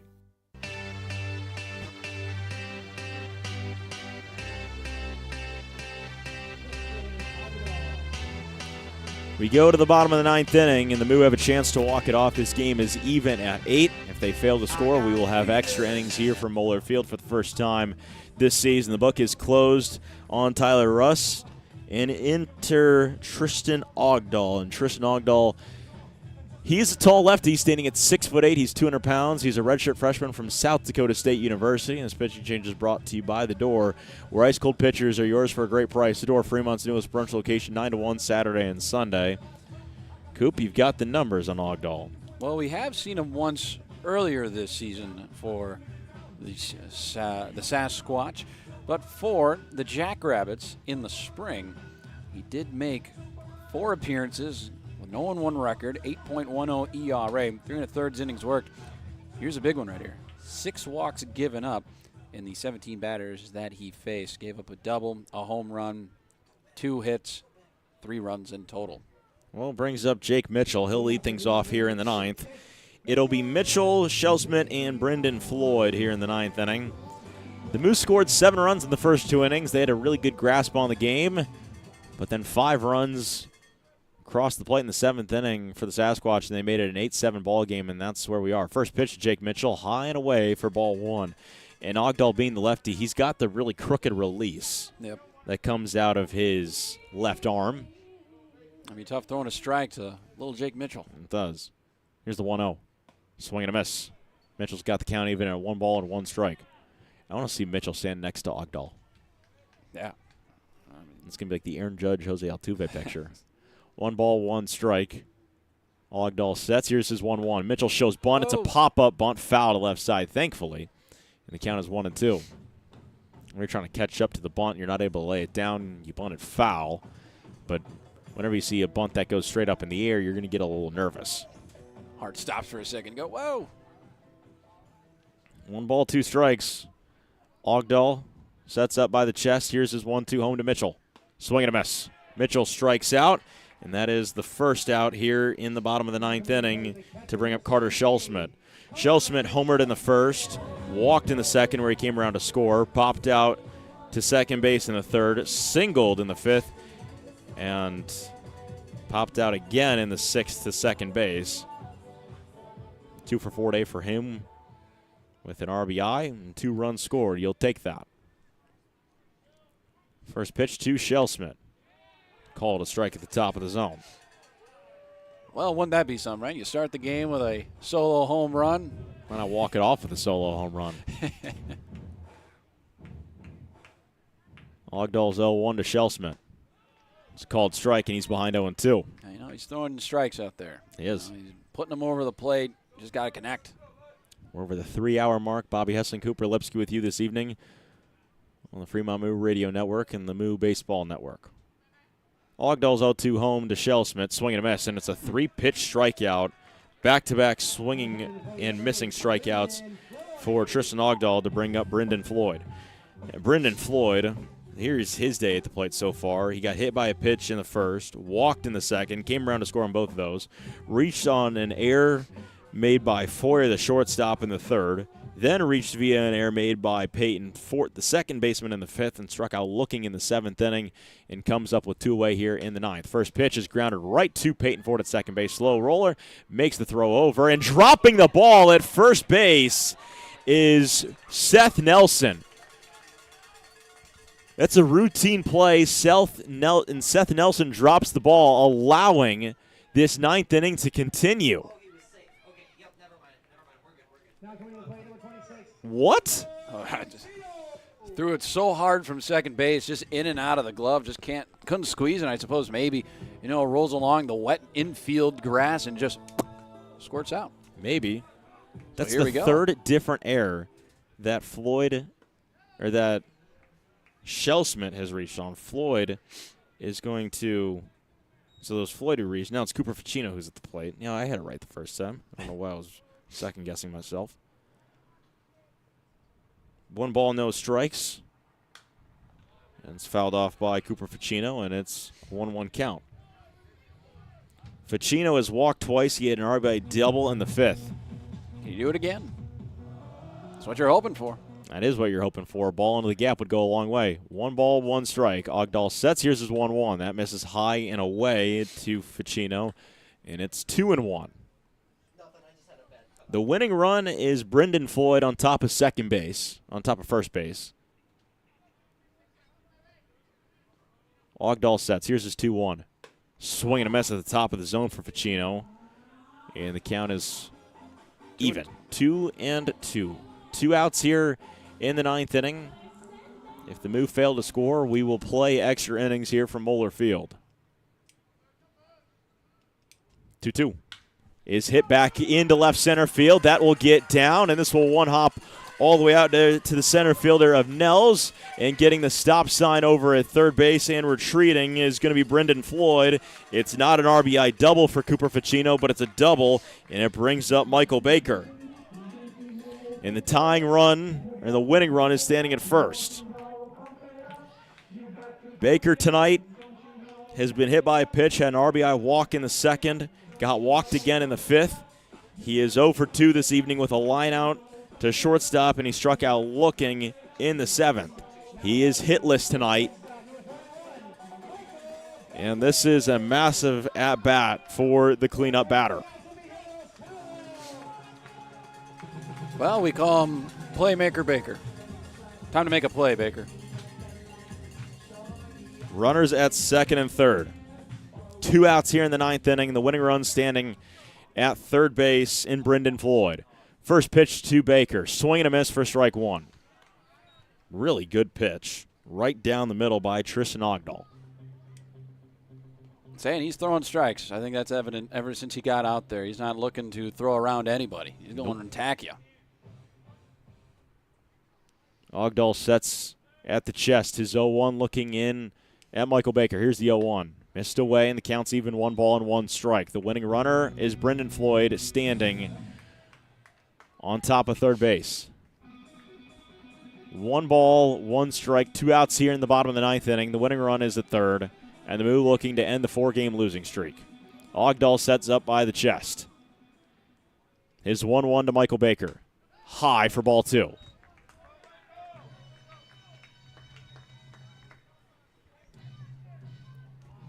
That dugout's looking to explode right now. Everybody up. Everybody on the front.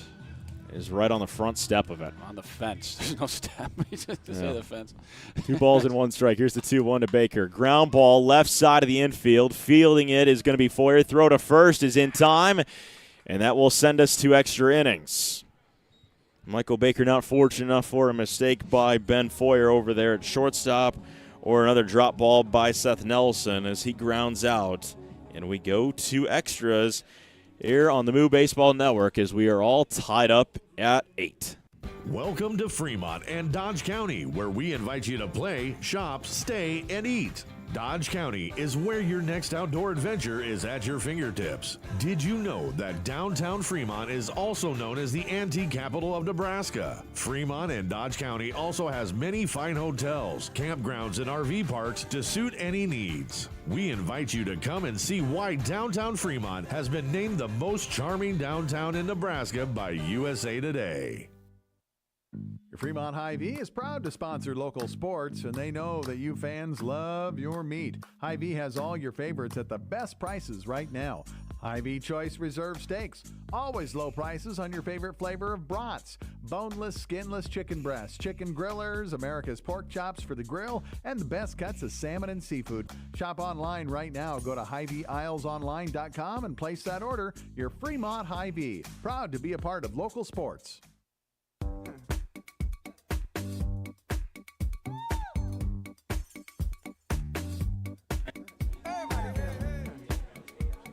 We are in extra innings, and we'll see, do the Sasquatch, are they going to put a player at second? Normally you should, but right now it doesn't look like it. Maybe that's a 7-inning doubleheader rule? I'm not sure. I don't know. Well, for right now, there is nobody standing at second, and we're just going to play a regular extra inning contest. Bobby Hessling, Cooper Lipsky with you this evening here on the Moo Baseball Network. You can listen on Big Dog Country, 98.9 FM, 1340 AM. And you can watch on BSDN Live on YouTube.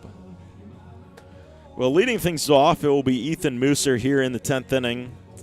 And he is 0 for 4 from the plate with a walk in the 3rd inning. And there goes the runner out to second. It was just a little late going out there. The runner should be Isaac Martinez. He was the last to bat in the 9th, and it will be. Yeah, you're calling upon a lot from Gluth here, right? You are. Trying to make it through. This will be his 3rd and a 3rd if he gets through it. He faces the top half of the order first. First pitch to Ethan Mooser. He's got the runner at second. The extra inning runner in the first pitch is high and inside on Mooser for a called ball. It's 1-0.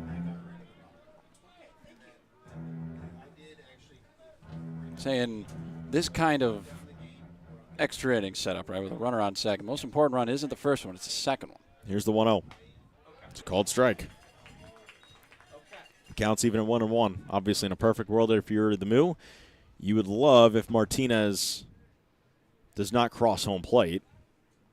You really hope nobody crosses home plate. 1 ball, 1 strike. Here's the 1-1. Swing and a miss by Mooser. He's behind 1-2. You know, part of me says, be the over manager, put a guy on first, so push come to shove, you can get a force at third. But that's too risky. That's too risky. Some pitchers kind of wild. 1 ball, 2 strikes. Here's the 1-2 to Mooser. Fouls it off left side, and we'll do it again. But, I think that's a good thing about having a runner on second. It adds a little bit more pressure. It really makes the game a little bit more exciting. There's a bit more technique, or not technique. What's the word I'm looking for? Skill? Not skill. It's like, hold on, it'll come to me. Here's the 1-2. Is hit in the air down the left field line, slicing foul, and will get out of play. More strategy. Strategy, that's a word. I'm sure that's the word you're looking for. Get this, we have a rain shower that's working its way towards Fremont as well. So there's still rain in the area. Well, like we said, right? We said it shouldn't affect us until about 3 in the morning, and maybe we jinxed ourselves from the jump. Maybe. 1 ball and 2 strikes. Here's the 1-2 to Mooser. Missed outside, and the count's even 2-2. Does not look heavy. Should not have any sort of impact on this game being postponed or anything like that. We've already had 1 game this week that's been postponed, and it will be played on Saturday. It'll be against Hastings. 2 balls and 2 strikes. Gluth to Mooser, and he fouls it straight back. Count remains tied up at 2. Isaac Martinez is the extra inning runner standing on top of second base. 2 balls, 2 strikes. Gluth sets by the belt, looks back on Martinez, and now delivers the pitch home to Mooser, and he drives the ball into right center field. Mitchell ranging over, makes the catch. Martinez wants a tag, and he's going to retreat back as Mitchell hit the cutoff man in Michael Baker, and that is out number 1 here in the top of the 10th inning. So it keeps Martinez held up at second, and Aaron Nels steps to the plate. Aaron Nels had a 2-run home run back in the 7th inning. That's all he's been able to do today, as he is 1 for 5 from the plate. That was a big home run, though. It was. Big part of that 5-run inning for him. Really, I think, if that inning doesn't happen, it's easy to say, Moo, get out of here at 9. But easily, but that's not the case. Really kick-started the offense at F inning. Here's the first pitch to Nels, and he fouls it right over top of us, and he falls behind 0-1. That's why I always say, a pretty good game. Be pitching a shutout if they didn't give up 8 runs. This place would also be sold out if you remove the empty seats. There you go. No balls in 1 strike. I learned that from you. He's picking up my Couponism. Yeah. Here's the 0-1 to Nels. Shoots one foul to the right side out of play, and it's 0-2. And that's a long and loud strike 2. I didn't know what I wanted to say between loud and long, so I just combined them together. Don't do that. No. It's bad. No balls and 2 strikes. We'll make up words here on the broadcast. Well, at this point, we're in the 10th inning. He slooped that one down the right field line. What's that That could be an adjective. Here's the 0-2 to Nels. Grounded left side. Hardiman will field. He throws to first.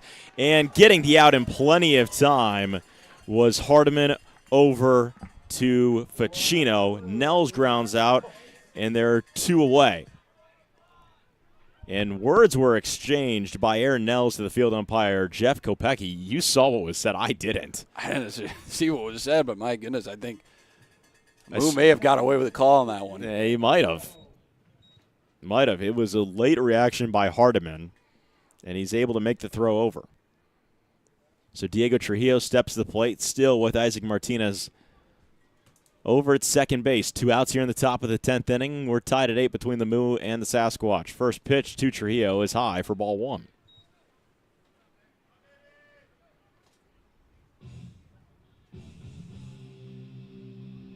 One ball, no strikes, 2 outs in the top of the 10th inning. Sasquatch and Moo tied up at 8. Here's the 1-0. Swing and a miss. Great pitch by Gluth, and the count is even 1-1 on Trujillo.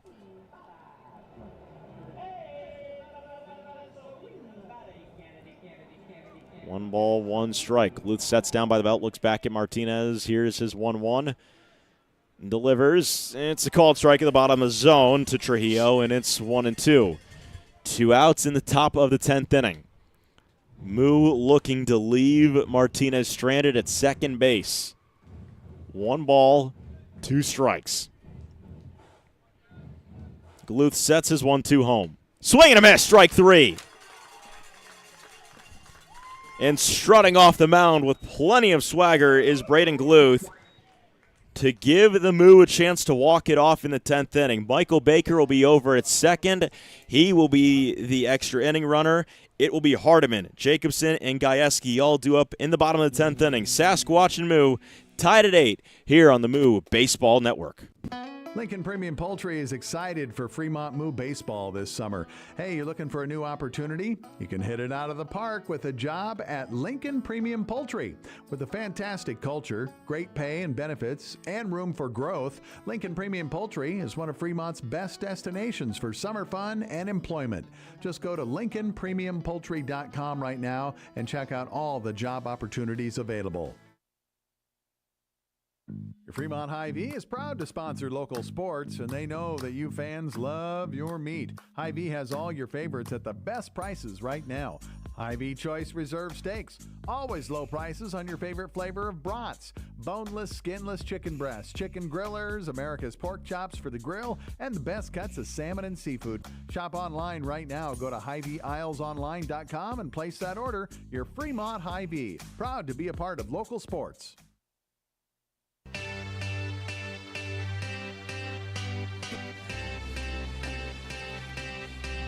We've made it to the bottom of the 10th inning, and the winning run is standing on top of second base, and it will be Michael Baker.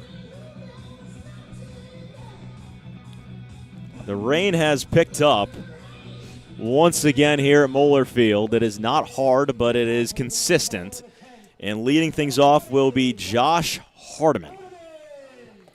Bobby Hessling, Cooper Lipsky with you this evening here on the Moo Baseball Network, Big Dog Country 98.9 FM, 1340 AM, and on YouTube at BSDN Live. First pitch, Hardiman showing bunt, wants to lay one down. He bunted off himself, and it's called strike one.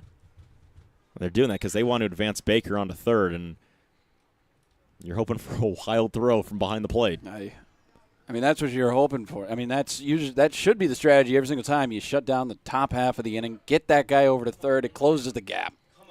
Again, showing bunt is Hardiman. He wants to lay it down. He bunted a foul, and he's behind 0-2.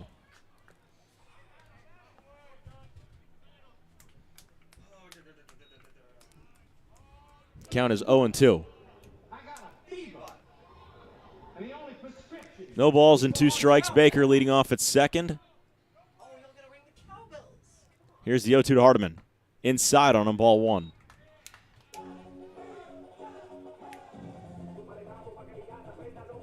One ball and 2 strikes. Tristan Ogdahl on for his second inning of work. Finding the count 1-2. Looks back at second on Baker. Here's his 1-2 to Hardiman. Fouls it off into the backstop, and the count remains at 1-2. Gets a base hit, you start saying to yourself, you go, well, that was dumb. Why did he try to bunt twice? Oh, well, we'll see.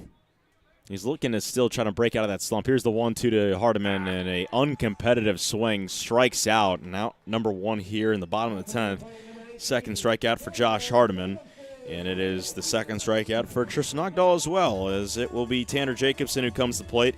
Jacobson has been hit by 2 pitches tonight. He walked in the 4th and has grounded out to third base and a shortstop. Will he try to lay down a bunt here?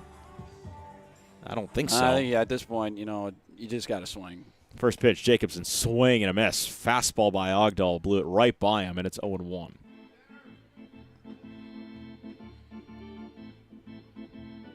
I mean, yeah, it gets the guy 90 feet closer, but the way, Ogdahl's been pitching in this one. Yeah. The 0-1-2, Tanner Jacobson. It's a called strike, and it's 0-2. We are still tied at 8 between the Sasquatch and the Moo here.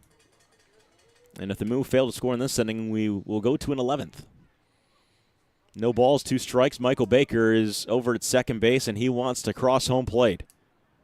The 0-2 to Tanner Jacobson. So he could skip away from home plate.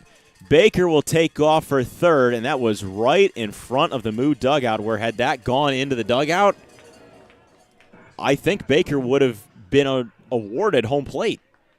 I mean, that's one of those where,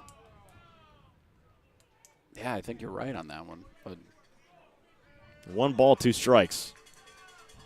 Call me crazy. Safety squeeze. Oh, infield in. The infield is in. They're all on the edge of the infield grass and the infield dirt. The 1-2 to Jacobson. Swing and a miss. He strikes out, and there's 2 outs in the 10th inning, both via the swing and miss. Strikeout to bring up Preston Gajewski. Gajewski came up in the 8th inning. He pinch hit for Luke Saxton. Has filled in for Saxton over at second, and he comes up with 2 outs and the winning run standing over at third base. The Moo trying to snap the 4-game losing streak. First pitch, Gajewski swinging a miss at a fastball, and he's behind 0-1. Yeah, you think about if Hardiman lays that bunt down, this one's over. Yep. He takes off for the plate on that pass ball, and it's roses, my friend. Ogdal's 0-1 to Gajewski. Swing and a miss. He's behind 0-2. I mean, Ogdal, he doesn't have to throw the off-speed stuff. No. Just go He's at him right throwing with the- straight gas right at anyone that's coming into the box. And they can't catch up to it. No. The 0-2 to Gajewski. Swing and a miss. 3-pitch strikeout. Ogdal strikes out the side, and we will have an 11th inning. We remain tied at 8 between the Moo and the Sasquatch. You are listening to Moo Baseball here on Big Dog Country 98.9 FM, 1340 AM, and are watching on BSDN Live. This is the Moo Baseball Network. Keels Barbershop is the Sports Center barbershop in Fremont. Be sure you look your best and get into Keels Barbershop, where you'll receive quality haircuts in a friendly atmosphere. Get a fresh cut, have them hot leather, and shave your neck. If you're looking for that special feel of a true barbershop, Keels is the place for you. They're open Tuesday through Friday, 8:30 to 5:30, and Saturday, 7:30 to 3. Keels Barbershop, 6th and Broad in downtown Fremont. They'll make you look your best. Fremont Hy-Vee is proud to sponsor local sports, and they know that you fans love your meat. Hy-Vee has all your favorites at the best prices right now. Hy-Vee Choice Reserve Steaks. Always low prices on your favorite flavor of brats. Boneless, skinless chicken breasts, chicken grillers, America's pork chops for the grill, and the best cuts of salmon and seafood. Shop online right now. Go to HyVeeIslesOnline.com and place that order. Your Fremont Hy-Vee. Proud to be a part of local sports.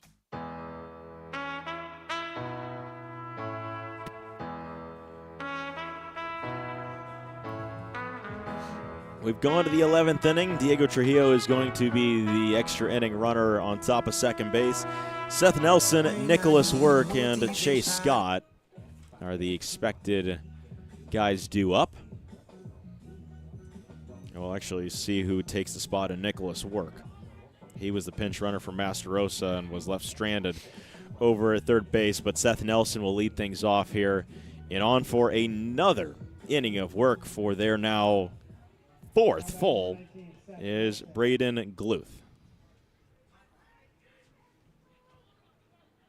So Gluth, the right-hander, gets set to face Seth Nelson. Seth Nelson last time led off the ninth inning with a single that he came around to score on, which tied this game and sent us 2 extra innings. First pitch to Seth Nelson, misses down and away for ball 1. Everybody clap your hands. But yeah, you're asking a lot out of Gluth once again, trying to make it through now 4 innings out on the bump, but he's ready to go. I think this is very much a situation where he said, I'll do it, coach. Here's the 1-0 to Seth Nelson. Runs inside on him, and it's down for a called ball 2, and it's 2-0.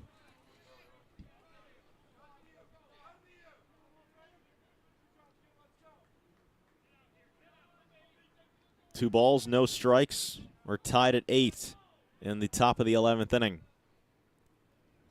The 2-0 to Seth Nelson. In the air, left field, playable for now. Coming over is Brendan Floyd, makes the catch in left field, and it's not in a position to tag up Trujillo, and Nelson flies out. Scared me there for a second. He walked all the way over there and then had to reach back the way he was coming to make the catch. Ooh, it makes my heart stop. It is Owen Michelson who has grabbed a bat, and he is going to hit. Masterosa was the one who came up 5 times previous in this spot.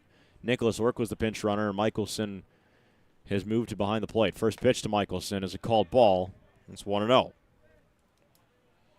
I'm running out of room in this column for all the names.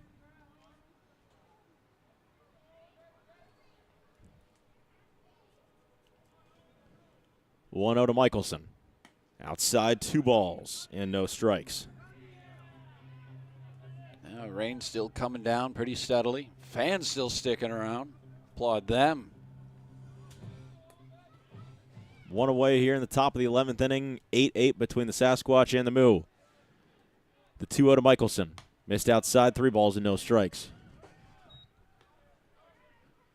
This is maybe the hardest that it has rained all evening. 3 balls and no strikes. First base is open if you want to, maybe not intentionally walk, but put a guy on. Gluth sets in his 3-0 home to Michelson. Is hit back up the middle into center field, ranging over, and this is going to drop in front of Jake Mitchell. Getting the stop sign at third is going to be Diego Trujillo, and there are runners at the corners, still with one out. It was hit shallow enough into center field where it's almost impossible for Mitchell to come in and make a play. Rather, you have Gajewski from second who's drifting back, and he's not fast enough to get there, and he's got great speed. I think Baker on that one, he's playing more towards third base because, right-handed batter. In case he hits that one deeper in the hole. And even then, I don't think he could have got there either. No, even if he was playing a bit more towards the bag at second. So it brings up Chase Scott. The first pitch to Scott is going to be a called strike. I see Baker and Gajewski working up the middle. They're explaining what they're course talking of action about is what do you here. do here if maybe a ground ball up the middle? Do you want to try to turn two? Here's the 0-1. This is grounded through the left side of the infield. Baker's going to stop it. A run's going to score. And reaching first safely is Chase Scott on an infield hit. It's an RBI single, and the Sasquatch are in front 9-8 here in the 11th.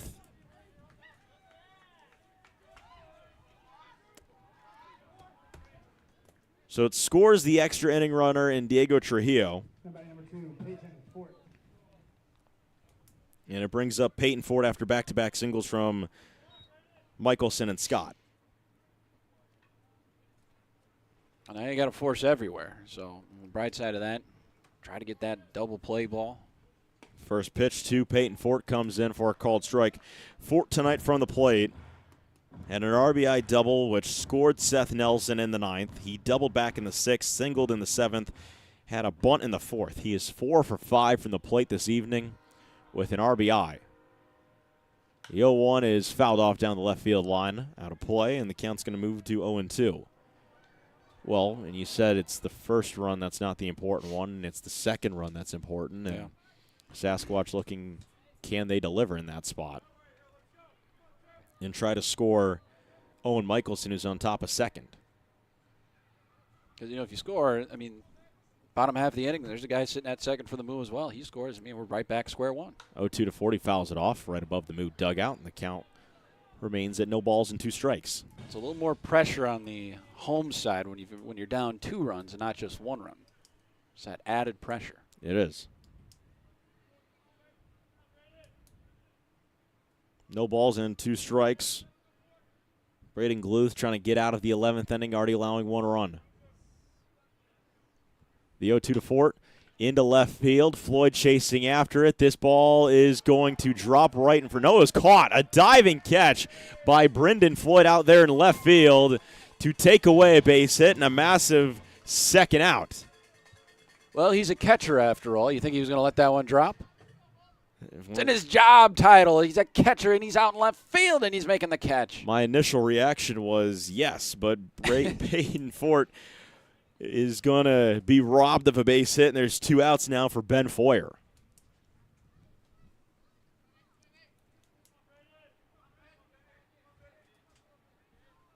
Gluth looks back at second and delivers his first pitch as this is going to be fouled off to the right side out of play, and it's 0-1 to Ben Foyer.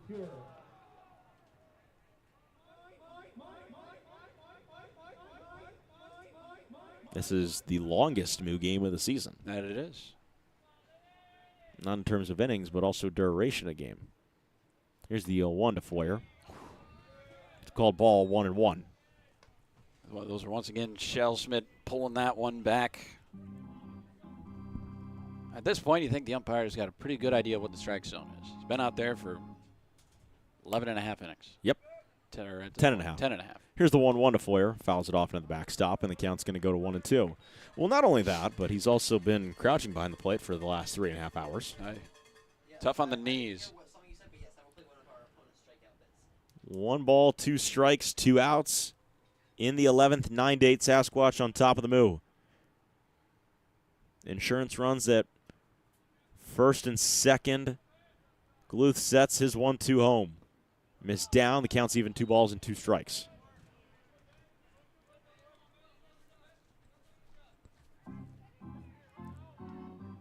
On top of second, it is Owen Michelson, and it is Chase Scott who's on top of first base. 2 balls, 2 strikes.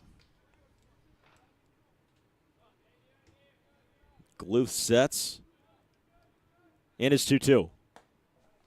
Missed outside for ball 3, and the count is full.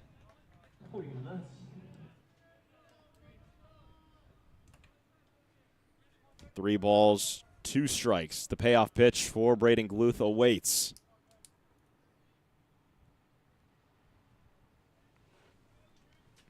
Sets down by the belt, looks over at Michelson at second. Payoff pitch home to Foyer.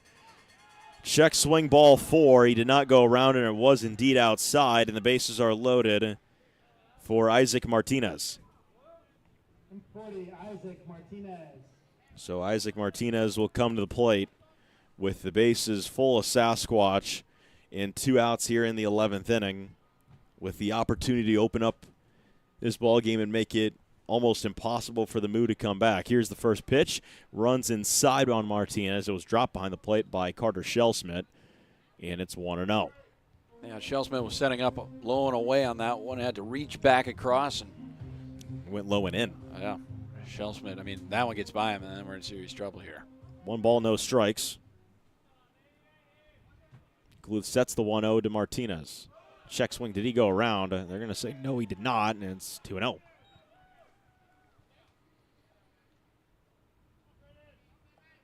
Nine to 8, Sasquatch on top of the Moo. Bases loaded here in the top of the 11th inning. Here's a 2-0. That's a called strike, and it's 2-1 to Isaac Martinez. Gluth needs to get out of this inning. They have really let his leash go as long as it's needed to tonight.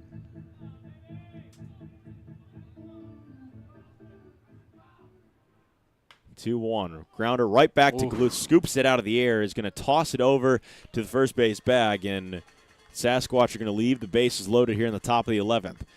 We will go to the bottom of the 11th. The Moo will have one more chance to keep this game played. Also have the opportunity to try to walk this thing off. 9-8 Sasquatch on top of the Moo here in the going to the bottom of the 11th. You were listening on Big Dog 98.9 FM, 1340 AM, and watching on BSDN Live on YouTube. This is the Moo.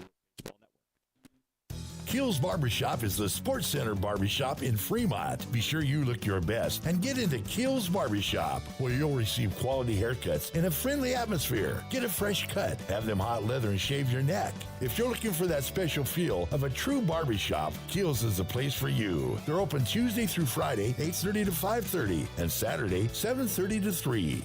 Kills Barbershop, 6th and Broad in downtown Fremont. They'll make you look your best. Welcome to Fremont and Dodge County, where we invite you to play, shop, stay, and eat. Dodge County is where your next outdoor adventure is at your fingertips. Did you know that downtown Fremont is also known as the antique capital of Nebraska? Fremont and Dodge County also has many fine hotels, campgrounds, and RV parks to suit any needs. We invite you to come and see why downtown Fremont has been named the most charming downtown in Nebraska by USA Today.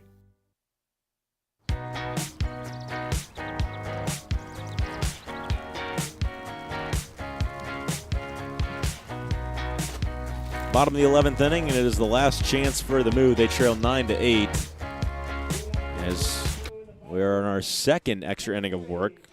The runner is going to be Preston Gajewski, and leading things off is going to be Sevi Aguirre.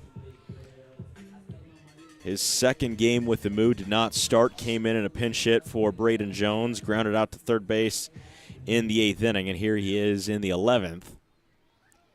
Looking to keep this game going. Tristan Ogdahl's out for another inning of work, and his first pitch is going to be a called ball outside. Ogdahl, the very tall lefty, struck out the side in the 10th inning, and since coming in has struck out 5 batters over 2 innings of work.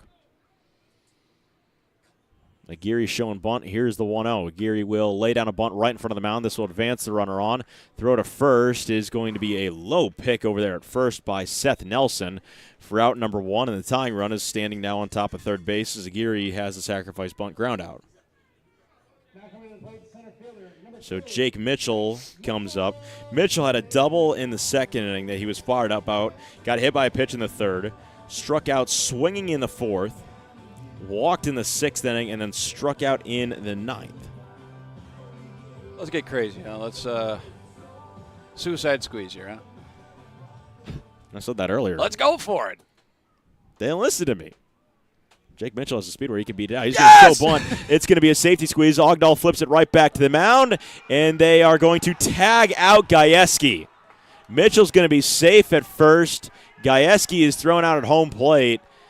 He bunted it straight back to the mound, and it made it almost too easy for Ogdahl charging in, and the underhand flip right to Michelson.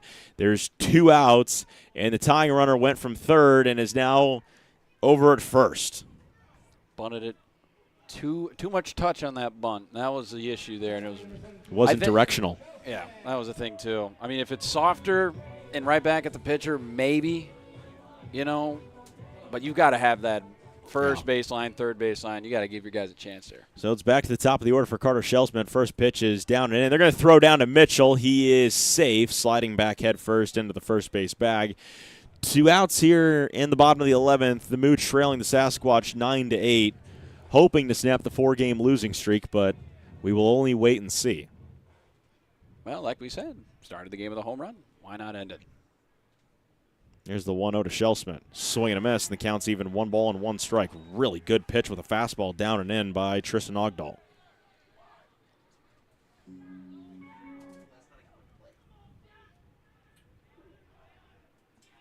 One ball, 1 strike. Tristan Ogdahl looks over at first and Mitchell. Mitchell's going to take off the 1-1. Throw down to second, and they got him. The game is going to end on a caught stealing throw from Owen Michelson down to second, and Mitchell is thrown out to end the ball game. And Carter Shelsman couldn't even swing the bat in the 11th because Mitchell got caught stealing, and that's your ball game. Final score in 11 innings is 9-8. The Sasquatch come through, and they score all their runs after the halfway point of the ball game and score 7 after the 7th to take it from the Moo, and will take the series as well. They'll have 1 more tomorrow and win 9-8 tonight. Yeah, I mean, you can't put that on any. I don't think you can put that on any other than that. Ricknovsky and Gilbert coming in and just couldn't throw a strike, and on top, 5 runs across the plate in that inning. And then, as I said, baseball's a team sport.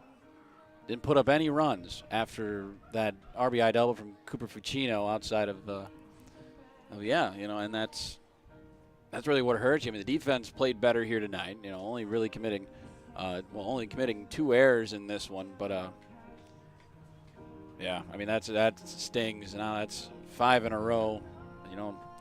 Summer baseball is a funny thing. Still got plenty of baseball left to play. I tell you, I think they're getting close. They're getting close to really gelling together and really becoming a ball club here. Tristan Ogdahl is going to pick up the win. The loss is going to go to Braden Gluth. As the Moo will have a long reflection following tonight's 9-8 loss. The final line for Ogdahl, and I mean, he was just phenomenal. Yeah. Outstanding. 3 innings, giving up 1 hit, no runs, no walks, 5 strikeouts over 3 innings of work. I mean, there's Yeah, you're going to win a lot of ball games if that's going to be the guy that you have pitch in extra innings and in the 9th inning. But it's the late game situation hitting for Spearfish, and that paid off. 7 runs since the 7th inning. You're going to win a lot of ball games doing that as well. Yeah, I mean, the tenacity of that club, though. To be down where they were. I mean, at one point it was 7-0. Yeah, it was. And that's why you play all 9 innings. In this case, you play all 11. And, yeah, it's going to sting a little bit, but you're back here tomorrow. Try to salvage the series. Kudos to all the fans that stuck out here. I mean, my goodness, through the rain and everything, shows you Fremont faithful coming out, supporting this team, even through the thick and the thin. Yep. And, that's just what it was. I mean, Gluth, great in relief. Fresh off the boat, shows up today. And it's hard because you asked him to go 4 2/3. Asked him to go 4 2/3 in this one. It's a shame, because he pitched well enough. But He did. Yeah. He's going to pick up the loss. He went 4 2/3, giving up 6 hits, 1 run, 1 walk, and 4 strikeouts, and picks up the loss. Ogdahl is going to pick up the win. Your final line for Spearfish: 9 runs on 14 hits and 2 errors for the Moo.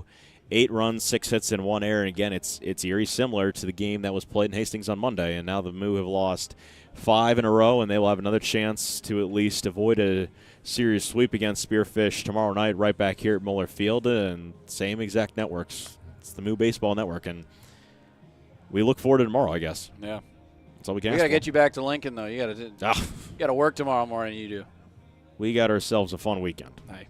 We got ourselves a fun weekend. I say that sarcastically, but oh well. Final line for Spearfish, 9 runs, 14 hits, 2 errors for the Moo. 8 runs, 6 hits, and 1 error, and Spearfish wins it in 11, 9-8 over the Moo. For Cooper Lipsky tonight, doing a phenomenal job. I'm Bobby Hessling saying we will talk to you tomorrow, 7:05 first pitch between Spearfish and Fremont right back here on Big Dog 98.9 FM, 1340 AM, and, of course, on the BSDN Live YouTube. This has been the Moo Baseball Network. Final score, 9-8. Spearfish takes it over Fremont as we say so long from Mueller.